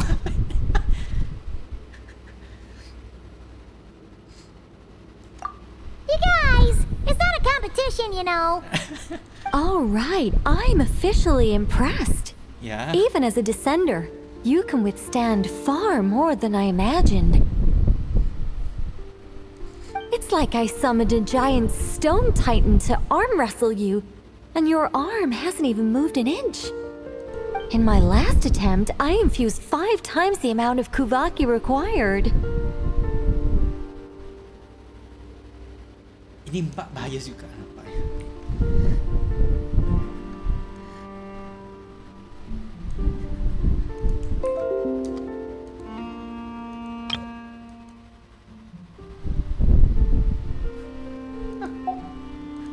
Yes, safe to say, compatibility won't be an issue for you.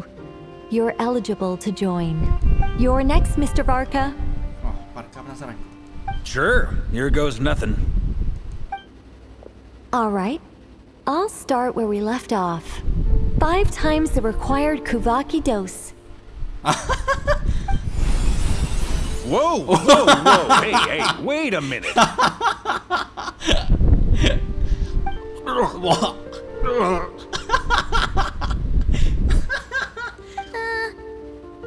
it going?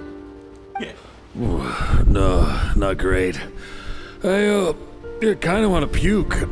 Feels like I've been drinking too much.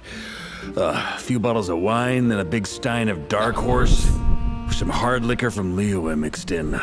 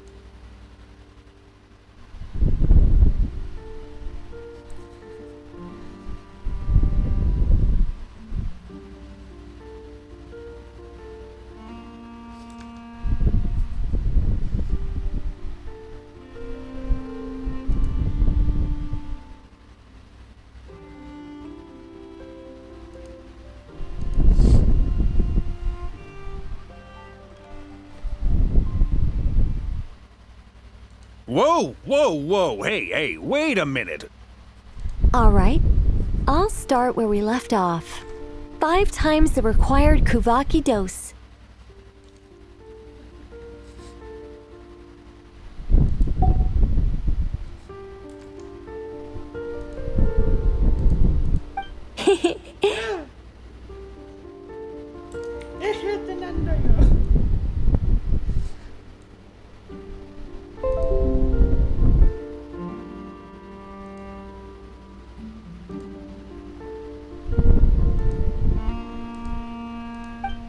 You think this is funny?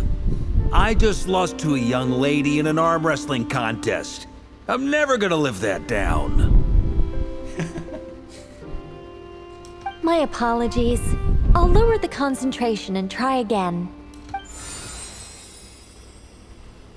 Oh. How's it going now? I'm not as dizzy as last time, but I can still feel it pulsing around. In that case, you wouldn't be an ideal choice, Mr. Varka. Let's try someone else. Okay. Let's go ask some of our other friends then.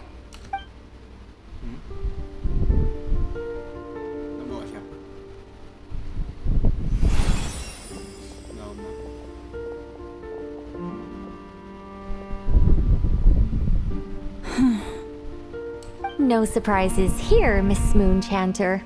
You're perfectly compatible. You... Oh, never.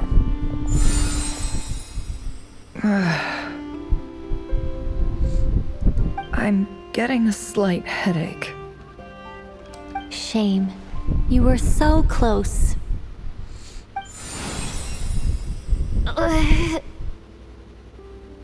Whoa! I'm itching all over! Allergic reaction.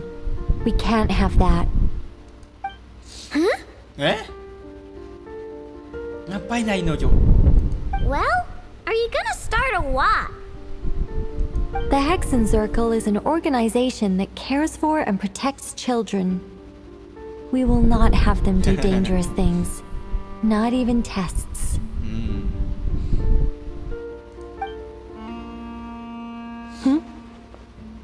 Oh iya, Neva bisa nampak.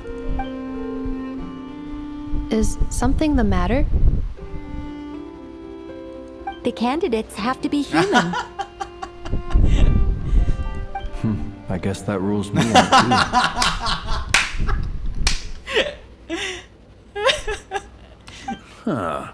Everyone except the Moonchanter got beaten. Guess I don't need to feel so bad after all. I mean, looks like this isn't gonna be as easy as we thought. Perhaps I could ask for volunteers among the Frost Moon Scions. I'll see about talking to some trusted Lightkeeper colleagues. Itlua springs to mind. In fact, I think we had some former Frost Moon Scions join our ranks recently. Can you give me the scientific explanation for how the test works? I can probably make some kind of test bot. Then we can just zip through Nasha Town, going up to people and pressing a button to check their status. Wouldn't that be way easier?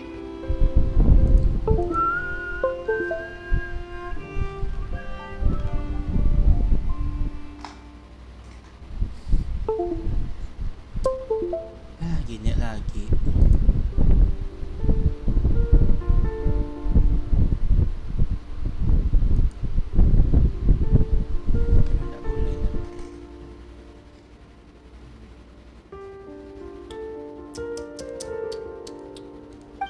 No. Wow! No elaboration for once. How about I contact the Knights of Favonia's garrison in the Wave Chaser plane? Shame that Lohan's already left. And that guy's even tougher than I am. Strange. The moon goddess is clearly revered by many people. So why is she on the brink of disappearing? She mentioned that the world has rejected her from the very beginning. And when we fought the Rakhir of Solnari, it seemed like she exhausted her power for our sake. Also, Paimon's not sure revered is the right word for how people feel about her. Gratitude, certainly. For my part, anyway. It's basic reciprocity. She helped us, so she deserves our help in return. Yeah.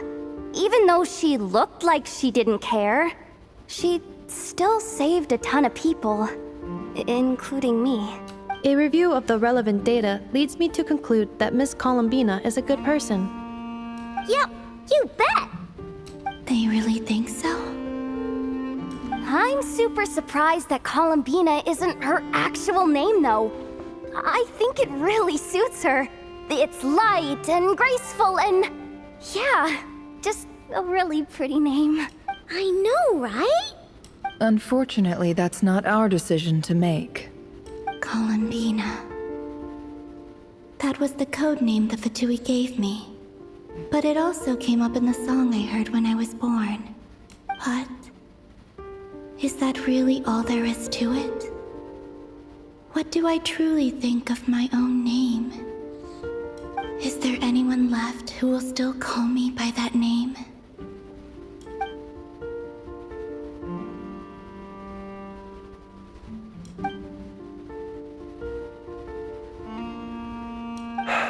Moonprayer Night is getting closer by the day.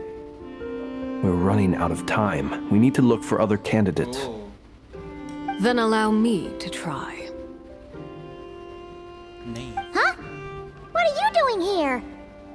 You contacted your friends via the Adventurers Guild. Sandrone has been keeping an eye out for something like that, so she informed me. Since I have the ability to accommodate a moon marrow, I should prove to be a suitable candidate. Arlecchino. When can we begin? I see. We can begin right away.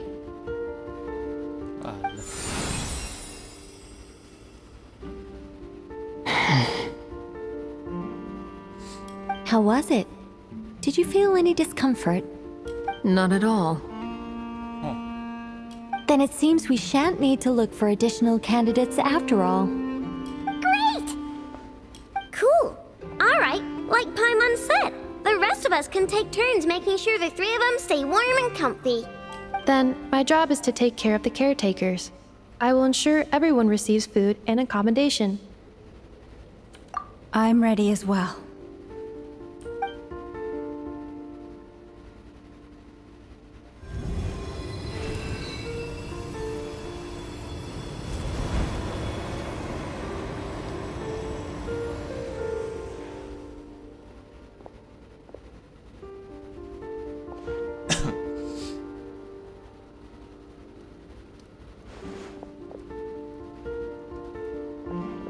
Oh, tidak.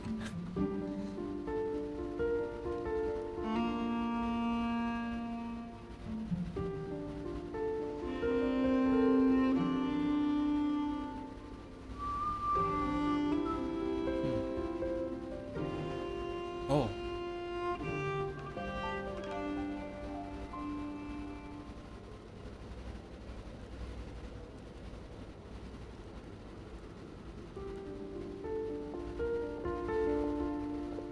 The work is done. The sacred scroll shut. The stars grow dim, the people silent. The white sun sets, the silver moon rises. O path to the temple, appear now before us. Sis. Ai.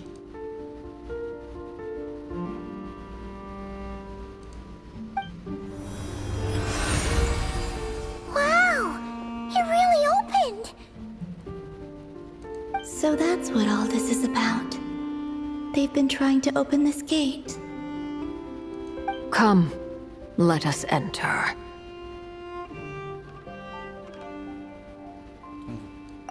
It might be best to eat something first.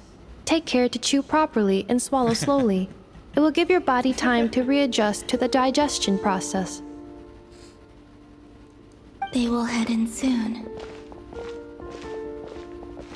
They will need to enter this gate.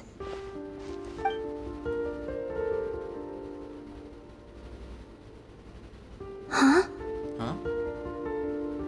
I cannot pass through. Is it because I have no physical body?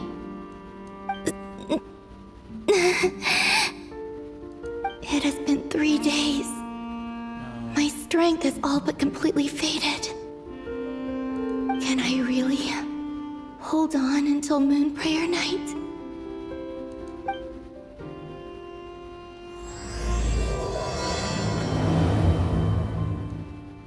Bagian 6.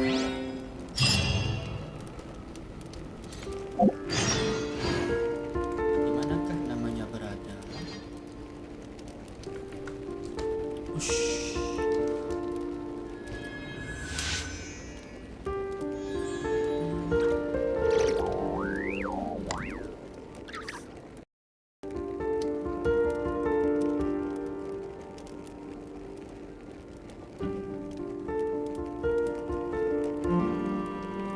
I created another universe and founded paradise for I, Fischl, and the princess.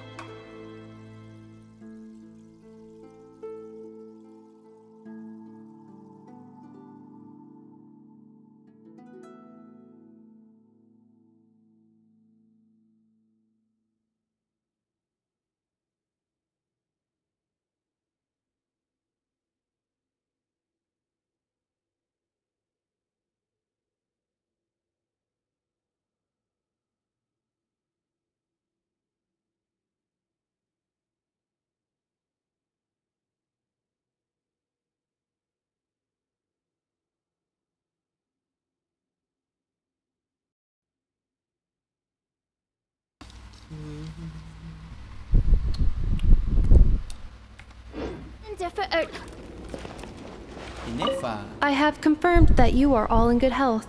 With that, my work is now complete. Congratulations are in order.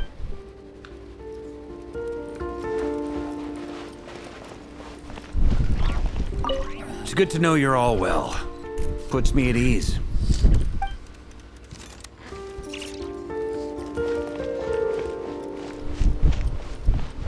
Mana yang lainnya?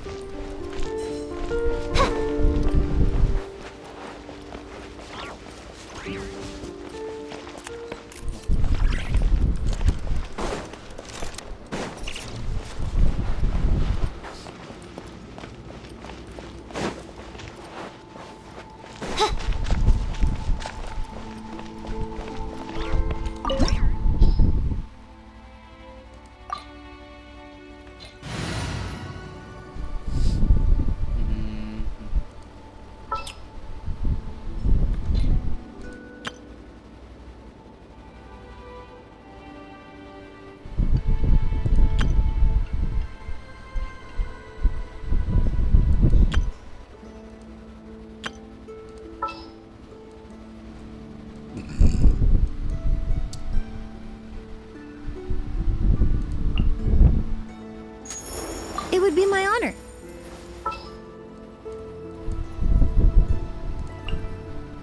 An insurmountable problem, I presume?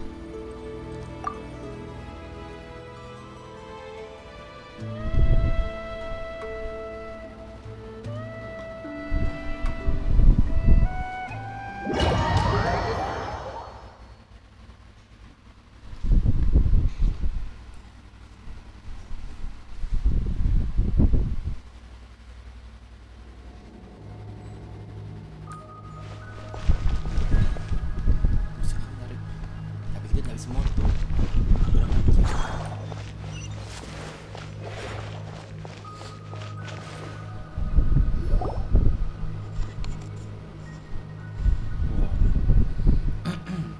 Are these Paimon people? Paimon ngikut. Judging by their clothes, they appear to be phantom Hyperboreans from the distant past. That could mean they have some clues about the moon goddess's name, right?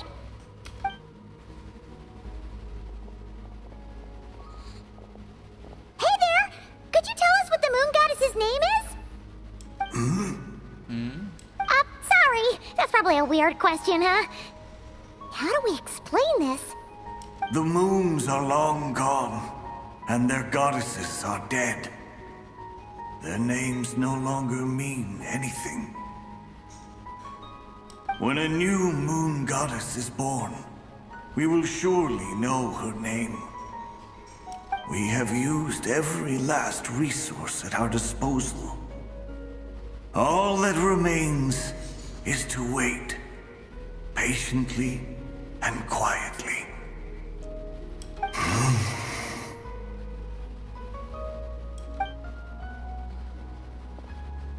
Were the people of the past all this devout? It looks like this phantom doesn't intend to converse with us any further. Surely the new moon goddess he speaks of must be Columbina. Alas, Kutar's birth came long after the age in which he lived. Selamat yang tidak datang. But, maybe if we find a phantom from a more recent age, they might know Columbina's real name. True. Keep an eye out. We should be able to tell which era they're from by the clothes they wear. Tidak ada komentar. Yeah, you've been pretty talkative this whole time. What changed? Oh, nothing. I'm fine. You all make good points. When the Hyperboreans speak of moon goddesses, they mean the three from truly ancient times. I can't imagine they would know anything about our current moon goddess. There once was a time when the moon goddesses blessed them greatly and protected them from harm. So, when the war between the gods and dragons plunged the world into chaos, it seems they looked once more to the moons for help, praying for a new goddess to be born. Yeah, that checks out. Let's continue on. Who knows what else we may discover.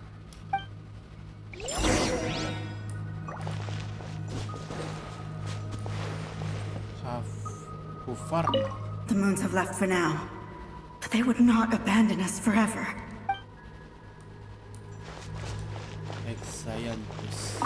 When the moons rise again, we shall receive their protection once more. Even in the darkest hour, there is always a way out.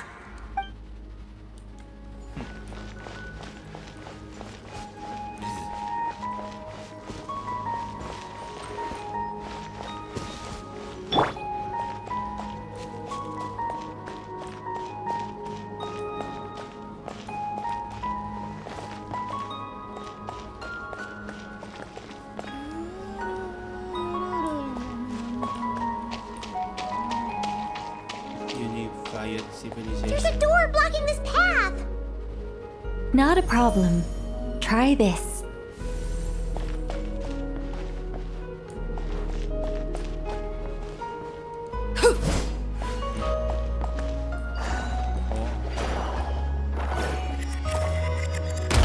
Whoa! How did that door suddenly collapse? This device was maintaining the door's integrity. Remove the core, and the device stops working. Oh, cantik musik.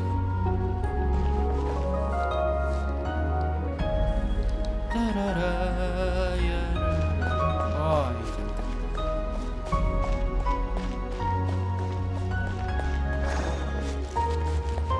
Is this our destination? Impressive. More precisely, this is a device that will help us reach our destination. Let's go. We still have a long distance to cover. Alah.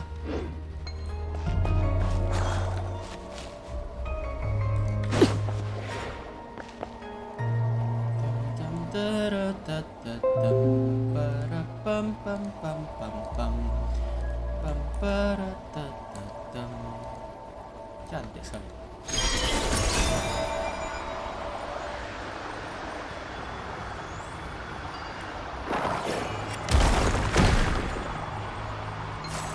Oh, jatuh bawah.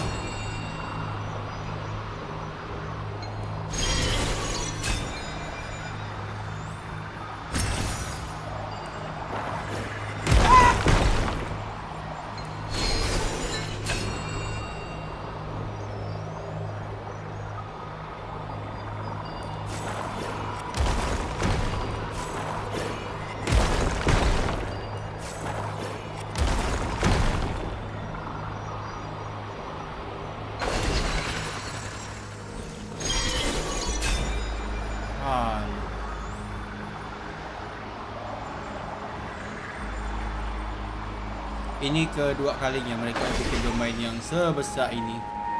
The way ahead is blocked by broken rocks! Oh. Let's try that device again. Remember the door from earlier? Udah dari domainnya. Hai, bangsat.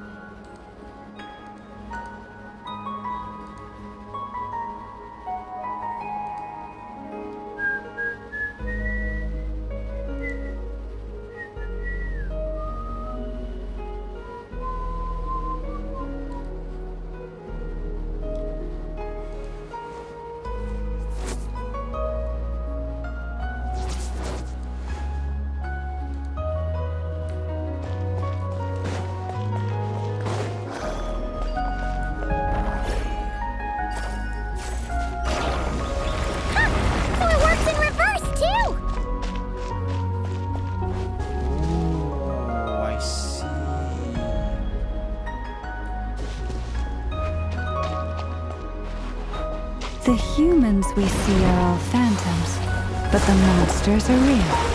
What a fascinating place. There'll be plenty of time to admire it later!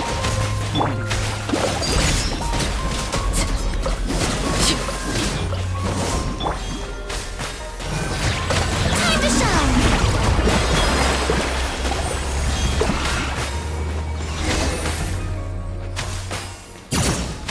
Everlasting as the moon!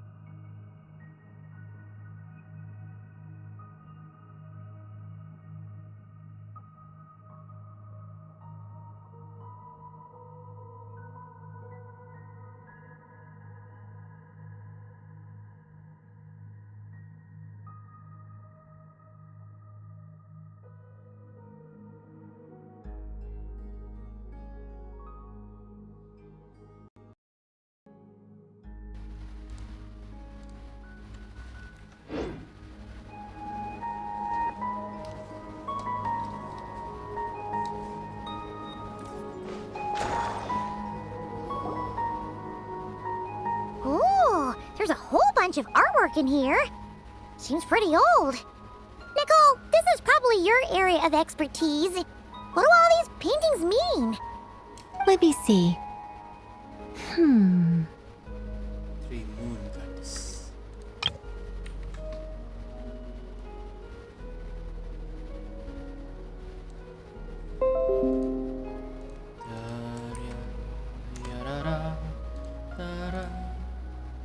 To understand these murals requires some knowledge of the history surrounding the War of Funerary Flame.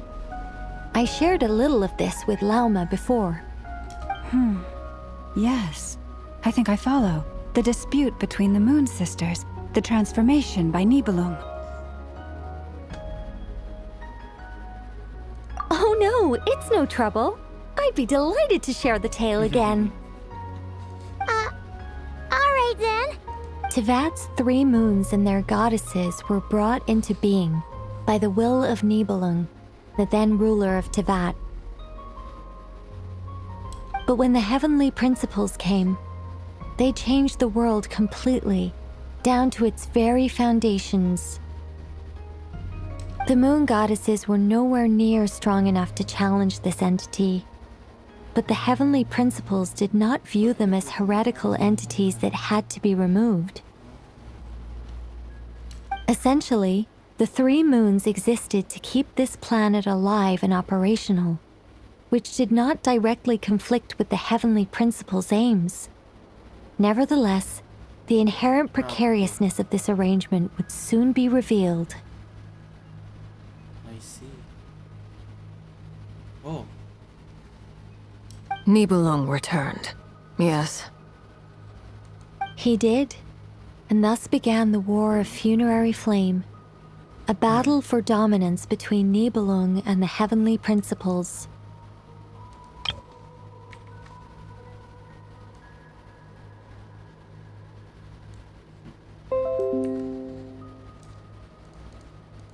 Discord would soon emerge between the 3 moon sisters.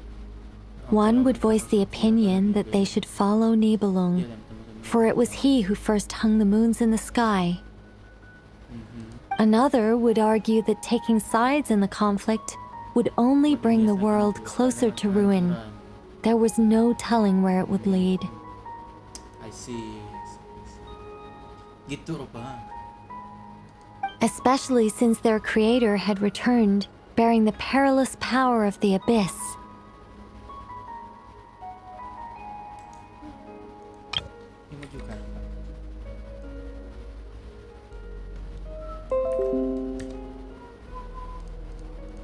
Nibelung would eventually discover their disloyalty. He had all 3 imprisoned before transforming the moons into weapons with which to fight against the heavenly principles. That's new. Baru anjir. Pal. Oh, cantik sekali musik.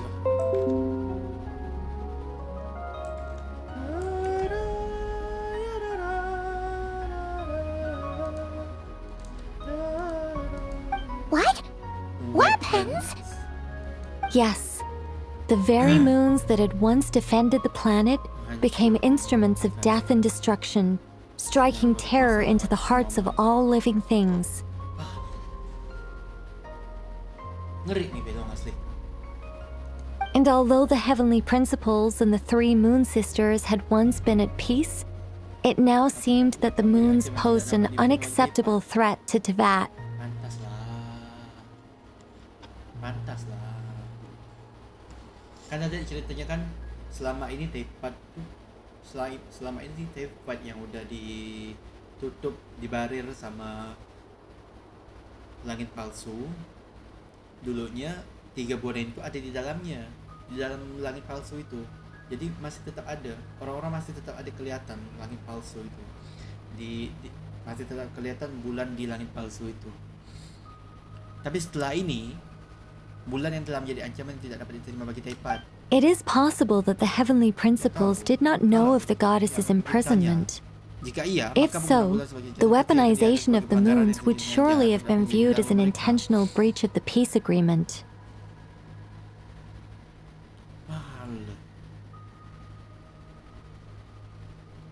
Regardless of who knew what, when, the heavenly principles shattered 2 moons and flung the other beyond the skies. I see.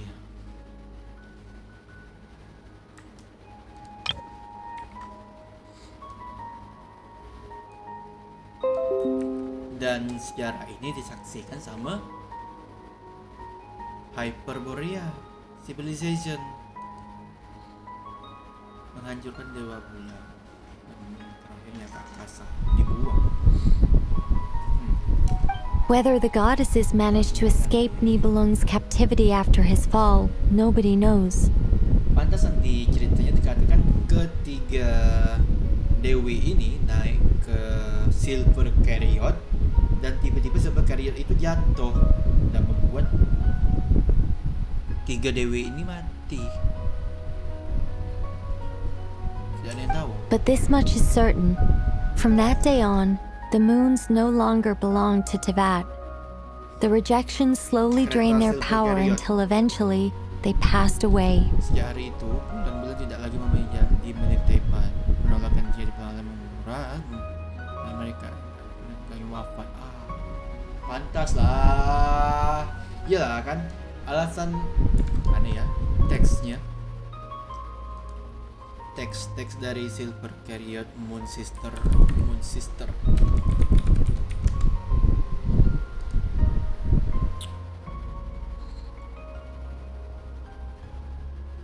Following the nganggu. All three member goddess were issued. Both are general beyond the environment. Itu.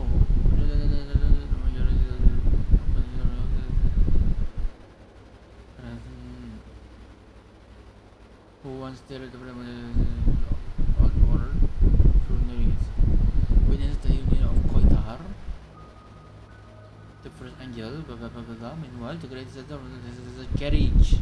carriage, and ransacked the palace of the stars. According to Columbina, the catastrophe resulted in the demise of all three moon goddesses, but the destruction of only the eternal and the scar with their fragment floating amusing in the false sky. However, remain intact. Time after the three moons, the sun's chariot, piloted by the morning stars, fell into the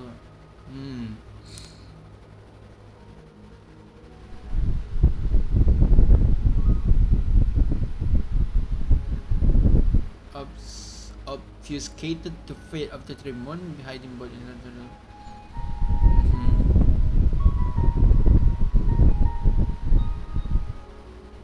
some of the rain and open the dust.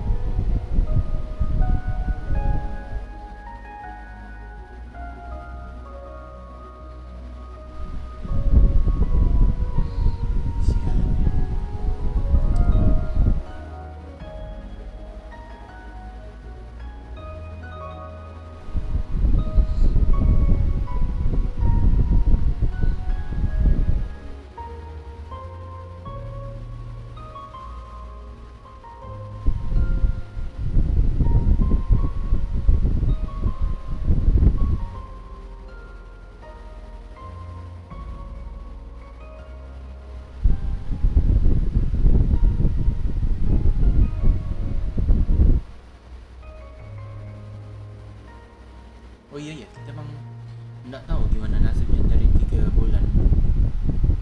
Yang itu kan cuma nano.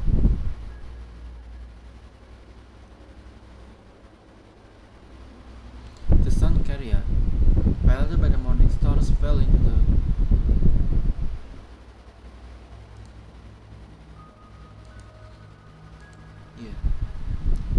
sementara itu menjelang sebelum membalikkan akan para kereta susur dan mengacak-acak istana bintang. Menurut Columbina, kematian 3 bulan itu hanya kehancuran bulan diluluskan. Iya. Kematiannya karena kehabisan energi. Damn.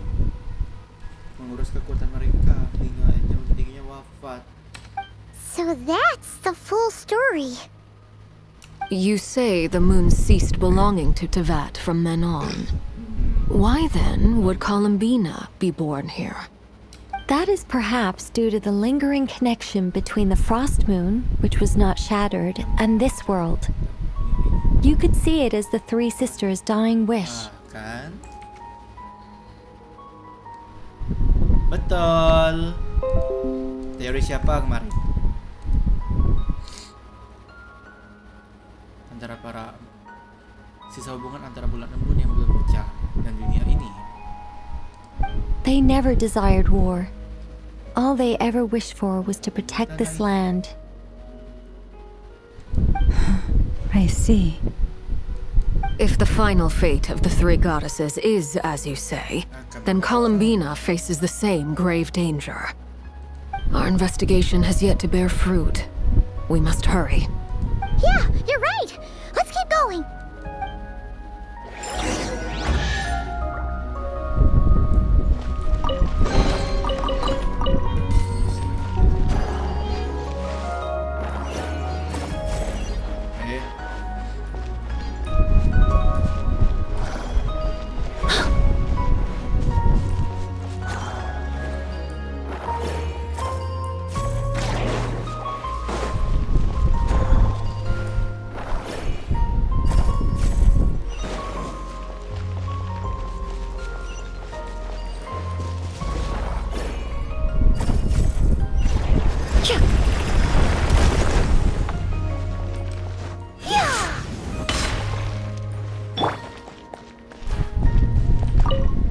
Should we trust him to keep his promise? We have to.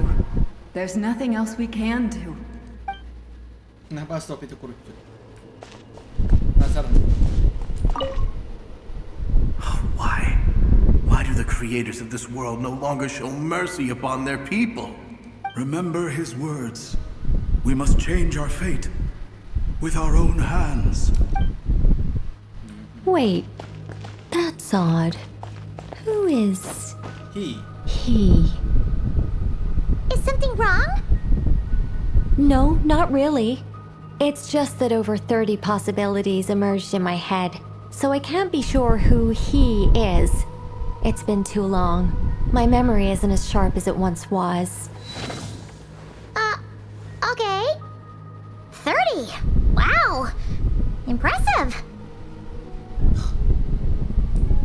Ya, kan bisa jadi 30 itu termasuk ke para petinggi Hyperborea atau dan salah satunya mungkin ada nyebutkan si Happily Principle dari daftar 30 nama itu. Tak gitu maksudnya kali.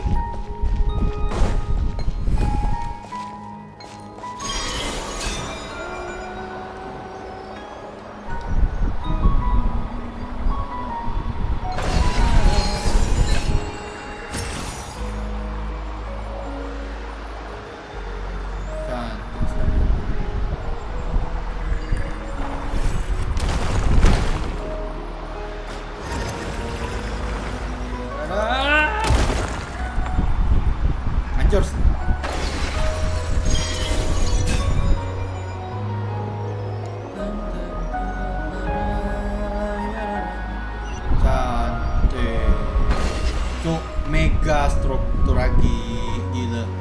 Kira bakalan kecil ya kan? We're finally here. Guessing we'll need to activate this thing?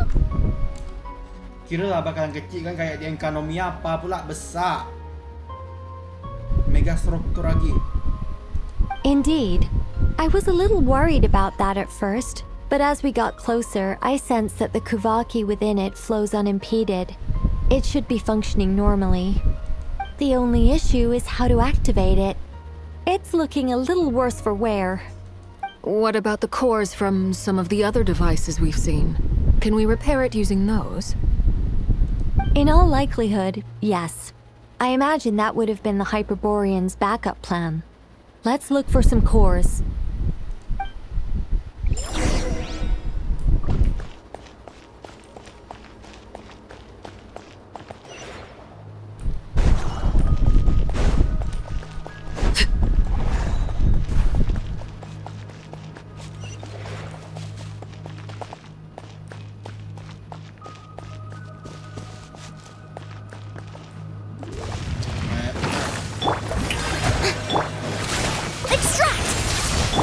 Forest, protect.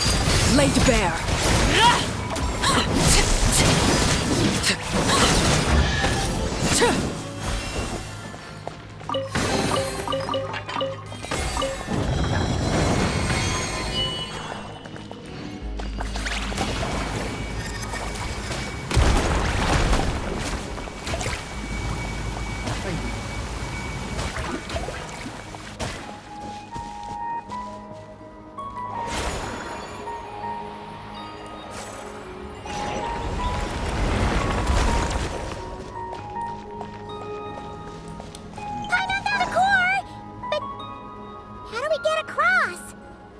Walk up, then jump down.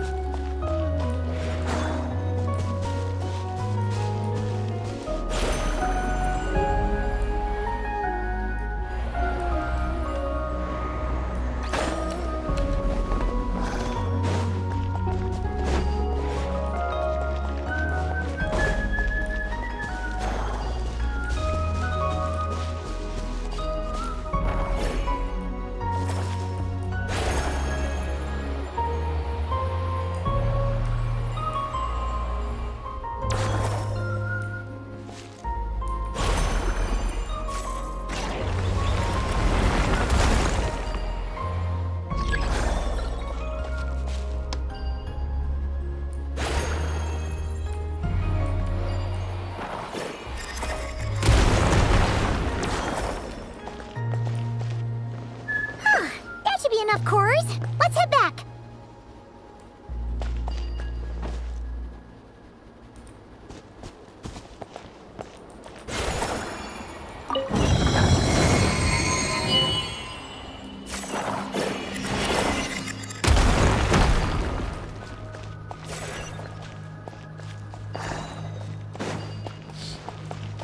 Ini mana?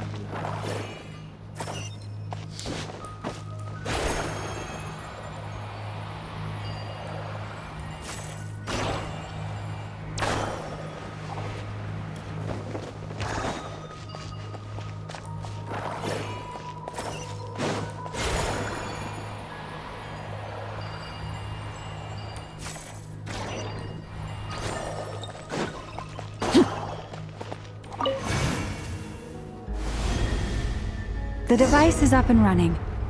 It's hard to believe that the ancients were capable of constructing such things. Paimon sees our destination! It's right up ahead! Yes, let's go.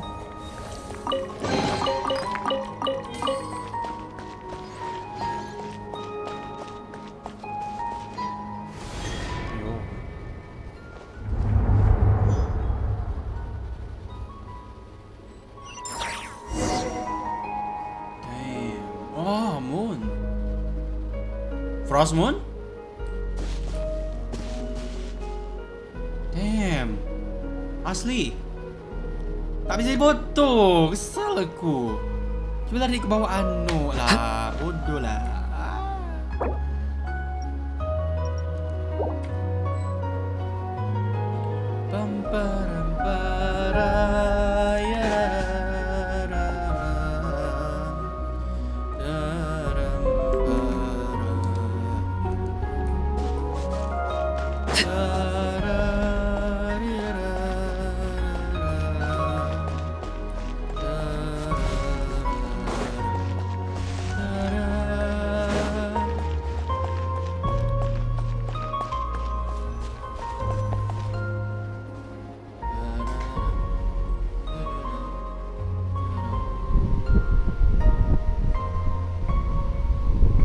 This is where the people of Hyperborea communicated with the moons. We need only place the moon marrow upon this platform on Moon Prayer Night, and we shall be able to open a portal to the moon and send our moon goddess back home. Tapi kurang satu moon marrow. Frost Moon. Bulan. The assumption being, of course, that we can find her first. Bulan ada di luar angkasa, betul? That's right. You want to know if it's safe there, don't you?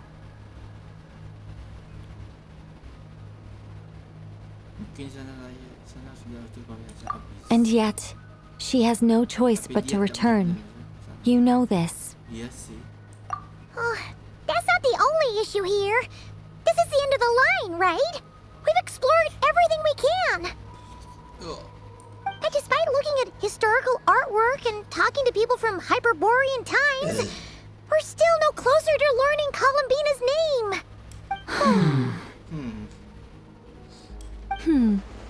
If it's not too much trouble, could you tell me exactly what Alice said to you about finding her name? Kalau boleh bisa tolong beritahu bagaimana tepatnya kata-kata Alice, dia bohong. Oh, sure.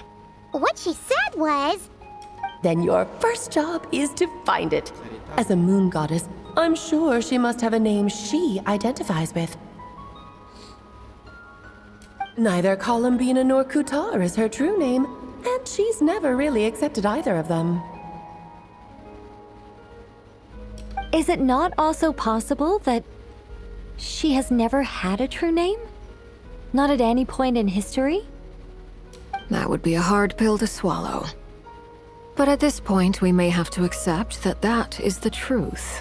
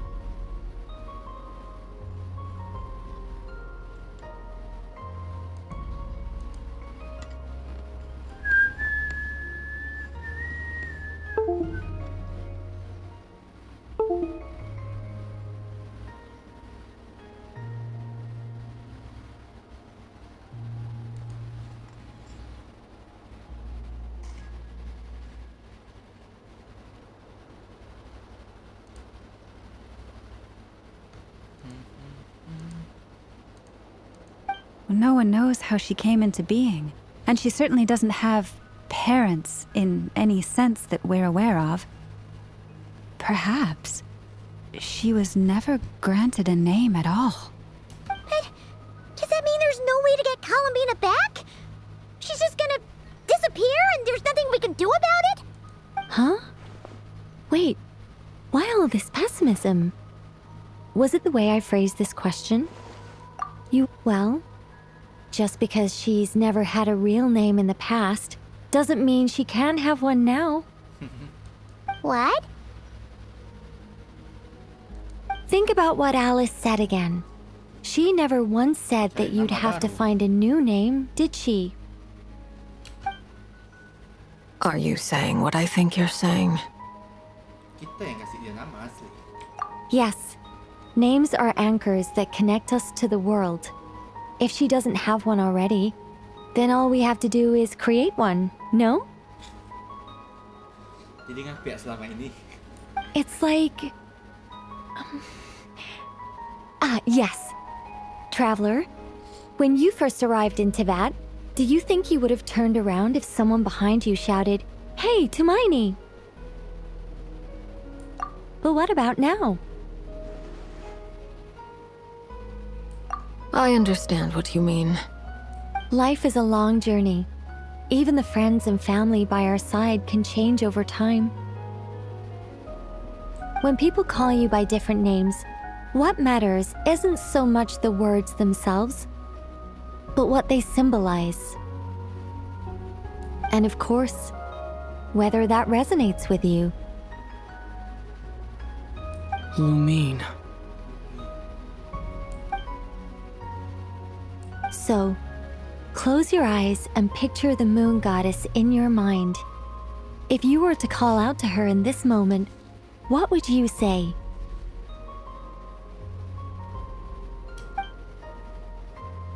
Columbina. Columbina. Columbina. Paimon would call her Columbina too. Well, she has long forsaken everything that Kutar represents. I think from now on I should call her Columbina too. Well, it sounds to me like you found your answer. Are you sure? Is it really that simple? We haven't found her this whole time, and not for lack of trying. For a journey like this, the process is every bit as important as the outcome. Had you not searched far and wide, rejecting every other answer you were offered? How could you have come to an answer you felt was finally correct? Oh, it all makes sense now. This has Alice's fingerprints all over it. Are you suggesting that Mage knew from the start that Columbina never had a real name to begin with? I can't say for sure. But I can definitely imagine her chuckling in satisfaction somewhere right now, saying, "Ah, what fun." Llama!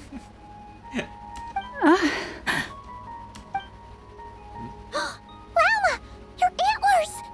Oh. You should hurry. The festive moon has begun to rise. Do not worry, for when you called the name Columbina just now, I could sense that the power within was enough to summon back the moon goddess. The power within what? The name? Yes. So, the thing is...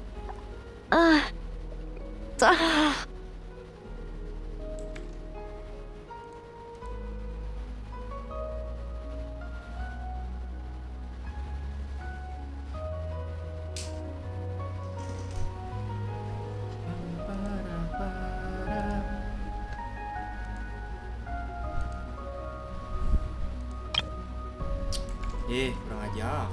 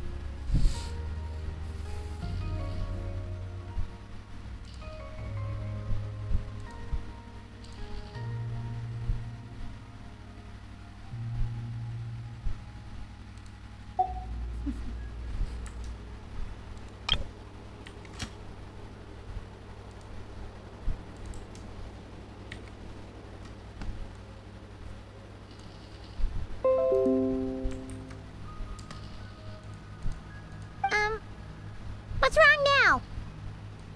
This is so annoying.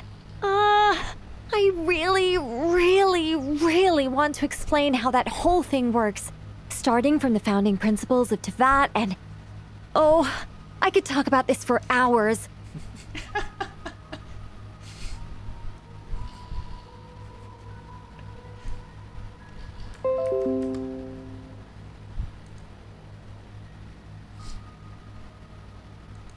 But deep breaths, Nicole. Deep breaths. You're an angel. A sober, sensible, solemn angel who has her priorities straight.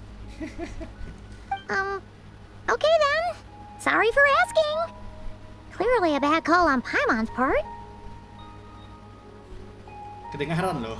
Anyway, you all need to hurry. Last thing, remember how it felt when you called out that name. Then it is agreed. By the name Columbina, we shall find her. Then we'll throw her the best Moon Pair Night party ever!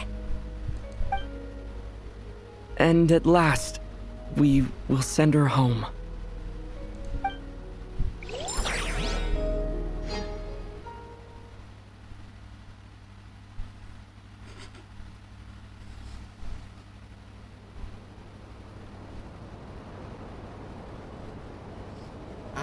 Alice. I can barely move anymore. No. My consciousness is fading away. Have they come back out? I'd love to see them one more time.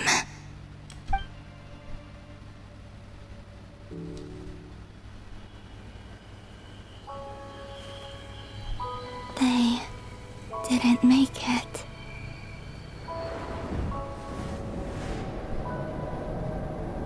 Could you tell me your name?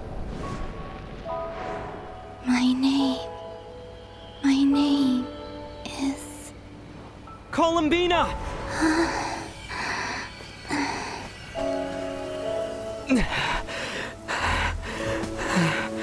Columbina! Are you here? Columbina! That's the name you gave when we first met. And it's what I've called you ever since. Columbina. It's a fine name. I have many fond memories of Columbina, and so do all of your friends.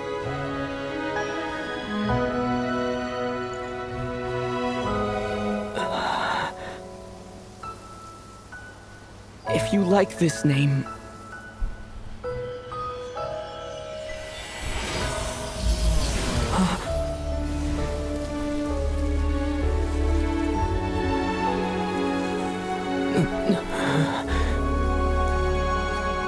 Looking for me? Hey.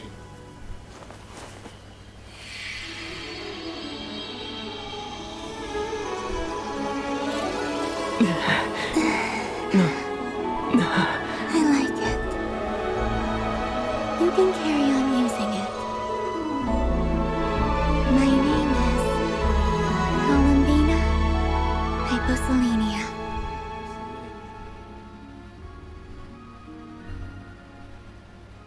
Columbina Hyposelenia.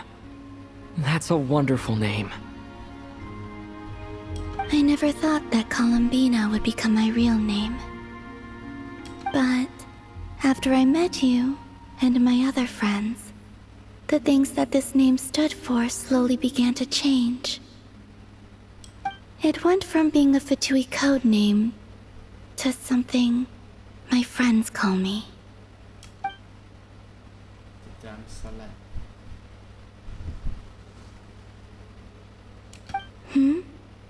What is it? Why aren't you saying anything? I'm just so happy for you. Thank you. So, where's everyone else? We can go and meet them very soon.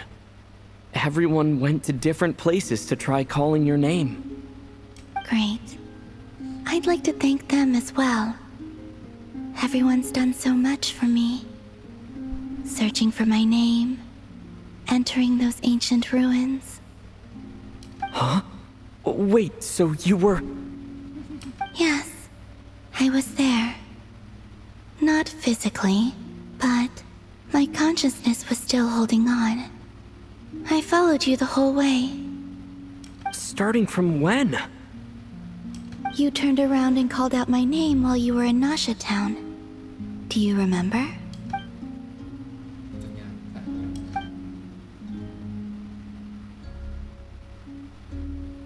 Let's go. We don't want to keep them waiting. Sure. In that case, come with me. But... Before that... Could you call my name one more time? Sayang.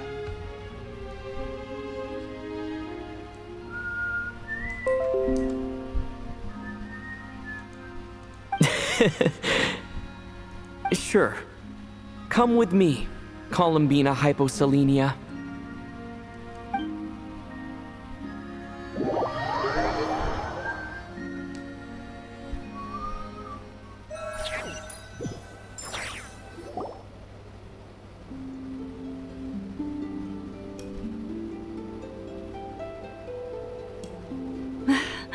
Columbina! Oh, this truly is wonderful. Llama! I can't breathe.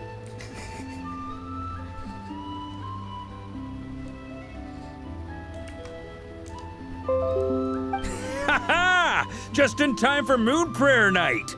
It's good to have you back, Miss Columbina. Yeah, we were worried sick. Thank you, my friends. With your help, I now have a name that belongs to me. Columbina Hyposelenia. Where's the second half from?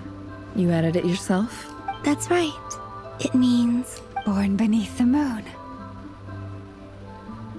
Yes. And by extension, it can also mean born beneath this world. A fine name. Now, as much as it pains me to interrupt this beautiful reunion, I feel obliged to remind you that the Moon Prayer Night celebrations in Nasha Town have already begun. Don't you want to enjoy the festivities? There's so much to see and do. And some of the ambient lighting and entertainments were sponsored by the kind souls in the Hexen Circle. Nicole? Why have you turned into Dodoko? So you're Miss Nicole. Thank you for helping us, and for helping me find my name. It's nice to finally hear your voice. You're quite welcome. Guiding lost people to hidden treasure is what we Seelie do. And if you ask me, spiritual treasures are far more precious than material ones. Chests are all well and good, but this was what it's all about. Oh, so satisfying. Anyway, I had to go help Alice. It seems like she ran into some trouble. That's why I couldn't be here in person. But don't worry, we're with you in spirit. We'll be celebrating right along with you. Keep an eye out for the Hexen Circle's festive stalls in Nasha Town. I think you'll like what we came up with. Alice said she even managed to rope B in this time. The Frost Moon Scions have also prepared various attractions. I believe Aino and Effa and their crew are setting things up as we speak. On that note, Nefer, about that request I made. It's all in hand. Yehoda is on site to ensure that everything goes off without a hitch. Wonderful. In that case, Traveler? Huh? Come on, Columbina. It's time to celebrate the best Moon Prayer Night ever. Jadi rencana dia masih nak balik ke Lebulan. Ya, story mah sudah selesai. Kita baru selesaikan satu masalah.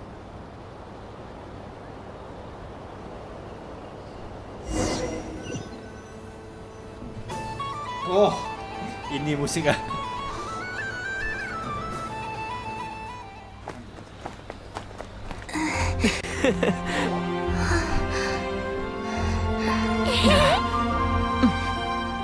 Hey, young lady. Would you like some Moon Prayer Night candy? Happy Moon Prayer Night. Oh, yeah. I almost forgot to say. Welcome home, Moon Goddess.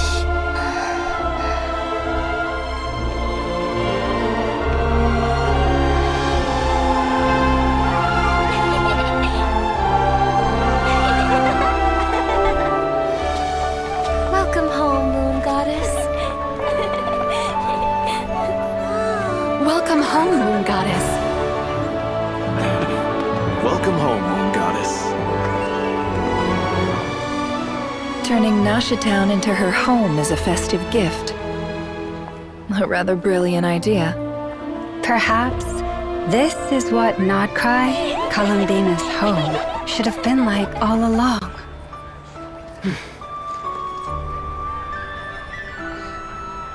Thank you for the gift. I like it a lot.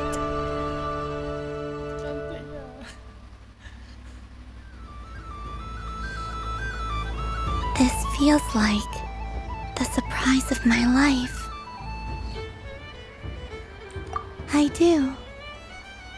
I never imagined I'd ever get to enjoy Moon Prayer Night with everyone so freely. At least mereka pasang baju ke NPC. If you're happy, we're happy. Quite a strategy you came up with. Hide the tree in the forest. It's not your usual style, Lauma. Is there something about Moon Prayer Night that enhances what's in your head as well as the antlers on top? Wah, cantik kan sih.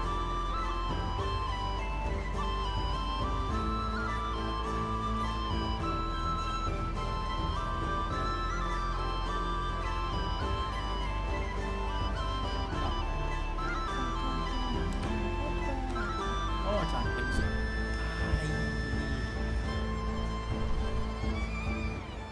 Oh.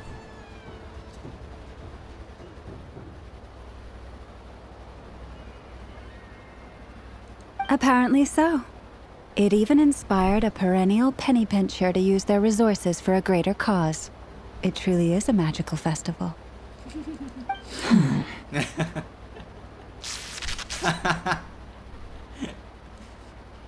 I see it now. This bickering is actually a sign of a strong relationship. Huh? What's everyone doing here? Oh, Miss Columbina, you're back. Yes, I'm fine now. Thanks for your concern. How's your progress with Alice's assignment? Very well indeed. I've never heard her sound so excited. Not like this. This time, her excitement seems more serious. Seems like she's had a major breakthrough. She said she'll contact us once she knows more. In the meantime, we're free to relax and have some fun. Enjoy the time off while it lasts. I have a feeling that our next task won't be so simple.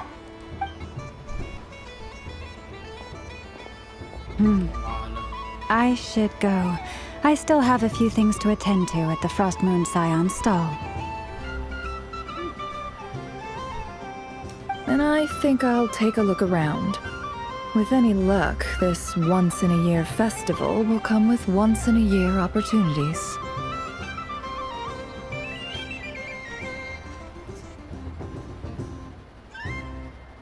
Hold up a second. Where's Varka? I believe he made a beeline for the flagship the moment he entered Nasha Town. Ah, that's Mondstadters for you. They know what they want when festivals roll around. Goodbye for now, Columbina. I hope you have a wonderful night. Soalnya kalau gini kan orang-orang nggak tahu Columbina aslinya juga Moon Goddess. Soalnya orang-orang juga pakai kostumnya sama. Dengan gini sebenarnya rencana lama juga ini. Semuanya rencana lama. Bagus. I will.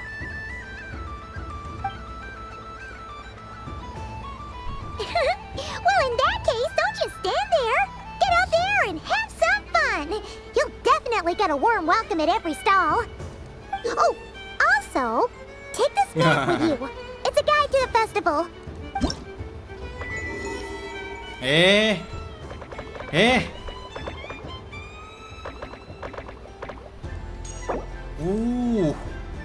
Cantik sekali.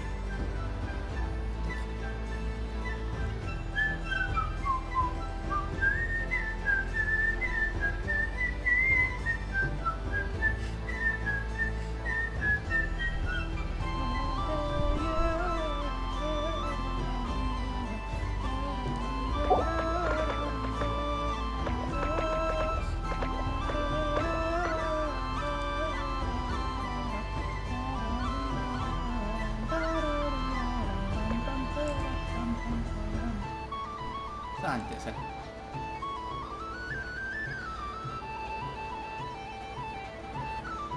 Pam. Cantik. Gila sebenarnya.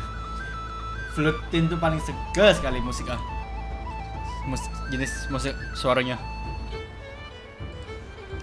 AFK dulu lah.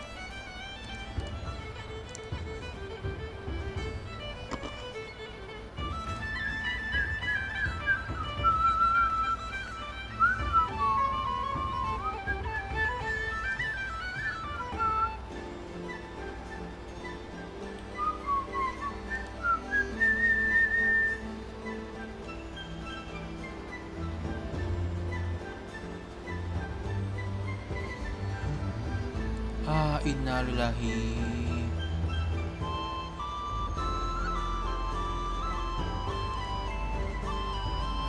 Beliau.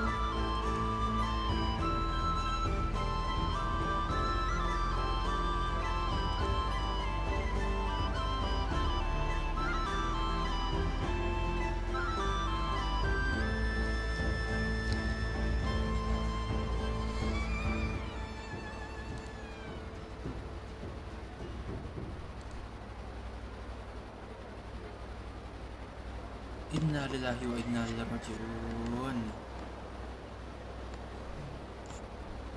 Sian.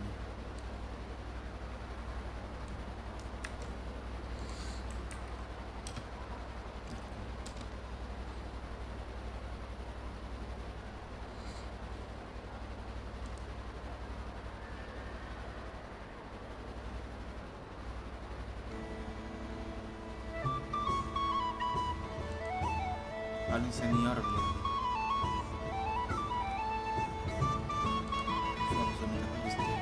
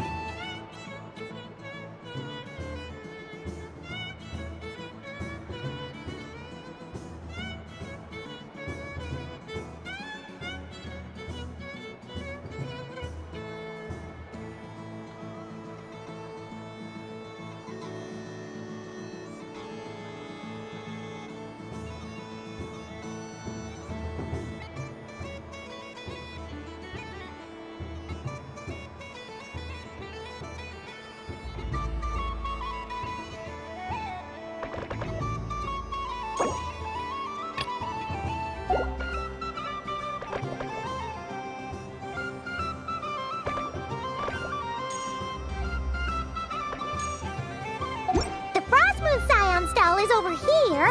Lauma's invited a whole bunch of cute animals to celebrate too. Over there is the Hexencircle section. Alice seemed more excited than anyone about this festival, so she insisted on making it a grand affair. Oh, and then there's the Noshatown local specialties, including... Actually, forget that. Better if you go check them out for yourself. Thank you. It looks like a lot of fun. You're not coming with me? We'll be around. But don't you want to browse by yourself for a bit first? Yep. If you find something you like and want to try it out together, just give us a shout. We'll be right with you. Otherwise, just relax and enjoy yourself. There's so much on offer, so try to experience it. And don't forget to stuff yourself with all the delicious festival food. All right then. Off I go. Where should I go first? This must be the mage's stall. It feels like I've entered a fairy tale. Ah, how lovely.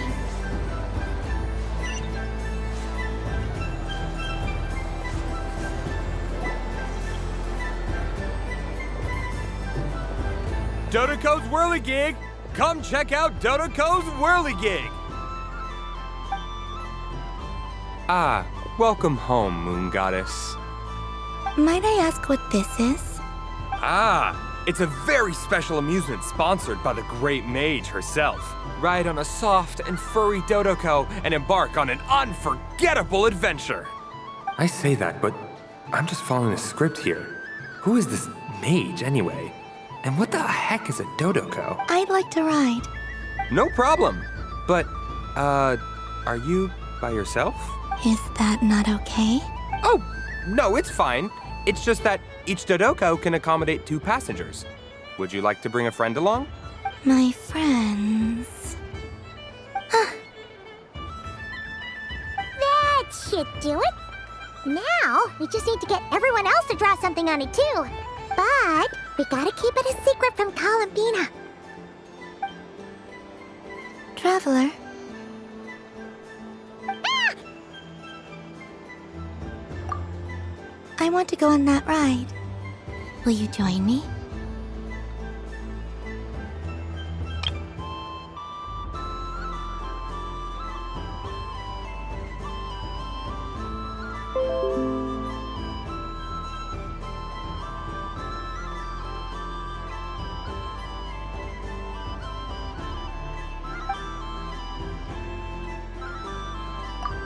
Let's go then. Don't worry. Paimon will do the rounds. You go have fun.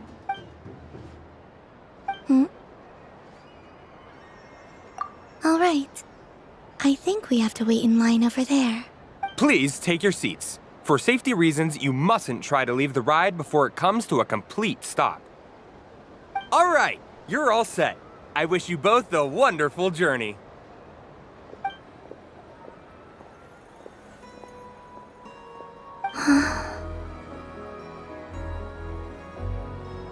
Not bad. It reminds me of riding a moon lane. Sometimes, the Guhenki circle around me like this, playing their beautiful melodies. Yeah, I'm going to miss them.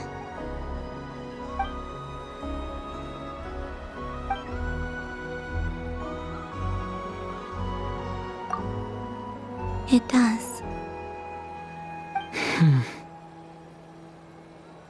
I've felt scared in the past, too. But this is a little different.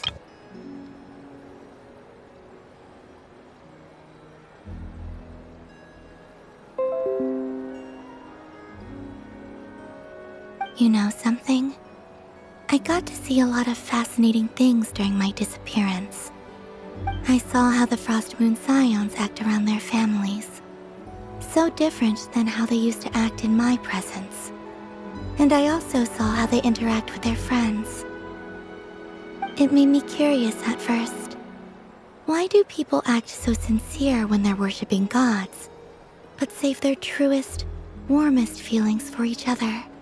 Slowly, I came to realize that it's because they trust one another. They know, deep down, that they'll be accepted for who they are. I know. I knew it the moment you started calling out my name. What I fear now is the end. I fear losing all this the very night I have gained it.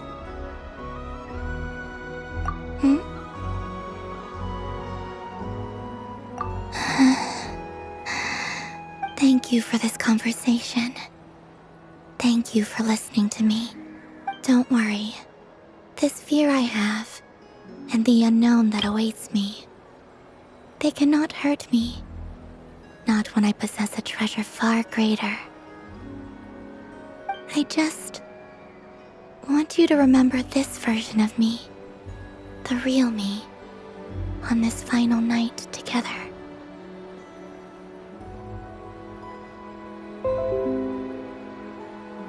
Dear passengers, Dodoco's awesome adventure has come to a close. Please leave in an orderly fashion, and we look forward to seeing you again in the future.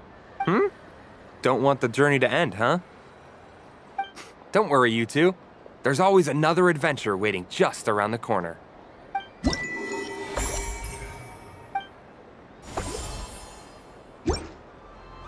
So this is the Frost Moon Scions area. It feels very familiar. But everyone looks much happier than usual.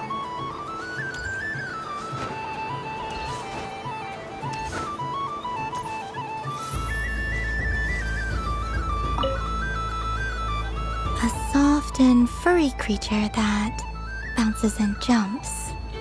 Welcome home, Moon Goddess. This one talks too.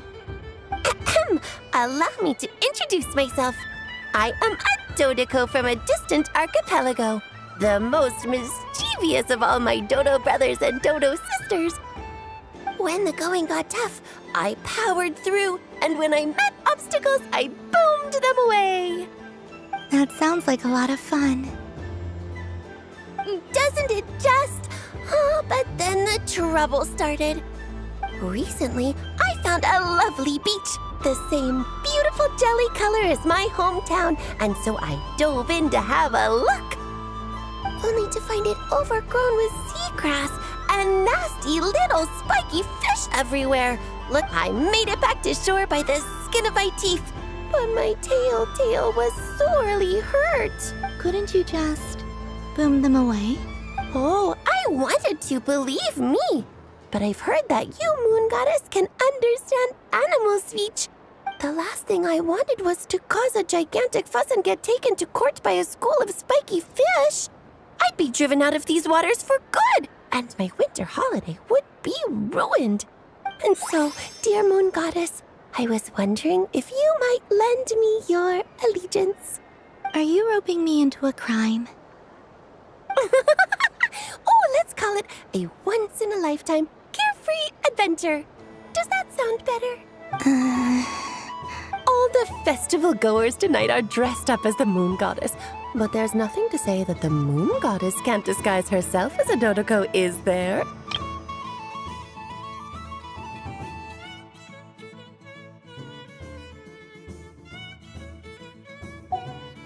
Besides, this is your home. You should be free to be whoever you wish.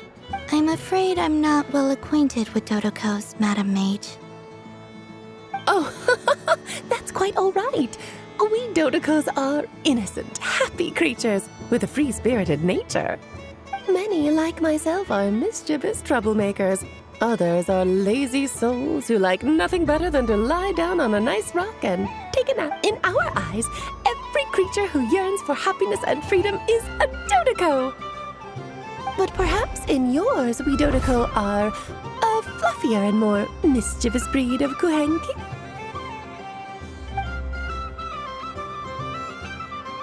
Yes, that is a much easier image to follow. Oh, wonderful!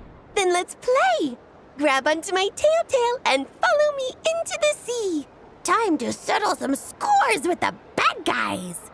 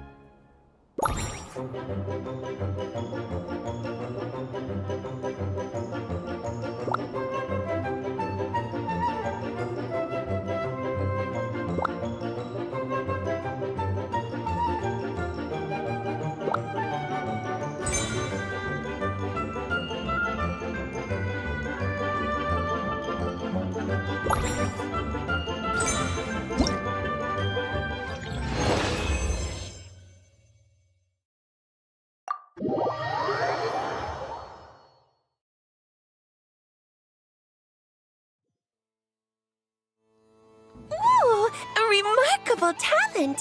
So, what do you make of it? The use of Jumpy Dumpties doesn't come as naturally to me as Kuvaki. But their unpredictability makes it fun. I think they call this... novelty? Indeed! And how did it feel blowing those pesky nuisances away? Not bad. Any guilt? What do you mean? Oh, wonderful! Lovely answers to all 3 questions. You've passed the safety test. Now I can give this special bomb to you as a souvenir. Remember, if you find any meanies living on the moon, you can use this to boom them into oblivion. I will.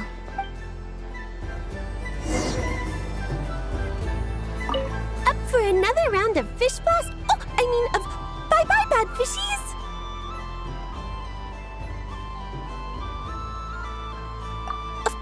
Of course! Feel free to come back whenever.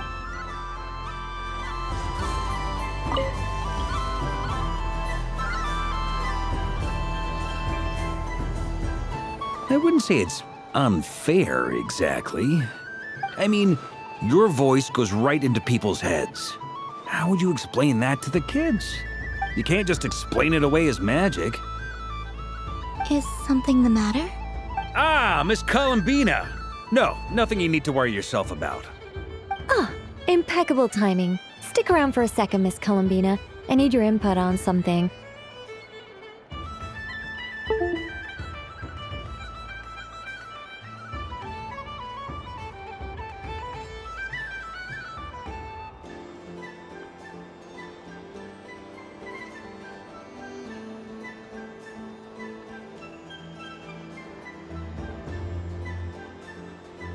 This self-proclaimed Knight of Justice has yet to give me a satisfactory answer. I, for one, would like to hear your verdict on the matter. Hey, now, I left the flagship just to help you out, Miss Nicole. What's going on? So Alice and I are both using long-range remote control spells that work on similar principles, allowing us to attend this festive fair in Dodeco form. Sorry, let me backtrack a little. While similar, there are some key differences. Alice, being a great mage, wanted her Dodeco to reflect something of her own charm and mystique. So she adjusted the way its tail moves when it spins around. An entirely gratuitous move, in my opinion. I hardly see how anyone is going to notice that.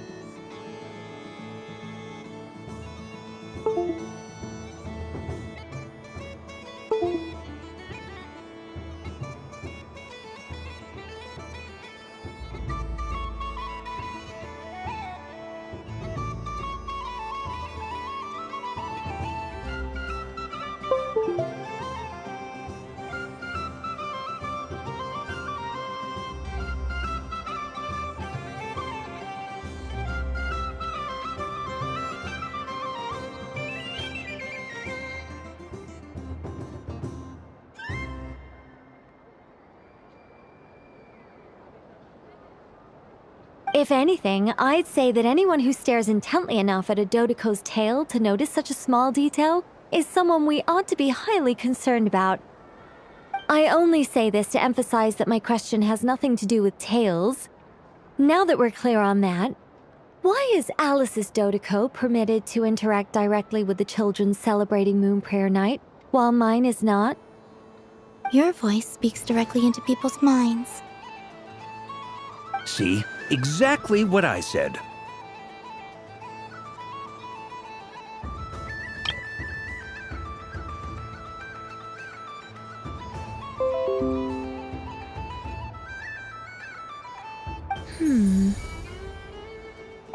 Miss Nicole? Ugh, I can't stand it. I know that probably makes me sound like a whiny child acting out in front of their parents. And it's a little embarrassing now that I think about it.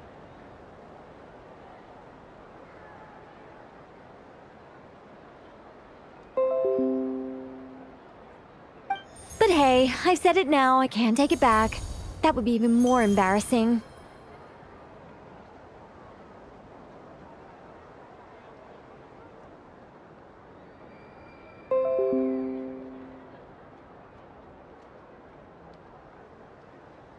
Also, don't go reading too much into that analogy. It was off the top of my head. I'm actually an awful lot older than either of you. Miss Nicole, are you saying that you'd like someone to play the game you've prepared? I'm not so invested in that.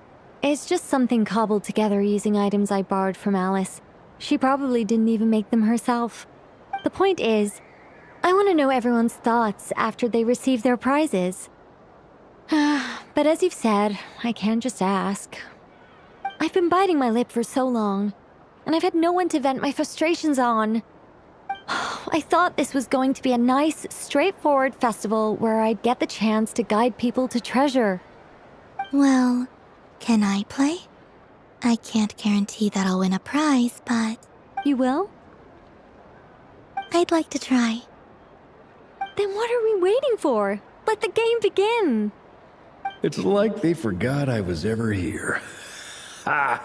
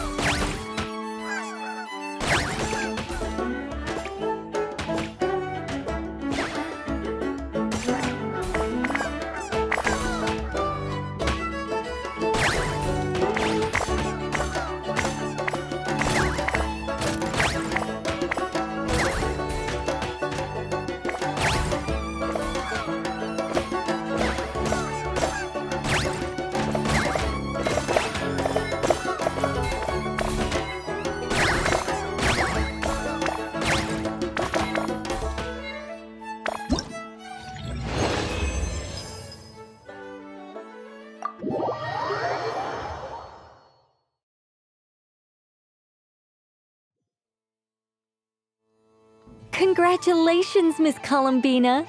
With your great wisdom, you have overcome every obstacle in your path. Fate? Well, something to that effect. If you'd prefer something more poetic, it could be the icy winds, or the dawn, Anything you like, really.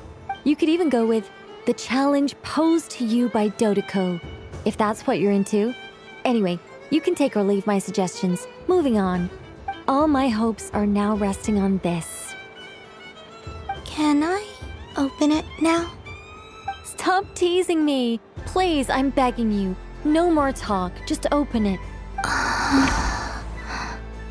Wow. What a lovely sculpture. Classic and cute at the same time. Thank you, Miss Nicole. I'll always treasure it.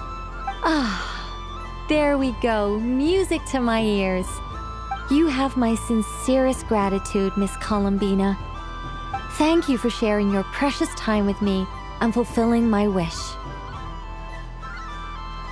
Don't mention it. You've all done much to help me. And still, I'm the one receiving all these gifts.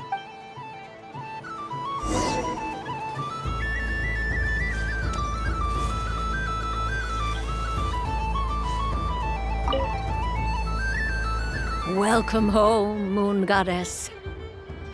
Oh, you're the genuine article. Alice was right. This moon prayer night was worth watching after all. Another one that talks. Greetings. Pleased to make your acquaintance. I am the Hexenzirkel member they call B, Barbeloth Trismegistus.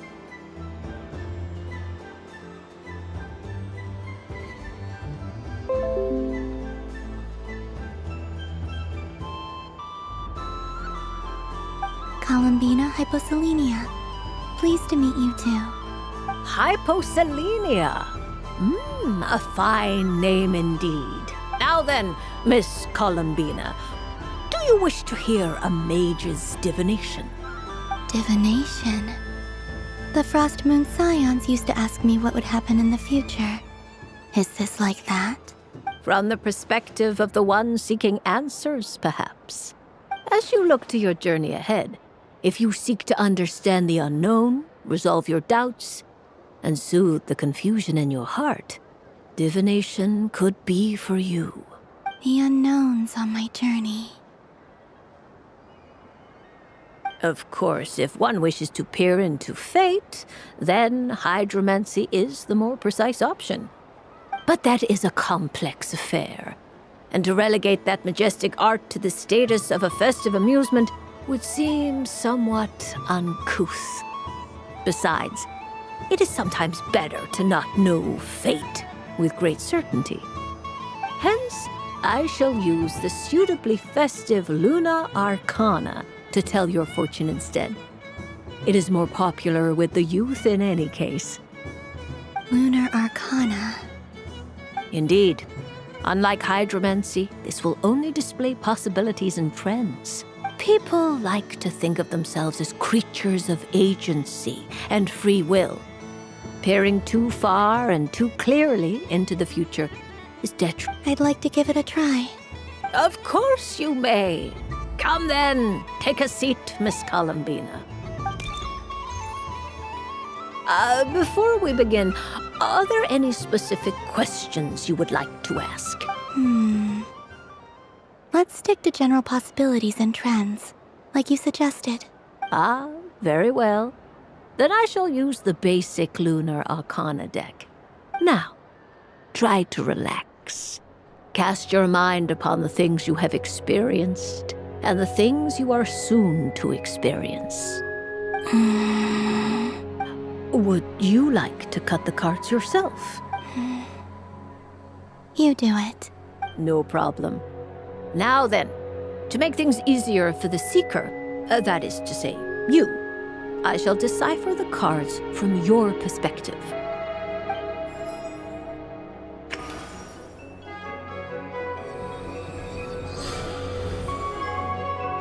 Please, draw the first Lunar Arcana. This represents destiny and is the foundation for the divination as a whole.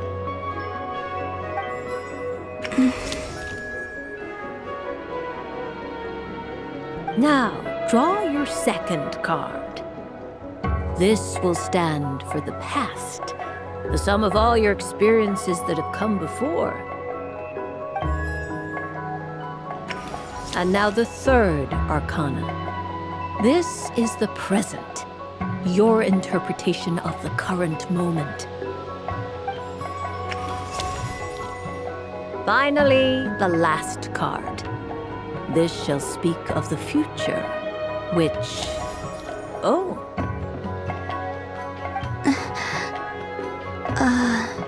Kuvaki Pulse? Fascinating. I've never encountered this before in my role as a diviner. Something has exerted an influence upon this card, causing it to leave its designated position. What do you make of this, Miss Columbina? Perhaps this is the guiding hand of fate in action. Of course, if you wish, you can choose to deny the validity of this card and draw the future for yourself. No, it's fine. Let's go with this one. A bold decision. I must say I'm looking forward to the results. Well then, let us flip the lunar arcana in sequence and see what emerges. Sure. First, Destiny. No surprises here. The card that represents yours is the moon. The moon. Indeed. The moon can represent the truth at some times, but deception at others. False peace, destructive calamity, and the world-changing power that lies within. When the moon is placed on the destiny tile, it indicates that your destiny is not what it may appear on the surface. Instead, it may yet have a hidden side. It symbolizes a journey through the fog, fraught with uncertainty and deception, where one must face inner challenges head-on. I don't understand. Patience, my dear. This is but the first card, which serves as a basis for the interpretations that follow. Now then, flip the second card, the one that speaks for the past.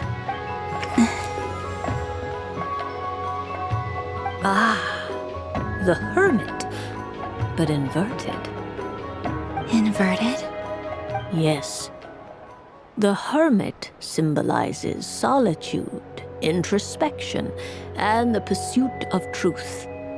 When inverted, it represents isolation, truth out of reach, and a path that leads one astray.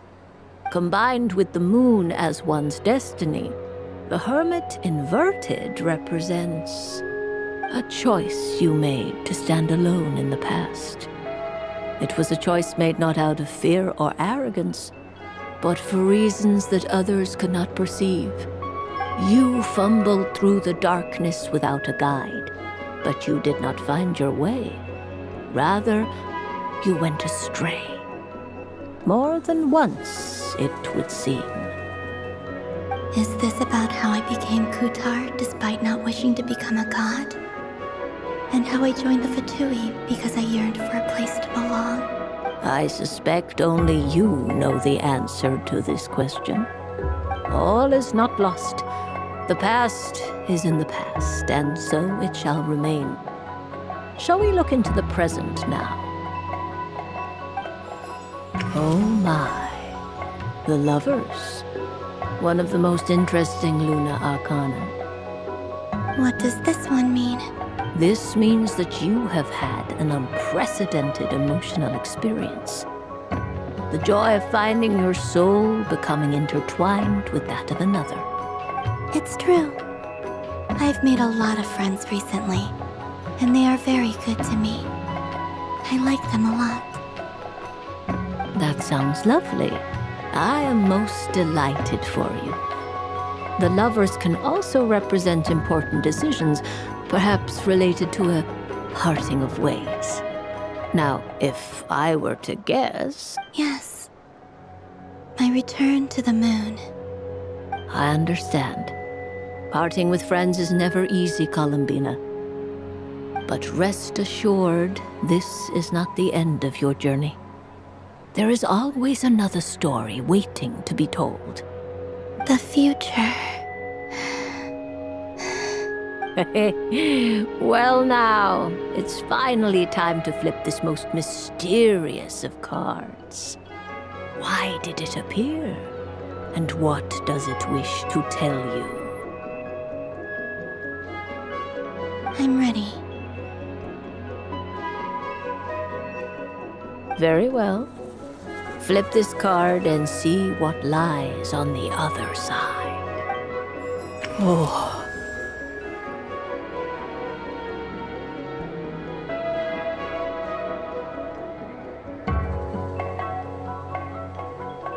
Miss Barbeloth? What is it?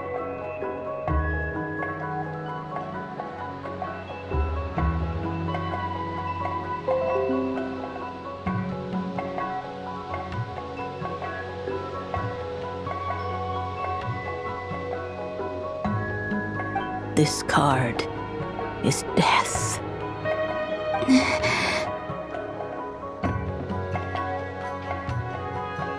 That doesn't sound very good. It depends on how we interpret it. It is true that it can represent an agonizing death, a complete and utter end, but at the same time, it can also represent rebirth. Do not forget that your destiny card is the moon. That lends your future many different potential meanings. If death spells the end, is it unavoidable? As I have said, divination can only display general trends. It is a rough guide, but it does not show predetermined outcomes. Allow me to summarize it for you. In the past, you may have lost your way, but now you have gained new connections and new strength. You now face an important decision, one that may bring about a great change in what is yet to be. This change might, in turn, be the end of all things, or their beginning. But remember, everything is subject to change because of the moon present in your destiny. You must see the truth clearly and face your innermost thoughts. The truth. My innermost thoughts. Thank you, Miss Barbeloth. Don't mention it. Some people dislike divinations, for fear of glimpsing an ending to their story that they wish was not so. But I can see that you're different. The result of this divination will not sway your decision. This is a rare quality, and one that diviners always hope to see in the seeker. We are here merely to guide, not to exert undue influence. I understand. Go then and illuminate your future, Miss Columbina. The moonlight that shines from you now is most captivating.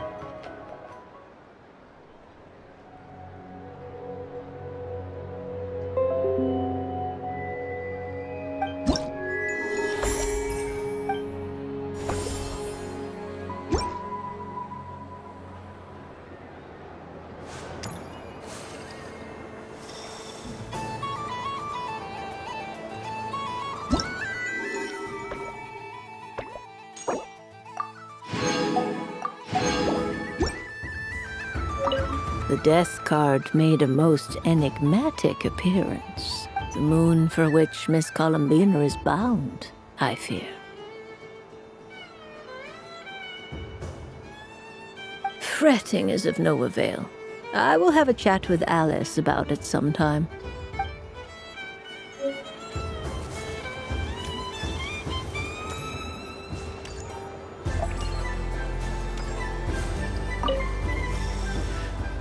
It'd be rude to just leave without saying anything.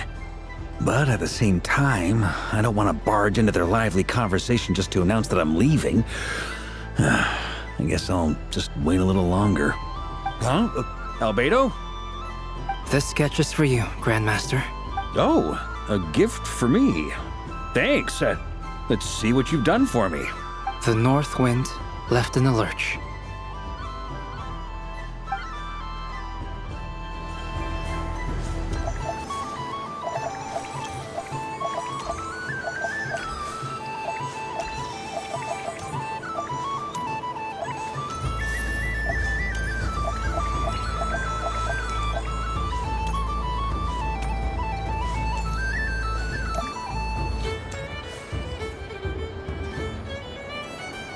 But I was aiming right at it! Aw, what a pity. I saw it with my own eyes. You were so close. So very close. That's not true! It dodged out of the way right as I was about to snag it! I'm sorry? You heard me! This paper frog can move! I swear! Dear, oh dear, what are you saying? How could a paper frog move? Unless you believe there really is magic in this world. But even if I, the mere humble merchant that I am, knew such magic, surely I would not use it on a paper frog. I'd sooner give Mora legs, so it could walk right into my purse. My dear, dear customer, why not have one more try? This time I'll give you 12% off, a very generous discount for one of my most regular customers. Just think about how much experience you have under your belt now. You're sure to win the next one. Darn, I used up all my coins. I'll be right back. Just gonna fetch some more from my house. Take your time, but don't take too long. This event is Moon Prayer Night only. Miss it, and you'll have to wait a whole year. Next customer, please. Welcome.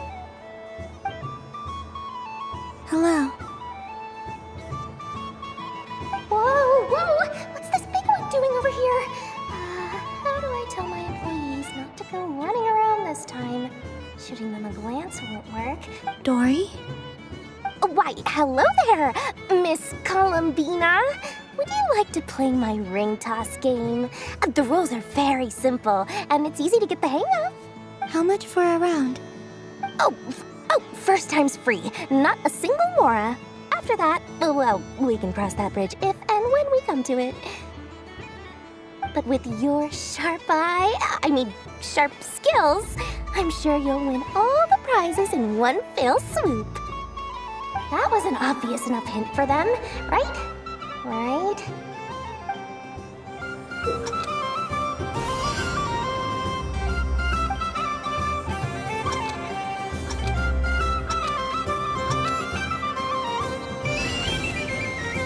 Here comes the ring!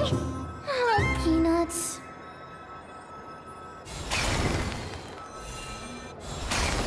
Change tracks. Roselle, should we move or not? Just a tiny bit. All right, then I'll... Oh, sugar plums, not the clock hands. How do I move the legs again?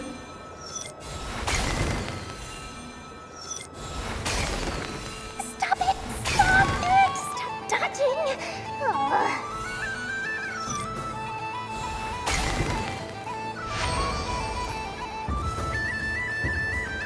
Let's see now. Let's see. Wow, very good. That's the highest score we've had all night. And here's your prize. Now, how about another round? As for the cost... Happy Moon Prayer Night, Miss Columbina. Happy Moon Prayer Night, Durin and Hat Guy. Are you here to play the game? Yes. No.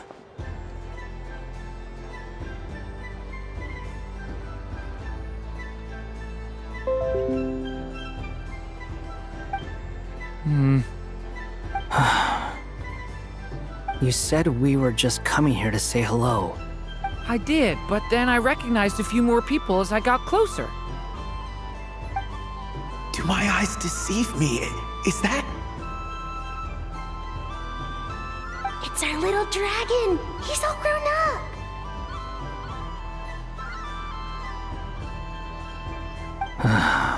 Someone's popular. Well now, since you came all this way, why don't you try out this lovely game we have going? First try is free.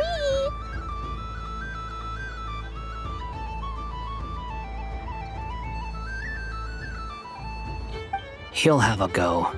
I'll pass. It's only one free try per customer. You can't give your try to him. I'm aware. How has Elder Almond been lately? He's in great shape. He goes for a run in the forest every morning to stay fit and healthy. He tried to go boat racing with Firecracker a while back, but he couldn't even make it onto the Lotus Leaf. Firecracker was in fits of laughter.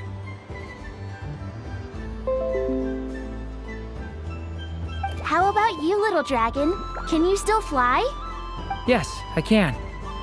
But you've become less chatty. Has growing up been tough on you? We call that maturity. You know, the thing people sing about. The knight wields a sword of stone to defend those hearts that are made of gold. Stone is very heavy. That's what keeps him from talking too much. That's awesome! I want to be a knight when I grow up too. Ring, here I come! Oh, the hat-wearing man. I never thought I'd see you again. You seem more determined than when I saw you last on the train. If you say so. Oh, I do say so. The people you once helped see it clearly. It's because you are once again on the right track. May the engine in our hearts propel us to the station of our dreams. I can move! I can move now, Roselle! What are you doing, running into the rings like that? You got them all so quickly. I have never seen anything like this in all my travels. Is this guy actually an old friend of theirs? But how? They're origami animals and clockwork people from a fairy tale. Getting to know them would be quite an arduous task, unless they share a hometown? I have to get to the bottom of this. Next time I see the Great Mage Alice, I shall demand answers. Thank you, Dory. I had a lot of fun. Now for your prize. Where did I put it? Give me a moment to... Oh, sweet grand prize. How I wish I didn't have to let you go.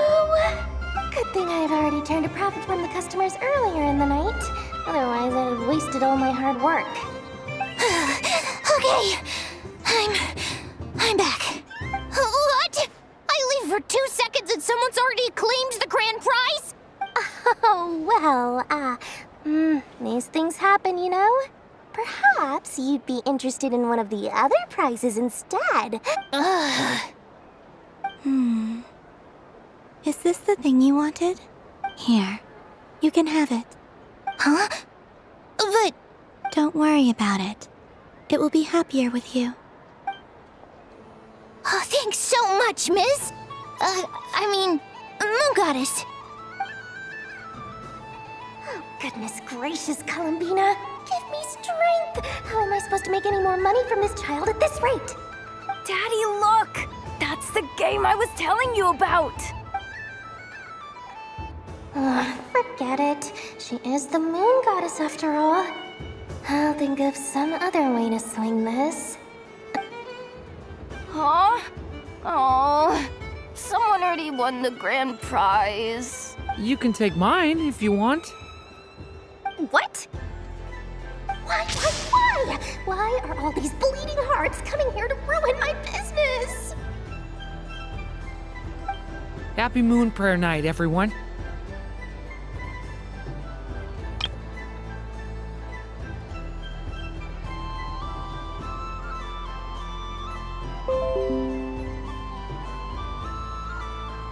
Happy Moon Prayer Night.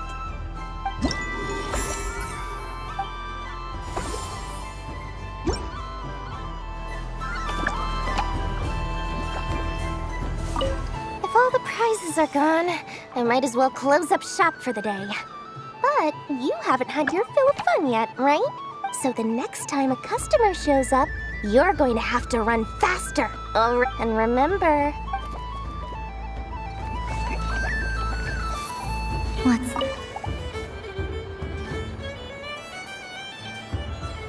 Come on, Citrus. One more round. Just one more. But my neck... Oof. It's acting up again. You should take a break. Health comes first. Yeah, don't push yourself. We'll find someone else. Hey, don't look at me. I'm the referee. What are we gonna do then? Do you need any help? Yes, we do. We need one more player for our game. All right. Could you teach me how to play? It's really simple. You just throw the dice and move by that number of tiles.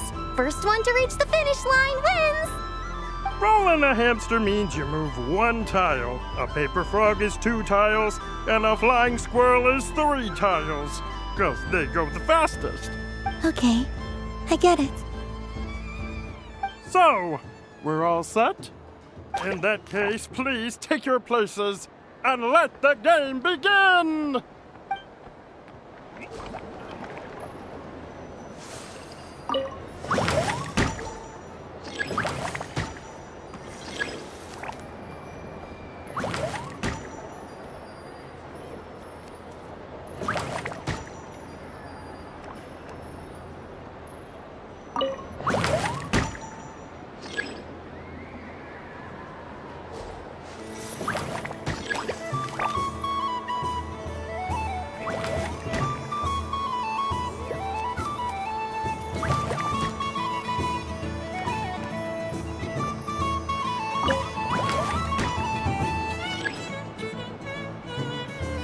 And the winner is the Moon Goddess! Congratulations!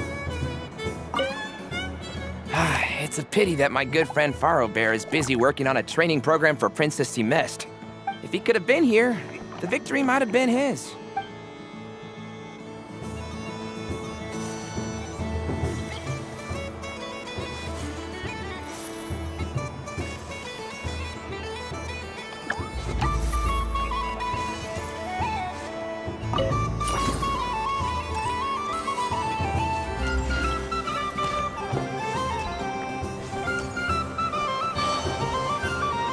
So this is the Frost Moon Scions area.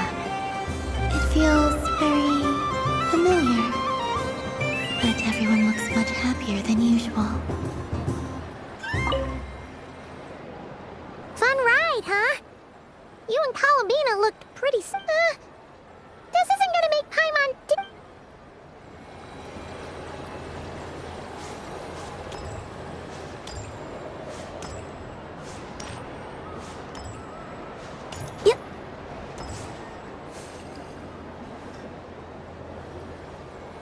Wow, the Frost Moon Scion stall looks kind of plain, but it's pretty cool once you get into it. I don't go to Hisi Island much, but it's got that, like, old world cultural feel. And if culture means we get more festivals, I'm all for it! Hello, Yahoda. Columbine?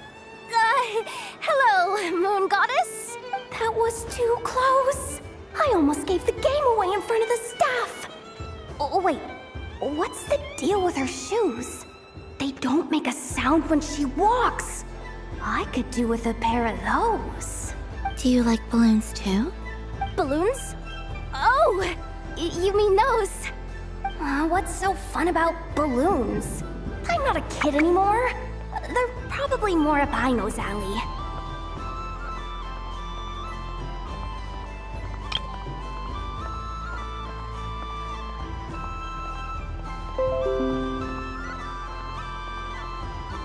Yes. The animals seem very curious about these strange flying objects. I was drawn here by their voices. I recently learned a fun new game you can play with balloons, so I decided to come and give it a try. A new game? Hello. Welcome home, Moon Goddess. Here to buy some balloons? Yes. Could you give me a few that haven't been inflated yet? Are you sure? I guess it's not a problem, but... Yes, please. Uninflated balloons? But those are just little rubber pouches. Would you like to play the balloon game, Yehoda? Huh? Sure. I guess. How do you play? Wait here a moment. Oh. This is so weird. What have I got myself into now? I thought I saw Columbina nearby. Uh-oh! That's the fourth Harbinger! Although she's helped us out quite a bit, she's good people, right? Is she looking for Columbina? Oh, guess that's my ticket out of here. I'm not sure my heart can take being sandwiched between two Harbingers. Which stall is she checking out? Oh, it's that other Frost Moon Scion's one. Try on the headgear, see what it's like having antlers or animal ears for a day. Oh, I wouldn't be caught dead wearing that stuff. So embarrassing. I have enough gear to carry as it is. Wait, what? She put it on?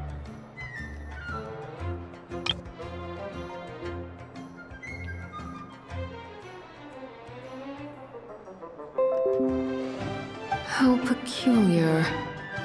This would take some getting used to. I wonder if this is what it's like for Lynette.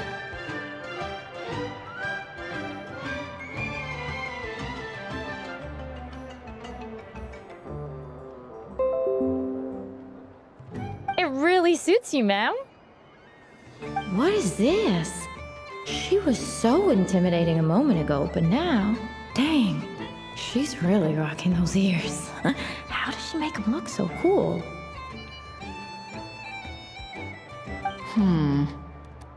I suppose I may as well keep them on for now. All part of the festive experience. She's coming this way. How do you do, Miss Yehoda? Oh, jeez. Don't talk to me while wearing that thing. Where am I supposed to look?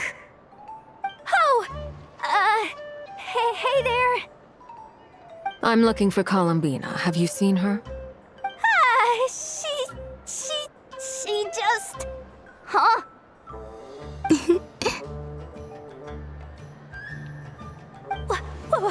Wait, is that what she meant by balloon game? Yeah. Huh?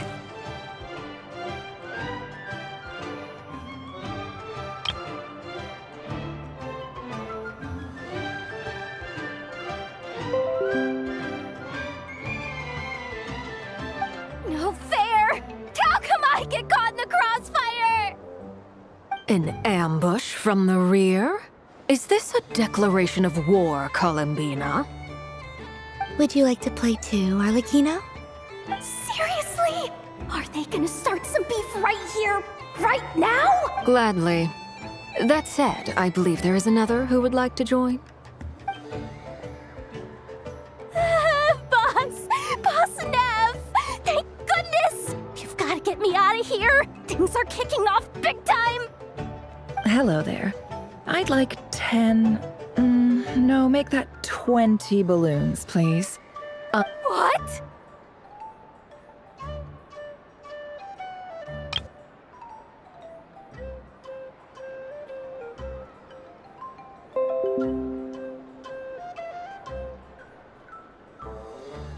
Miss Moon Goddess, I hope you're prepared to pay the price for assaulting my employee. Welcome to the game, Nefer. Just to be clear, let's keep this a fair fight, okay? No strange powers, please and thank you. Naturally. Don't just stand there, Yehoda. Aren't you going to team up with me? Huh? Of course. Don't forget, the Curatorium has a reputation to uphold. I knew something like this was gonna happen.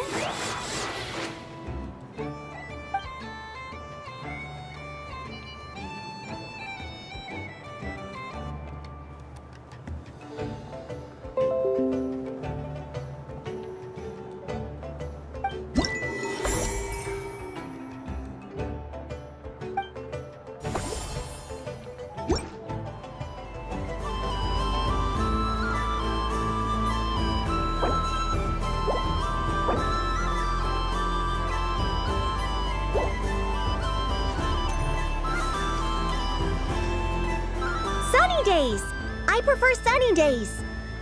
Ah, well, you are as warm as the sun itself, Moon Goddess. Very well.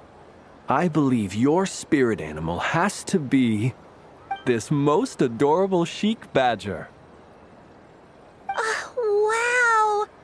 Thank you, Mr. Talking Magic Lamp. Have a very happy festival, Moon Goddess. Flens? That's you, isn't it? Shh. It's our little secret, my dear traveler in Paimon. Okay, sure, but why are you here selling sugar sculptures? Everyone celebrates in their own way.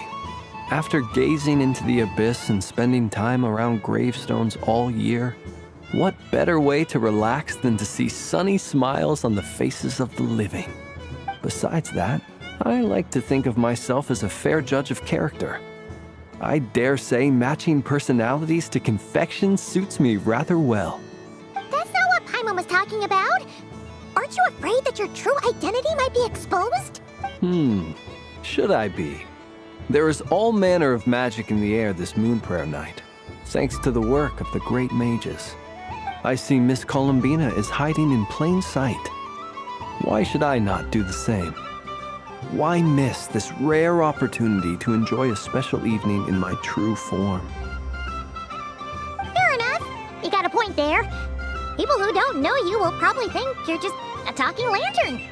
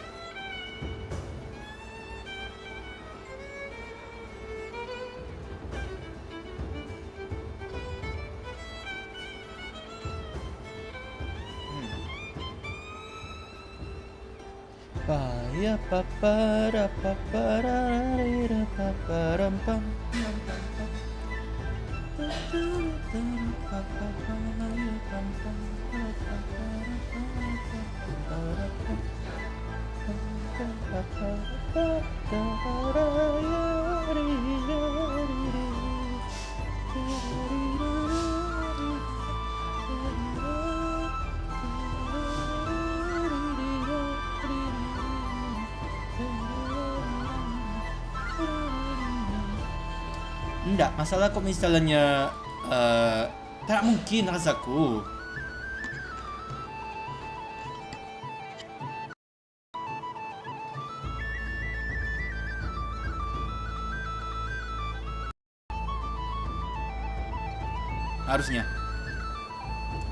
Harusnya.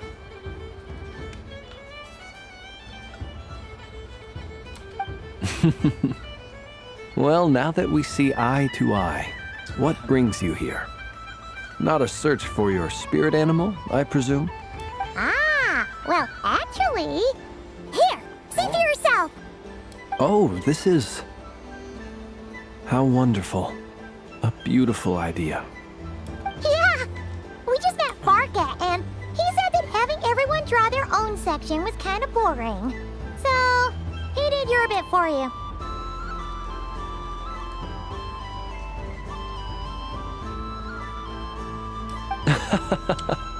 Ah, Varka. Ever the maverick. I see his artistic skills are truly one of a kind.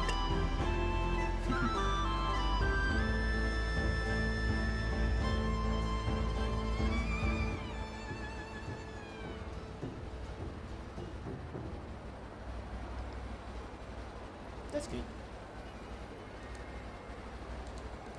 In that case, I shall paint something on Mr. Albedo's behalf in a short while. What? Why not now? Ahem. Welcome home, Moon Goddess.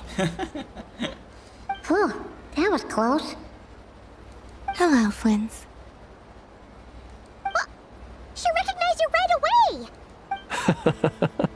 What keen eyes you have, Miss Columbina. Especially considering they are shut. I did not see you. Rather, I sensed you.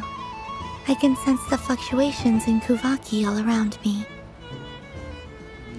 One would expect no less of the Moon Goddess. Might I interest you in some candy? Yes, please.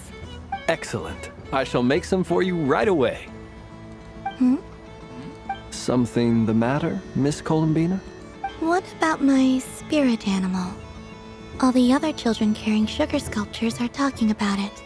Wait, is she taking the test seriously?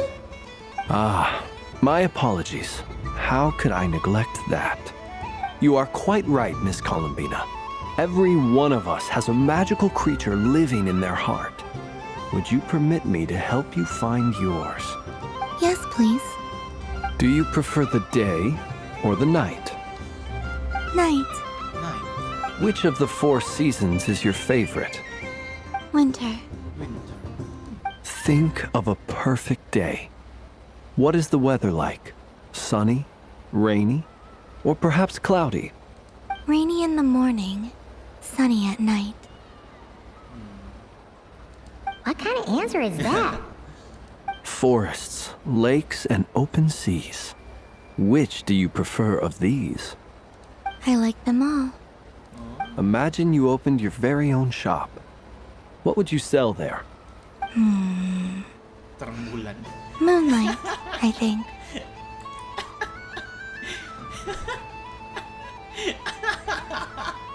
Terang bulan tapi bukan terang bulan yang itu, Cok.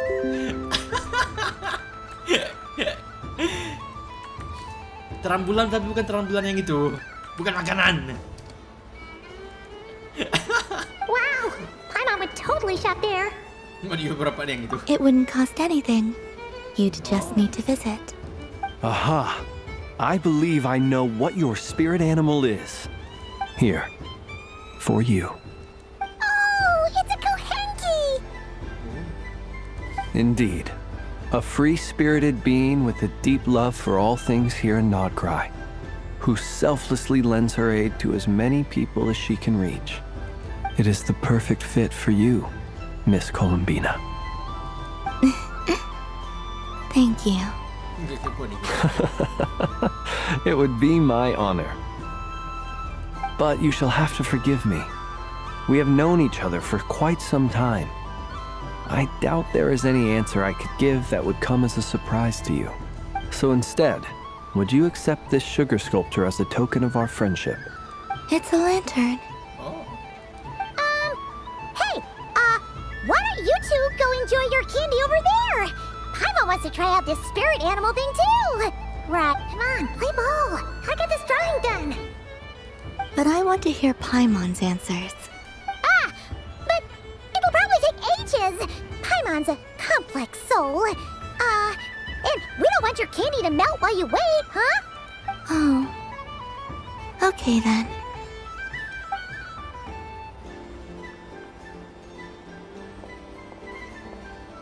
Phew. Nice excuse, Lady Paimon. That was some quick thinking. Yeah, no thanks to you. A little help next time.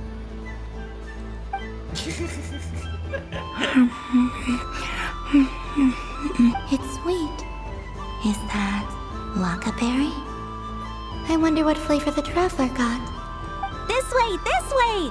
It's the candy-selling lantern! I'm coming! Of course. Traveler, maybe we can share? Yes. I found out recently that people share their food sometimes, so I'd like to try it. Or is that a no? Thank you.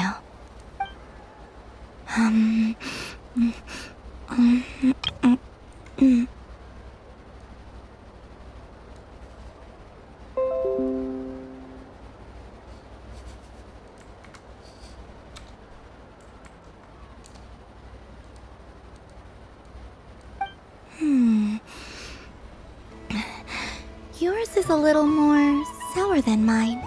Here, you try it. Amazing. My sugar sculpture has shrunk, yet my heart is filled with feelings of sweetness. I will remember this feeling. Sure.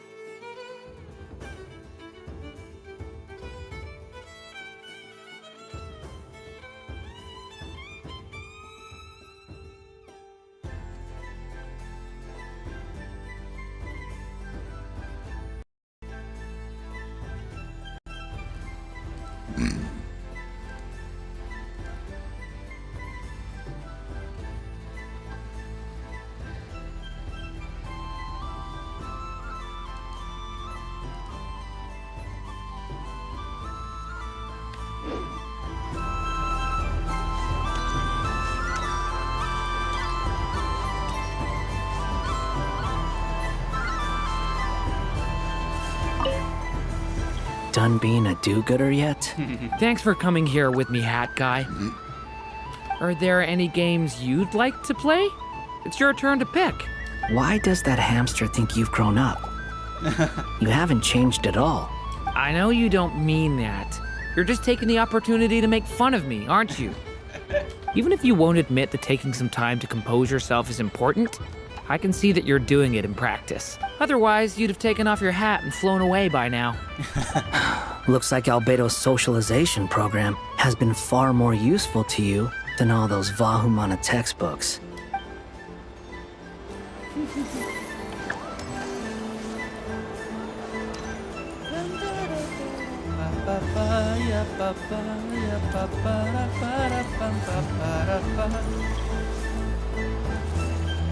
Aku nak foto lah.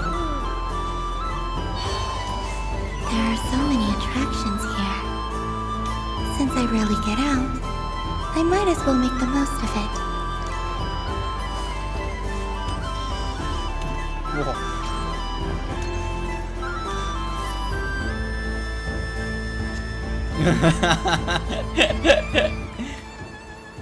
This doesn't make any sense! How am I losing every single time? Wait, Inefa, you're cheating, aren't you?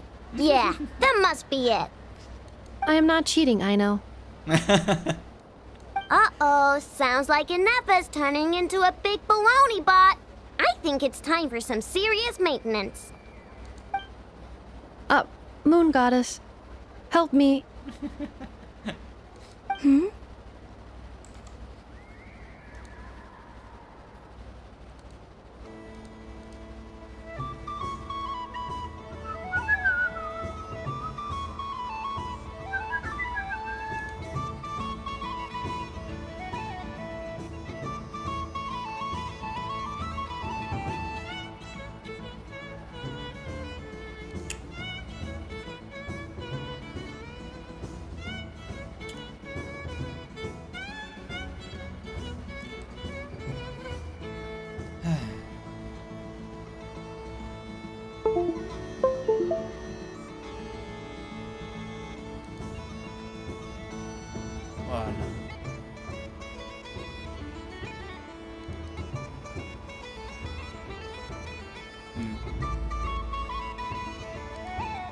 Miss Columbina, I know, is attempting to cheat. What the? I'm not the cheater. You're the cheater. How dare you throw it back at me?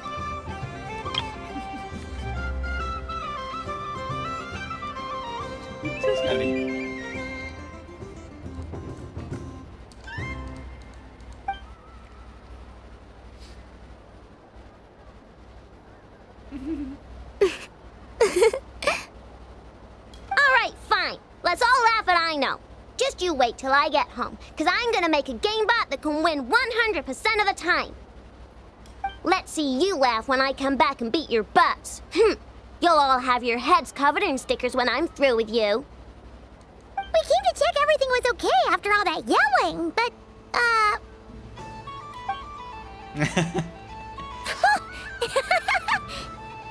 Whatever it is, it sounds like cheating is allowed. Kuhenki concentration. Each player starts with differently colored kuhenki.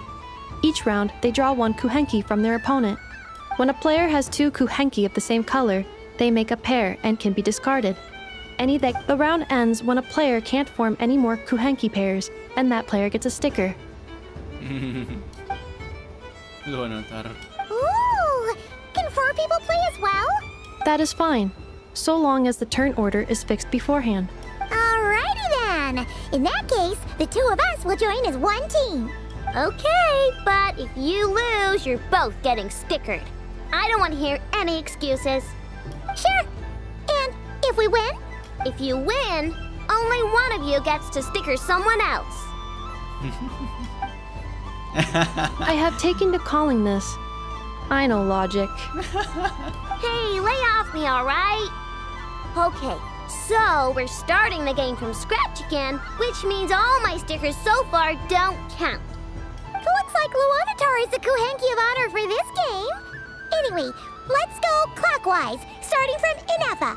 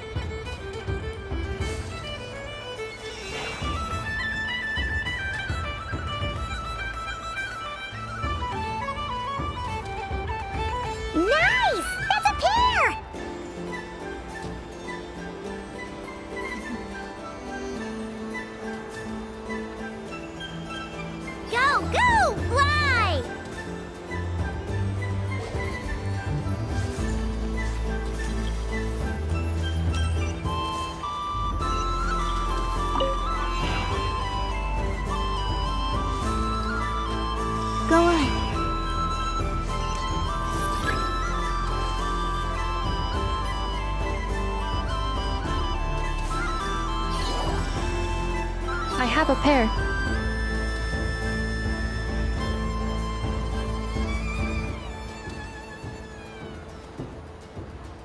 Uh-oh! We gotta pick up the pace!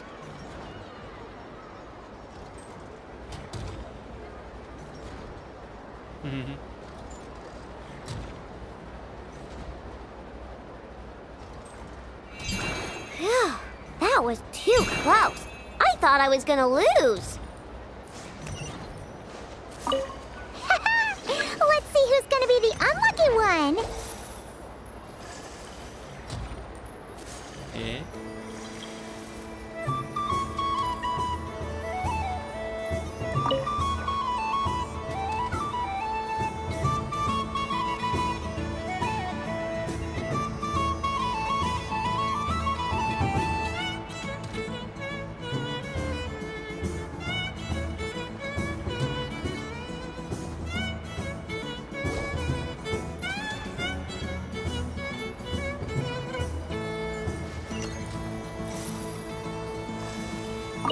Start landing.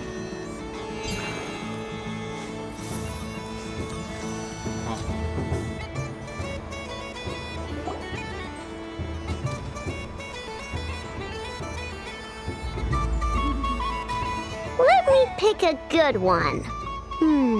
What's it gonna be? You're looking very pleased with yourself there. What happened to being a huge Grumposaurus? I won. Duh.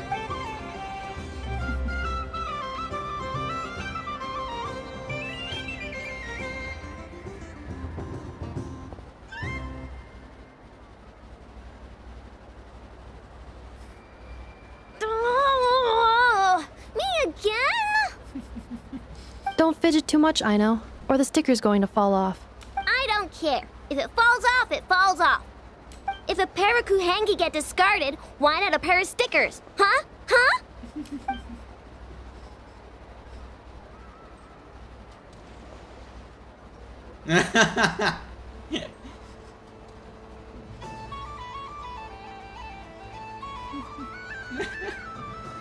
What? I've lost. Sticker, sticker, sticker! Yeah.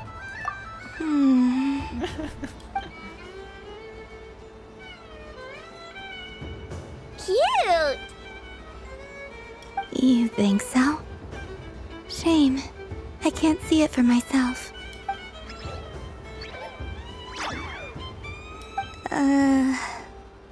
What did Luanatar say? She said it looks so cute that she wants me to lose a few more rounds.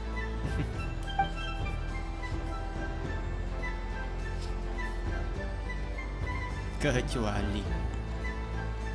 Who put these stickers on Paimon's eyebrows? Ugh! She can barely see!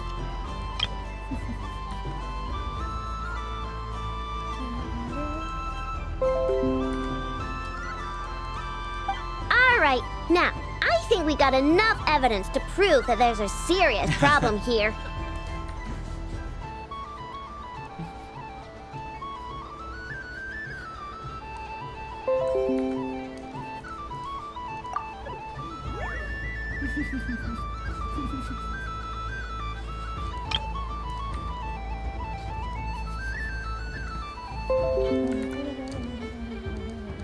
Yes, I agree as well. The culprit is... Ineffa! Culprit? What did I do? Quit acting dumb, Ineffa! You're not wriggling your way out of this one. I've been watching you. Not only did you remember whose side Luanatar started at, but every time someone drew a Kuhenki, you were logging it and calculating every last possibility. Which Kuhenki pairs were gone, who had what color Kuhenki in their hand, even our facial expressions. You were keeping track of it the entire time. Exactly! What Aino said! Putting aside the fact that running calculations is not against the game rules, do you have any evidence to support your allegations? Matamu. But that's not against the rules either. So she admits it. She certainly does. Alright. Everyone grab a sticker. It's time to get Nefa back. But... Take that!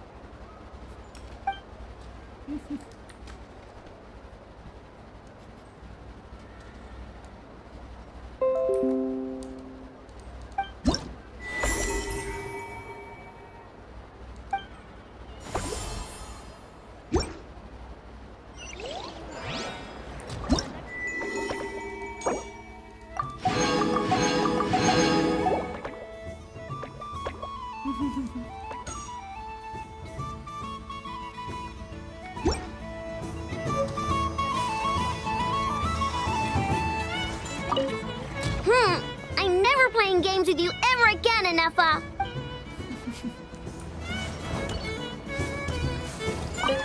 Aino is throwing a tantrum again. I believe it will take 3 crumb-kakes to constitute a suitable peace offering.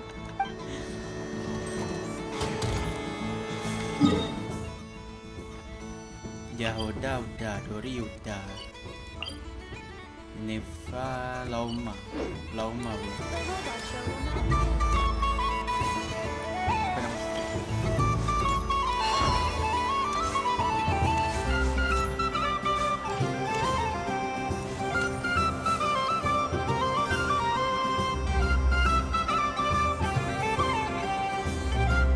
Well, look who it is. I heard someone went and disappeared on us the moment we let her out of our sight. They looked all over for you. Frankly, I didn't think you'd be back for Moon Prayer Night. Were you worried about me, Sandrone?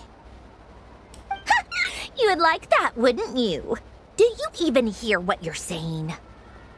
It seems to me like you disguised yourself with festive headgear, just so that you could come see me on Moon Prayer Night and make sure I'm okay. You didn't even bring Polonia with you. You? I thought you couldn't see. I cannot. But I sense the confusion of those around us rippling through the Kuvaki currents.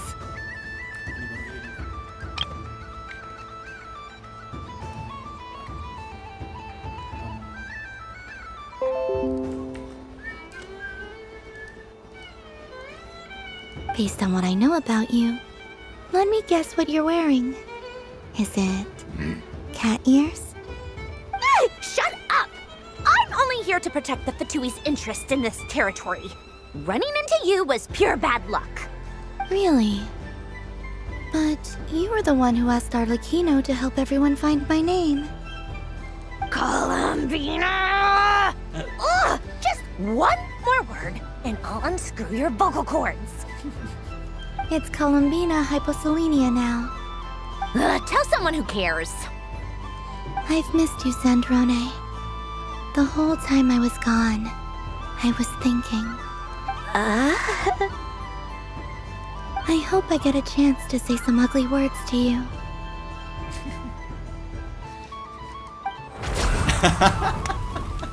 Is that supposed to be a joke? Anyway, let's go play that game. What? You mean that frostfin whale? Yes. It's some kind of game where you get bitten if you step on the wrong tooth. Seems like fun. Who in their right mind would wanna... Because you're not a scaredy cat. Fine! You wanna play? Let's play. Don't complain when I kick your sorry butt. Gampang regbiter nih. Lovely. You old geezer! I'm gonna beat the pants off you! Just you watch! I almost forgot. Sandrone? What is it now? You'd better not lose, or I'm going to beat your head in. What? Top tier sih. What? Allow me to demonstrate since I'm feeling so nice. You just step on the teeth, like this.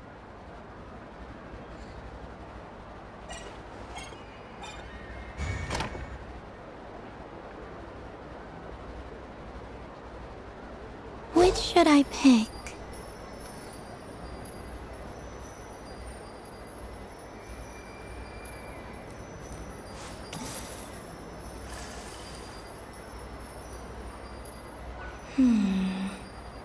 I'm getting a bad feeling from this one. Sensing Kuvaki doesn't count as cheating, right? I want to switch.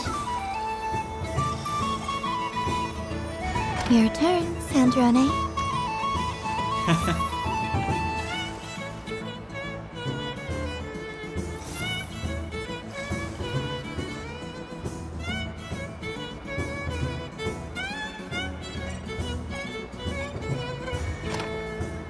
Don't come crying to me if you get bitten.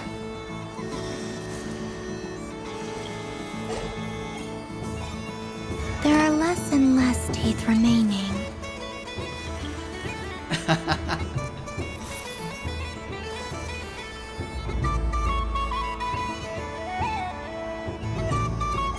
Huh? What's that noise?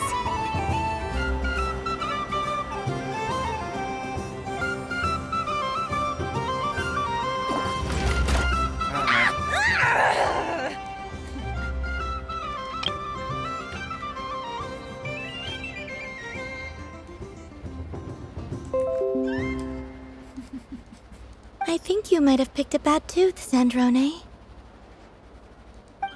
Shut it! Do you need any help? It seems like you're stuck.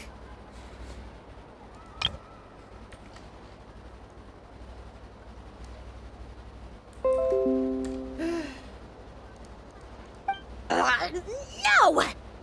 It's just a blasted toy!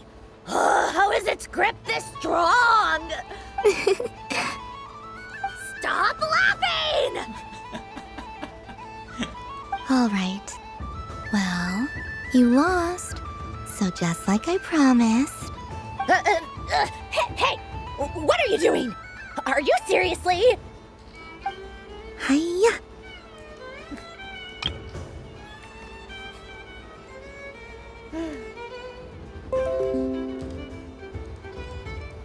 Why, you... Oh, just you wait! Rematch!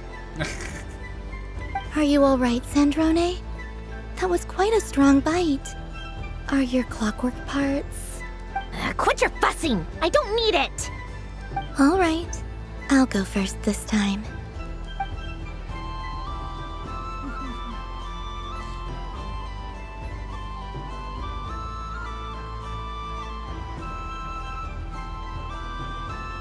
I see it now.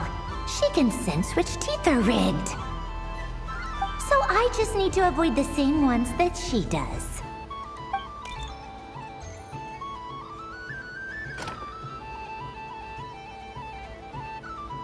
This one... Seems fine. She avoided that one then? Now I've got you. All right, my turn.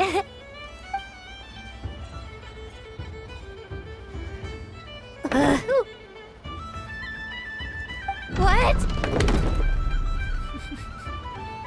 Looks like you lost again, Sandrone. Wait! There's more than one bad tooth! Bonk.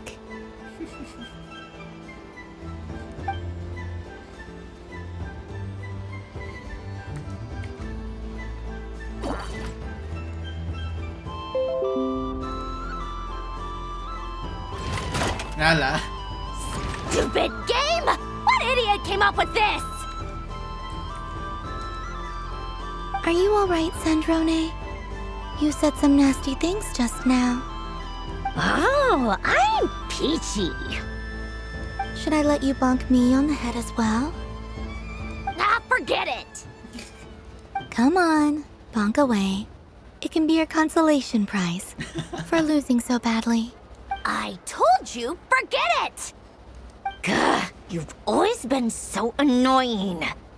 Singing right outside my door, inviting yourself to my tea parties, going AWOL. And now you're off to the moon or something.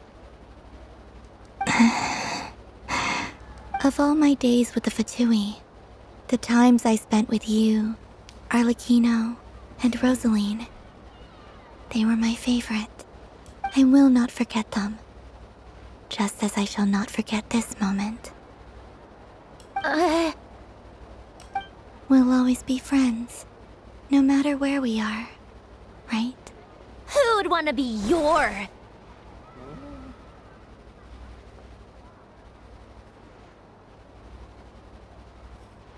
I'll miss you, Sandrone.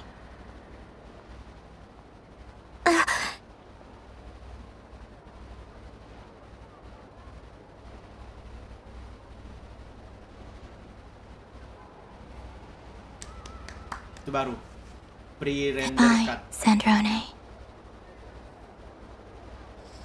Kayaknya mereka benar-benar ini lah apa? Eksperimen.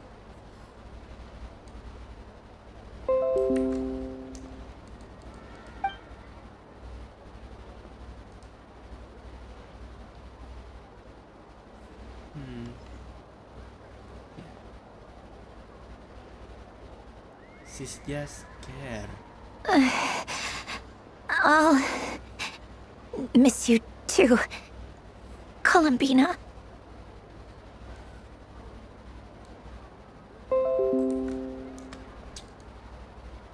Sorry, what was that?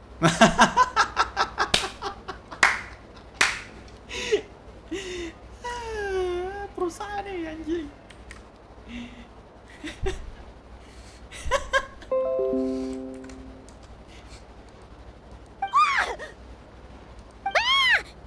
Yeesh! You need to freak out! What's wrong? We've been looking everywhere for you!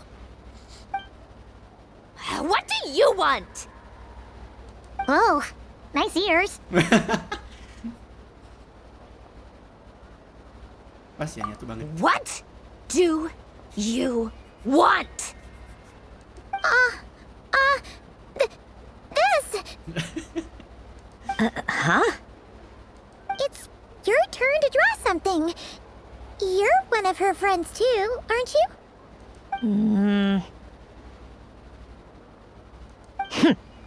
Doesn't know how lucky she is.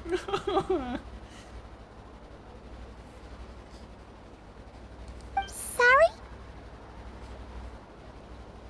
Nothing. I'm done. Take it. Oh, that was fast. Oh, and one more thing. Last time we spoke, you mentioned you were interested in the Narcissan Kreuz Ordo's research, remember? There were too many people when we last met, so we didn't get the chance to do this. What are you talking about? Kamu melihat ini. This is... Oh. Alain, Renee, and Marianne. Dan ini. Huh. The Holy Blade. A savior's plaything.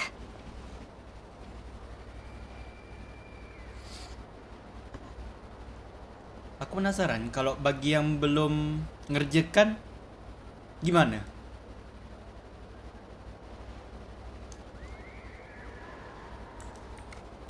Kan itu kan harus dikerjakan dulu word quest-nya baru dapat.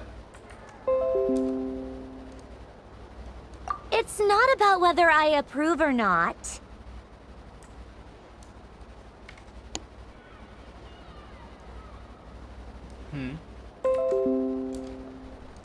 These people, they would sacrifice themselves for the sake of the world. Especially Alain Guillotin and Renee. That is something I would never choose to do. Dead flake. Secara ajaib, secara tiba-tiba ngasih dead flake. Anjir.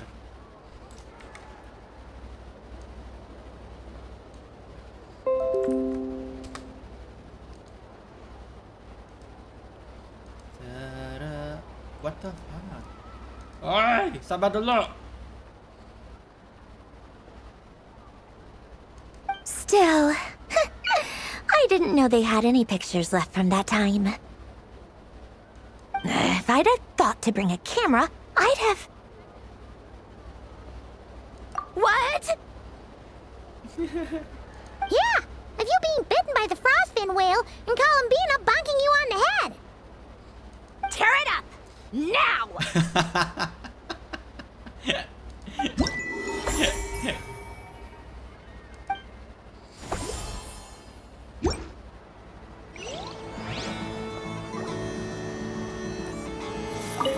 What's there to see on that moon anyway? Let her go up there and cry alone. See if I care.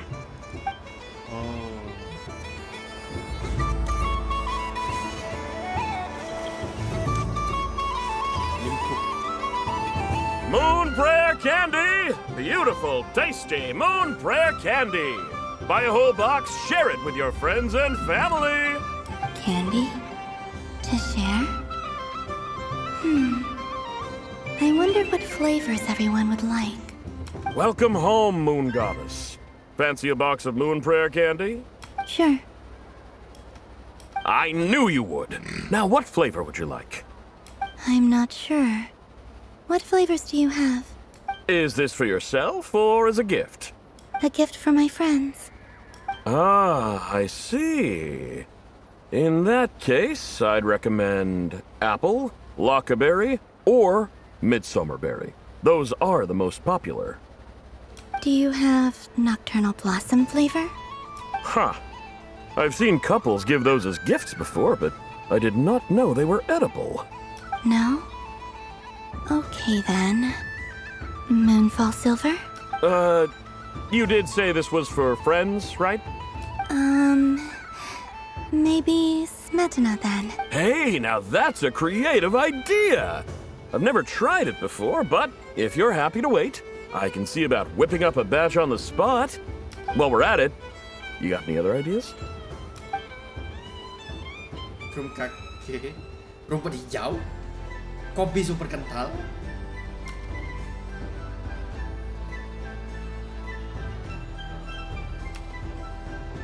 Smoked fish stick.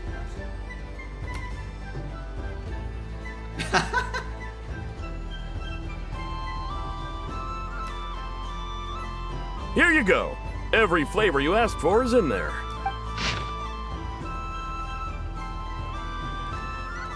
Thank you. I should be the one thanking you! You brought me a whole bunch of new business. It's like a genuine blessing from the Moon Goddess. I hope you and your friends have a lovely night.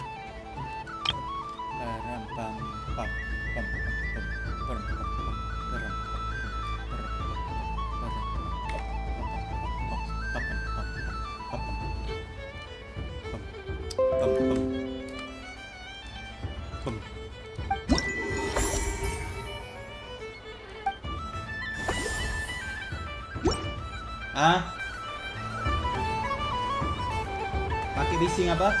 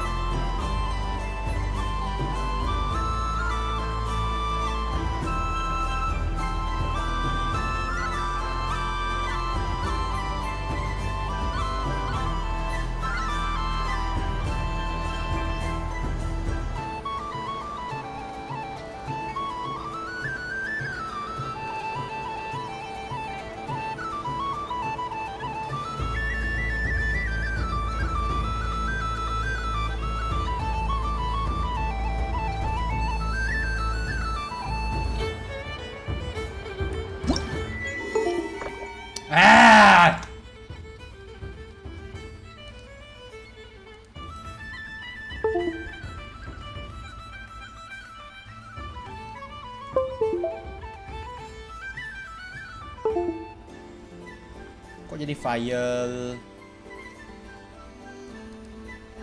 Hah? Ah.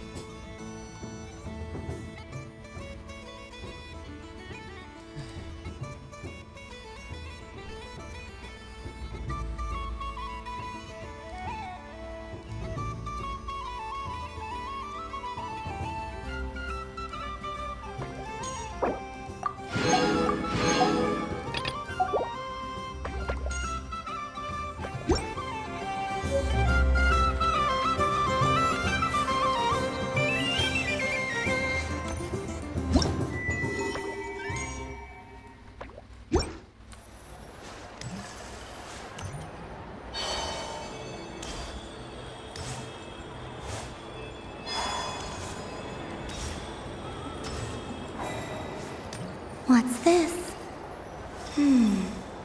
Should I give it a try? Oh.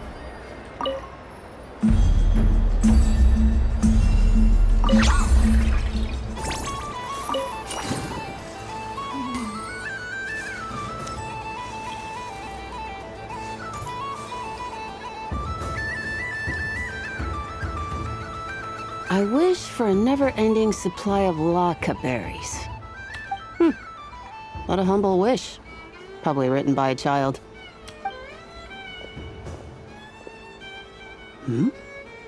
Is that Llama the Moon Chanter?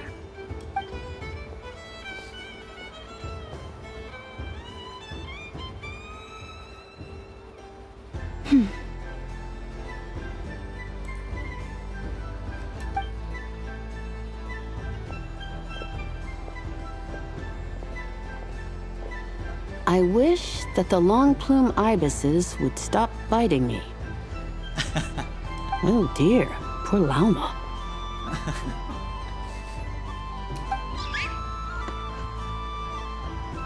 All right, I'll write that one down for you. I got it.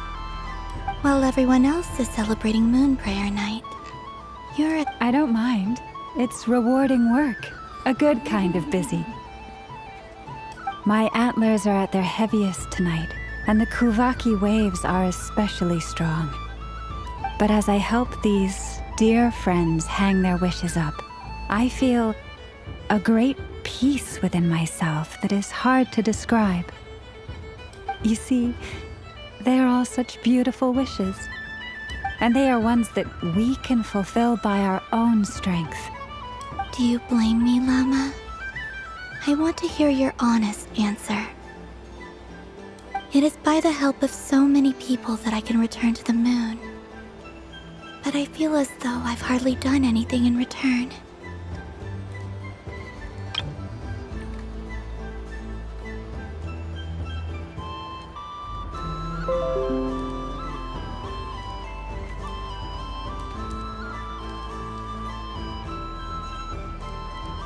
You've done plenty, Columbina. I say this in earnest, both as someone who knows your history, and also as a friend who has seen what you've been through. What about as a moon chanter? I feel proud to honor our moon goddess's wish. And I'm sure any moon chanter in history would have felt the same way. Thank you for your kind words, Lama. But... Since you asked for my honesty, I won't lie to you. My feelings are mixed right now. Besides pride, I also feel... I suppose it's a reluctance to let go. Once you return to the moon, we will be far apart and separated by a false sky.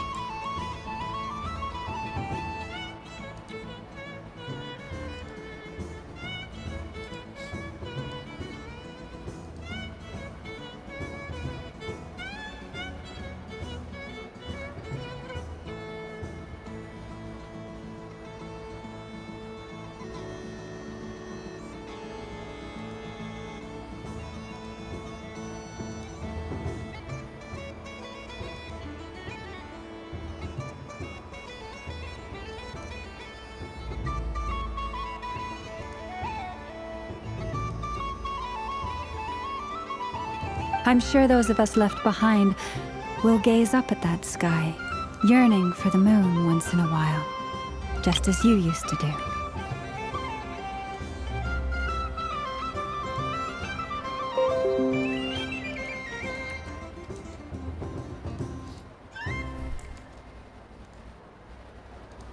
I will miss you, Lama.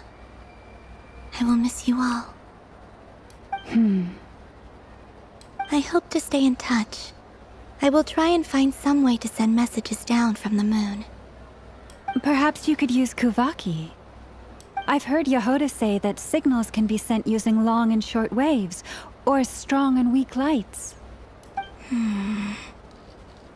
That sounds a little complicated. What if we forget what the signals mean? We could prepare a codebook beforehand, but... You're right.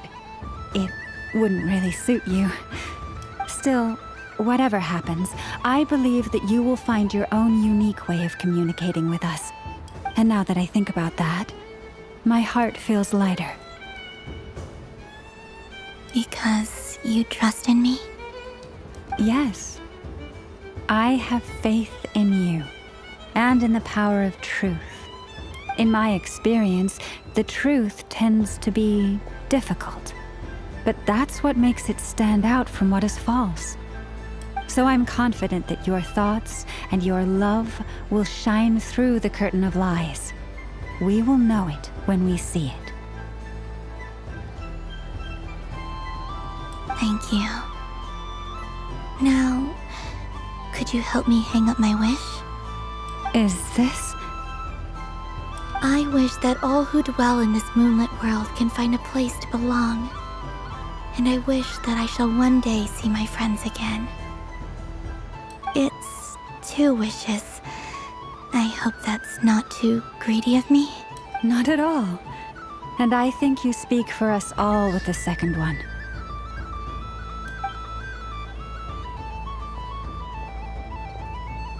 I shall continue to pray until the day that all of these wishes come true.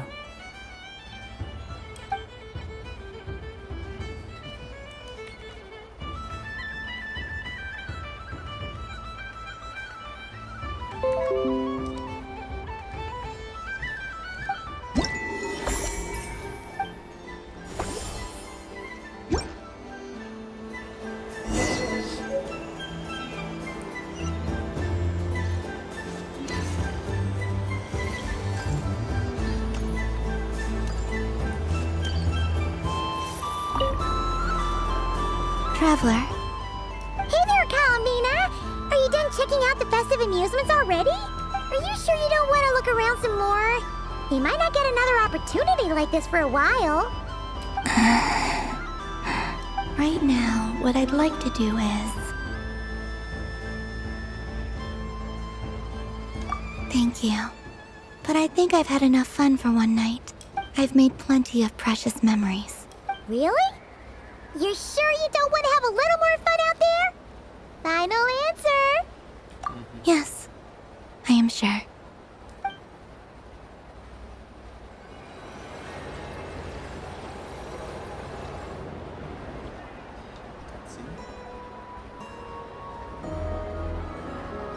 This was the most fun I've ever had on a moon prayer night. Everywhere I went, people were saying, "Welcome home," and there were friends at every turn. I only wish it could last longer than one night. Oh. Yes, you're right. The moon prayer blossoms. Ooh, look! Look! Moon prayer night has come.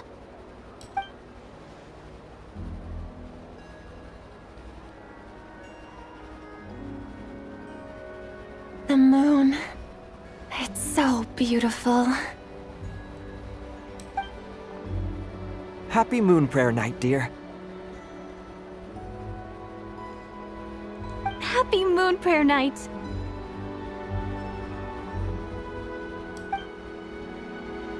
Happy Moon Prayer Night.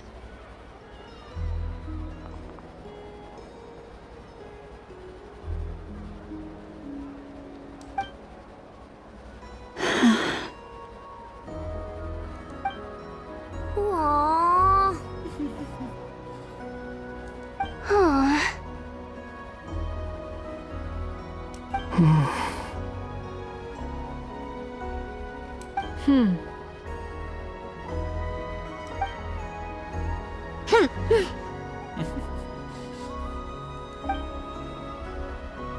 Time flies when you're having fun.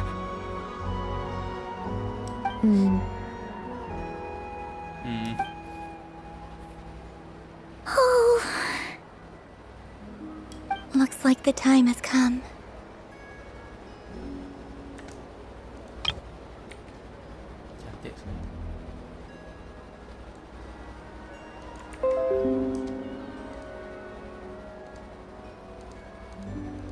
Columbina. You're heading off then? Yes, to the ruins you mentioned. And from there, back home to the moon. Wait! I know? At least... Take one of our craft shop's crumb cookies up to the moon with you. You know, for a snack. Sure. Why not? The Curatorium of Secrets believes in proper farewells. No story should be left without a satisfactory endnote. Never. Farewells are an important affair for the Ratniki, too. We never know when we might meet again. Haha! And here I thought grand farewells wouldn't suit tonight's mood. But I suppose friendly passion is not to be stopped, eh?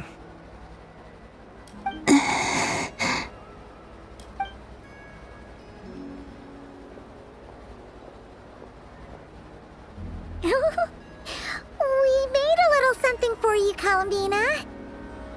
Ta-da! What is it? A Moon Prayer Night greeting card with drawings by all of your friends.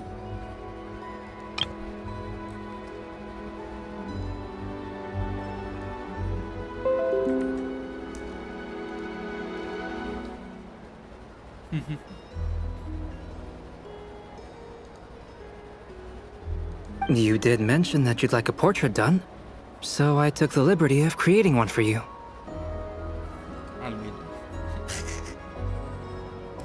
I, meanwhile, did the portrait of Mr. Albedo. And Mr. Varka did the same for me.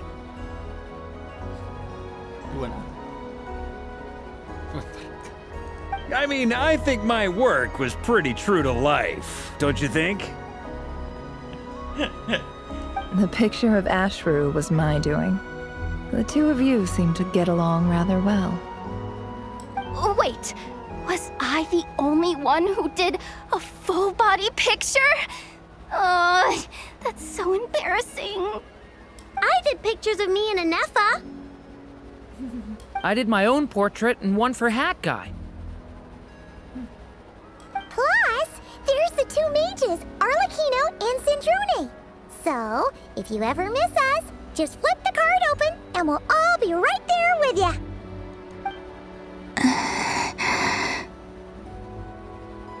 I don't know what to say. Thank you so much, everyone. This whole moon prayer night was more than I could have ever asked for. It is the greatest gift I have ever received. Llama, I figured it out. Figured what out? Remember how the Frost Moon Scions used to use milk as invisible ink to write hidden messages? That was a very long time ago. Oh, are you saying? Yes. When I miss you all, I shall use moonlight in the same way to write words that only you can see upon the moon itself. Wow, that sounds lovely. Quite. But how will we see them? Simply open your windows on nights when the moon shines bright, and the moonlight will naturally flow towards the words I have written. That sounds most fitting indeed. Very true to form. I'll try to write them in places that won't disturb your sleep. I, for one, would sleep all the better for having read one of your messages before settling down for the night. Exactly. So don't worry about disturbing anyone's sleep. Just promise you'll write to let us know you're okay, all right? All right. I promise.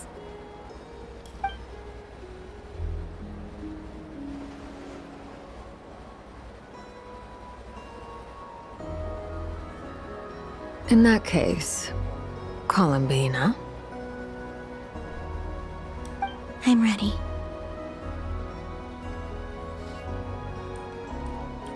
Very well. Let's go.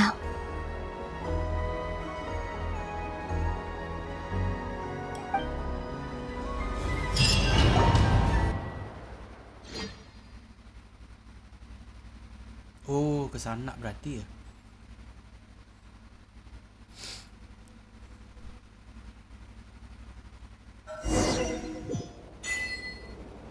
Oh, kan.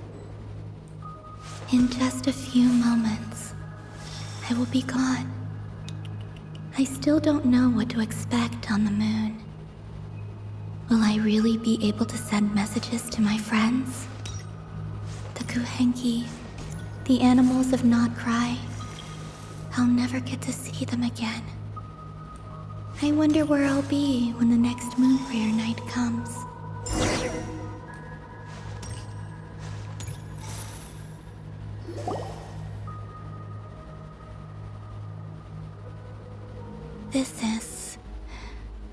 This is where the people of Hyperborea used to communicate with the moons.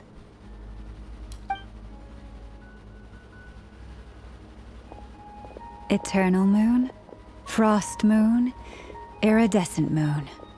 When the power of all three converge, the gate to the moons shall open.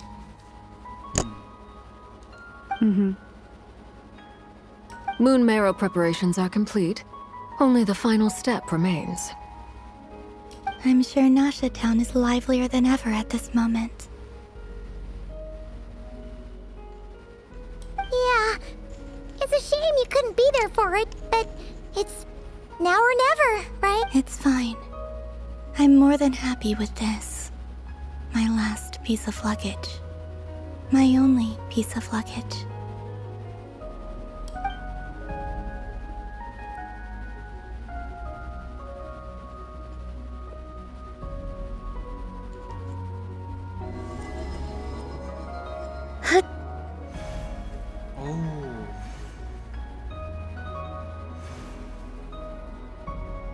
I can already feel the moon calling to me.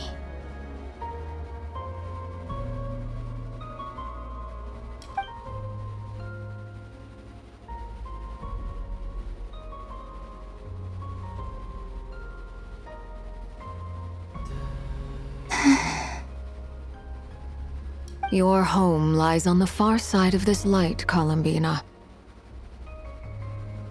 From now on, we will at last have a reason to pray to the true moon. Columbina. Yes? I'm listening. Be sure to come back and see us when you get the chance.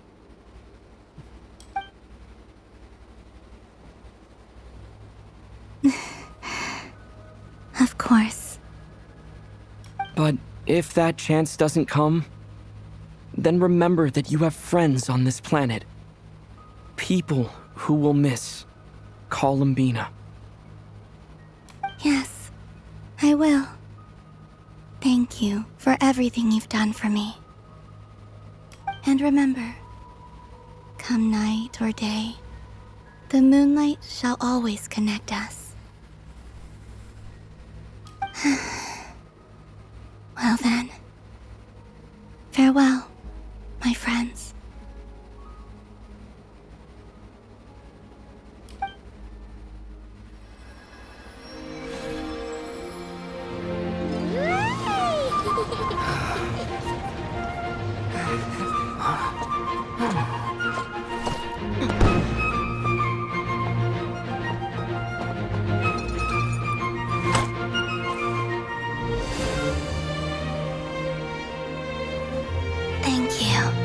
This was my happiest night in Tevat.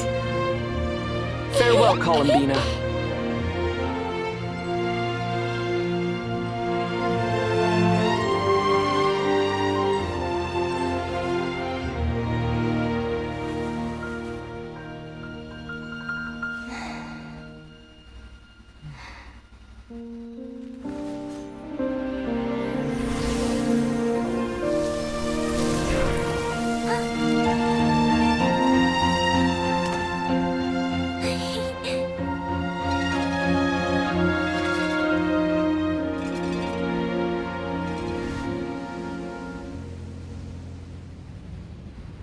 The moon really is closer than ever tonight.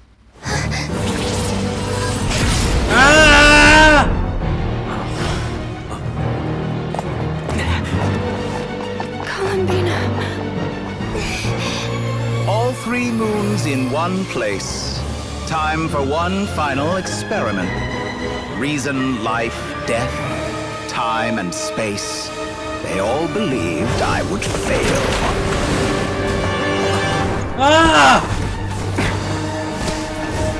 No! How could this happen?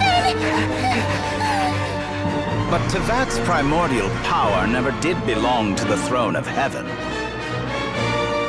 And now, they are mine.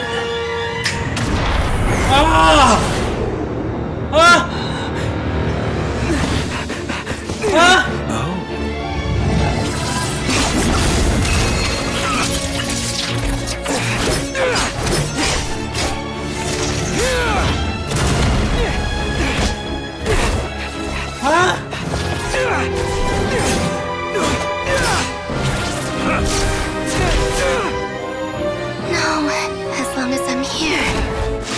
The doctor is freezing out the 3 moons' power. Yes!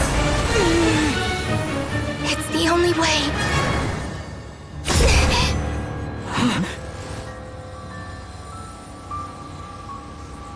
I guess I won't be going home today. Columbina! No!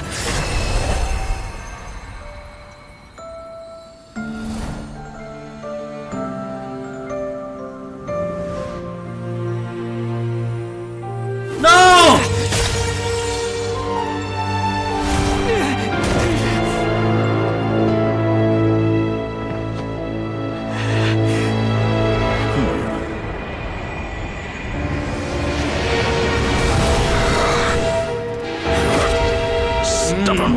child. Do not try to control me.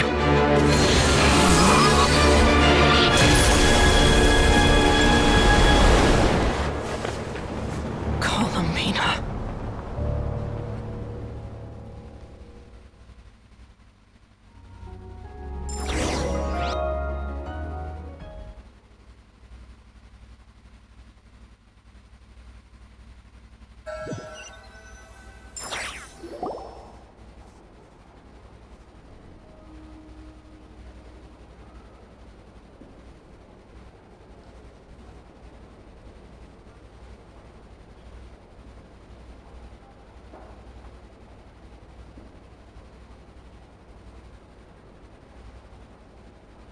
Are you all right? Do your wounds still hurt?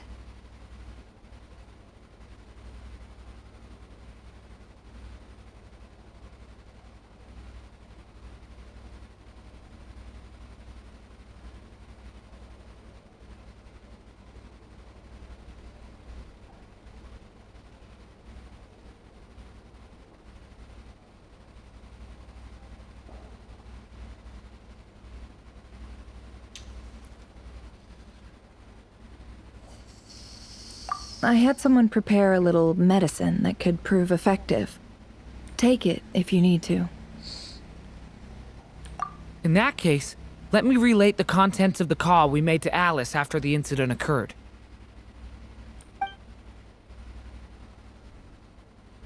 That Dottore is a crafty one. He distracted the Hexen Circle by creating a huge fuss at Teyvat's borders. Oh, bala.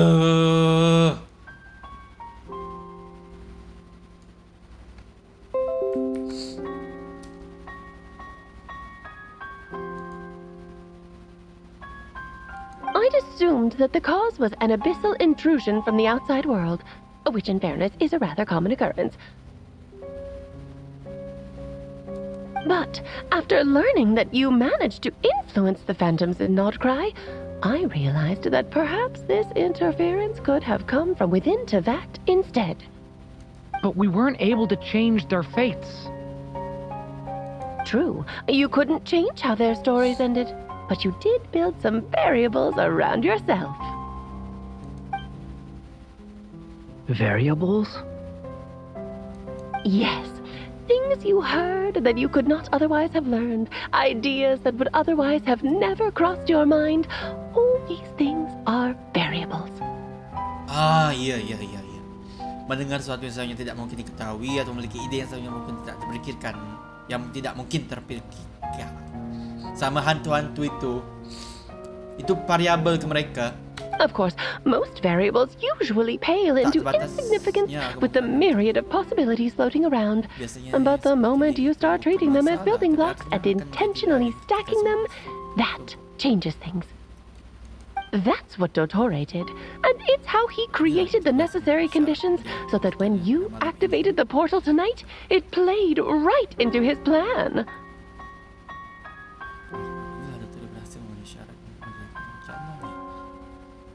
However, we have no way of knowing exactly what he did.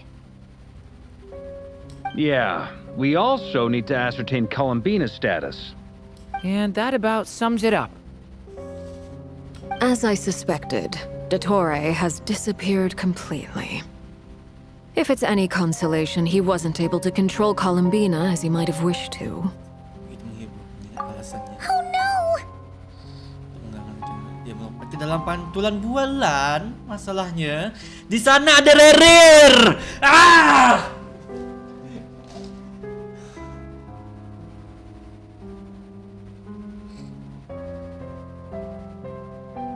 Mati.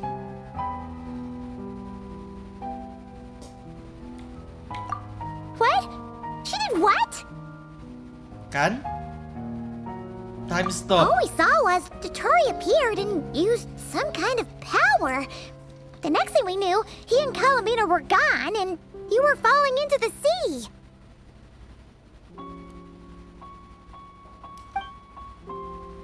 Menghentikan waktu dan hanya aku yang bisa bergerak bebas.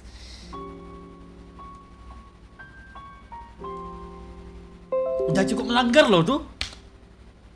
Udah sangat cukup melanggar loh tuh.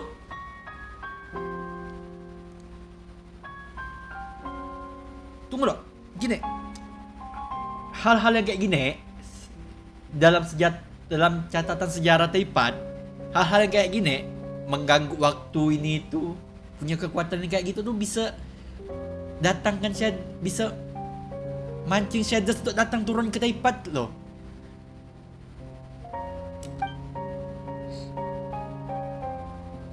Sekejap aja. Ngaruh sama Gaskannn? Iya kan? So, Columbina intentionally opened the Moon Gate and escaped into the same mysterious world as Rarier and Valindis. Sounds like bad Bad news. Tak kunjung dulu. Seen in that way, the Trilunar Syzygy and Rarier's emergence, the Tory might have been pulling the strings in both cases. According to Miss Alice, he is attempting to transcend his destiny and finish an experiment that only a god might complete. An utter lunatic.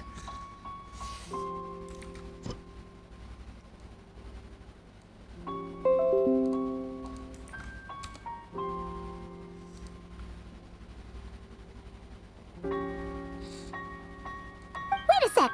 Where's Hat Guy? Seems like he'd want to be here for this.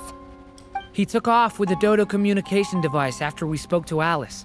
He said he had a hunch that he wanted to investigate by himself. Oh. The look on his face was terrifying. I've never seen him like that before. Marah dan Firza Kandidator tetap langkah lebih maju. Mati-matian.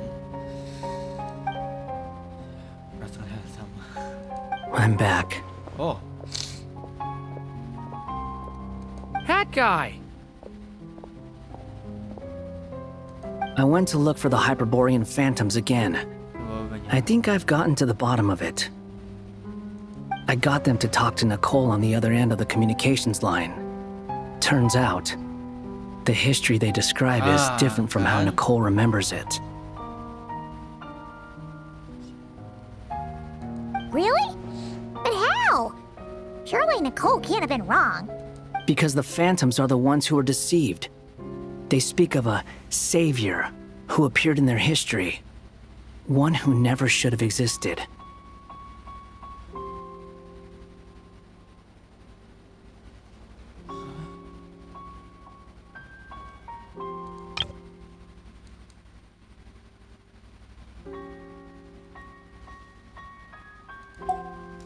Oh, fuck.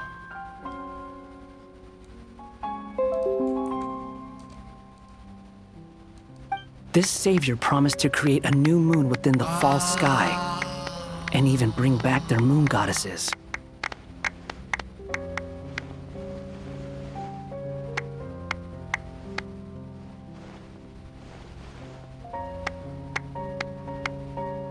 Tunggu loh, kan yang jadi pertanyaannya, hal kayak gini bisa ngubah catatan yang udah direkam sama Irminsul ndak? Kalau misalnya terubah, kan ini kan para phantom ini kan, para hantu ini kan catatan dari pohon Irminsul. Kalau misalnya ikut berubah, harusnya dipandang Shaders lah nih. Harusnya Shaders sudah ngelirik bagi kalau Foolishly, they believed in him and told him everything he wanted to know about the moons. It's obvious that this was Dottore doing. Now you mention it, the first time we entered the Hyperborean ruins, we heard the phantoms discussing their history, and I remember Nicole commenting that something sounded a little strange. But Dottore shouldn't have been able to get in there in the first place. He didn't. Nicole said that this was an anomalous state triggered by disruptions in the causal connections between phantoms from the same era.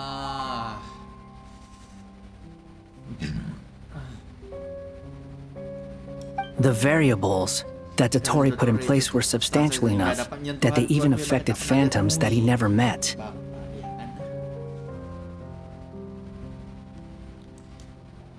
Dalam artian kata ia udah merubah sejarah. Cuk.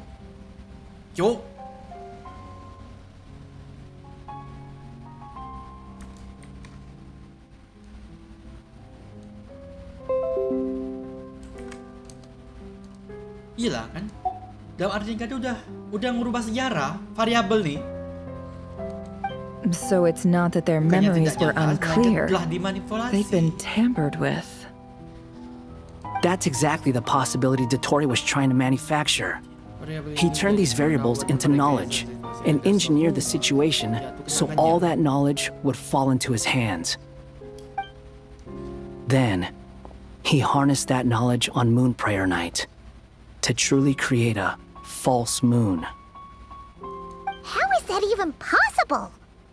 To be precise, he exploited a weakness in the way the spell works. The spell senses Kuvaki to detect the moon's location. So, as long as the false moon more strongly resembled the moon than the frost moon beyond the skies.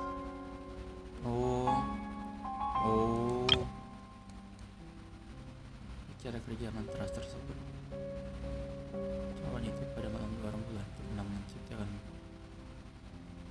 mantra merasakan Kuvaki untuk mendeteksi lokasi bulan. Jadi selama bulan palsunya lebih menyerupai bulan dibandingkan dengan bulan embun yang ada di balik langit. I see. The gate would teleport Columbina to the false moon's location. In other words, to Dottore's side.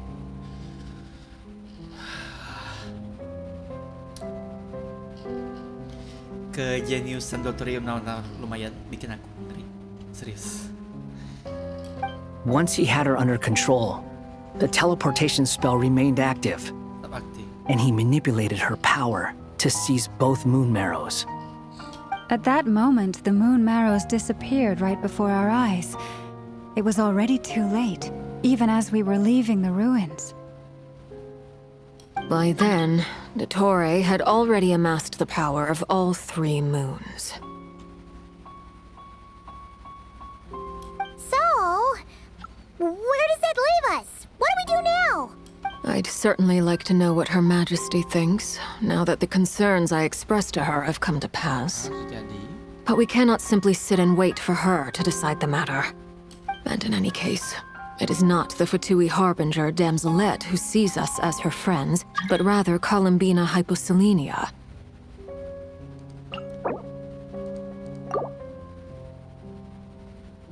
If, even in such extreme circumstances, Her Majesty will not lift the prohibition on Harbingers drawing steel against one another,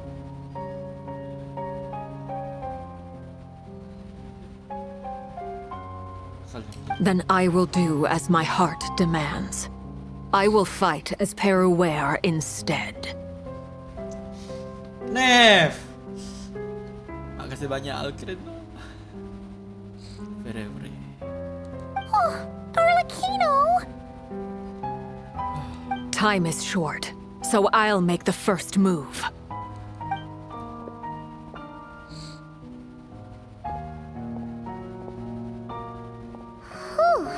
Even Arlecchino seems to be losing her coolness.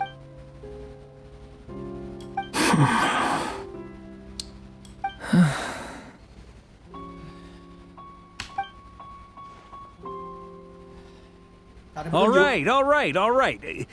Lose those dejected looks for a moment and let me get a word in. Tak ada petunjuk sama sekali, Cuk. Tidak ada petunjuk sama sekali. It looks bad, I won't lie. Very bad, in fact. So Dottore's pulled some real dirty tricks to gain the upper hand. For now. And yeah, it's to the point where even the mages say that his variables have affected destiny. I'm not so sure, though. Many have told me that Tevat's destiny is fixed, and that does appear to be the case. Well, what makes Dottore so sure he'll be the exception? And since he was able to stack these variables up, who's to say we can't do the same? You of all people should not be discouraged, traveler from afar. This isn't over yet. And you're not alone in that. Everyone here does, whether they've spoken thus far or not. But none of us are the type to sit back and wait for the sun to shine again. That's exactly how a knight should roll. If they knock you down, you get back up and get back in it. Don't forget, Honorary Knight, you're a legitimate member of Mondstadt too. Mark is right. This is far from over. Dotori's already way overdue a butt kicking given his past shenanigans. And after this, he's earned himself a double dose. That's what I'm talking about. How's everyone else feeling? I'll use Kuvaki to investigate Columbina's whereabouts. I am not ready to give up either. Leave the intel gathering to me. Whatever happens within Nodcry's borders, when the Curatorium of Secrets wants to be in the know, we always find a way. Ano and I will do all we can to support you.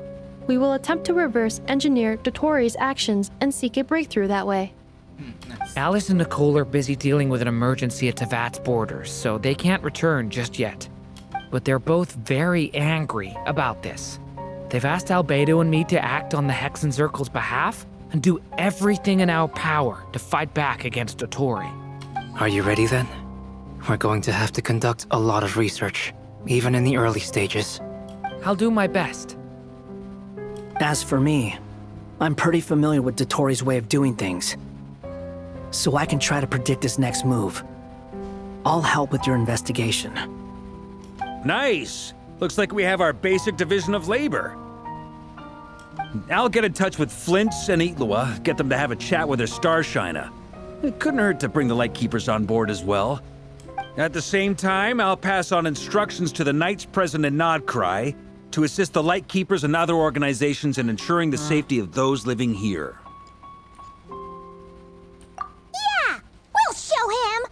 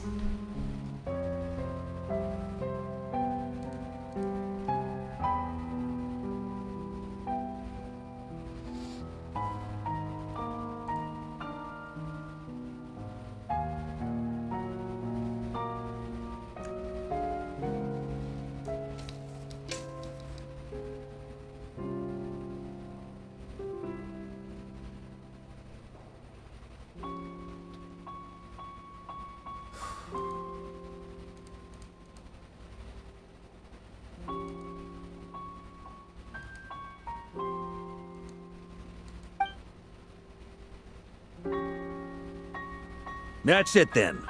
Good luck, everyone.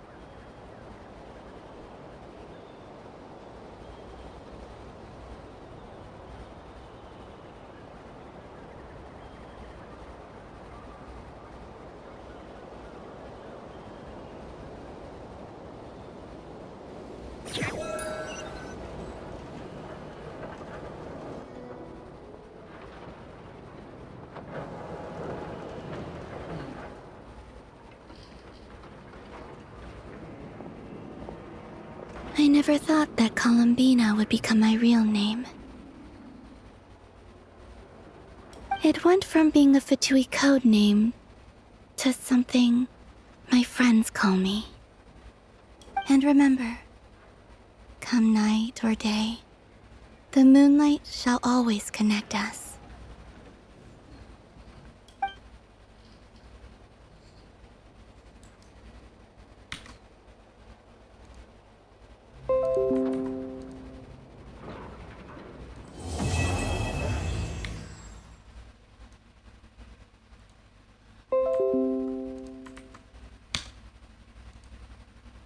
No.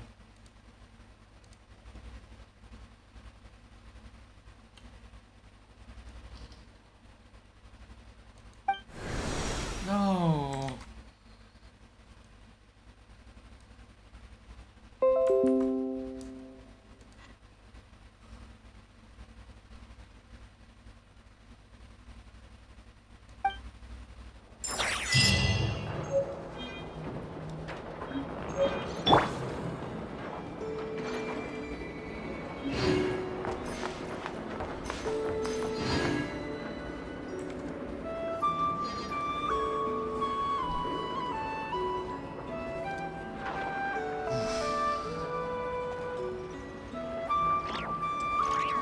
Kalau boleh jujur, ini sebenarnya pembukaan story untuk berikutnya yang paling bagus. Iya, paling bagus. Ini bagus, paling bagus ini. Mereka banyak eksperimen di sini. Kayak walkthrough waves, di mana pre-render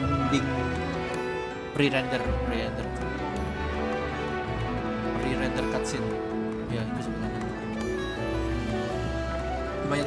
Even when the night is gone, and even when the sky is hidden from view, still the moon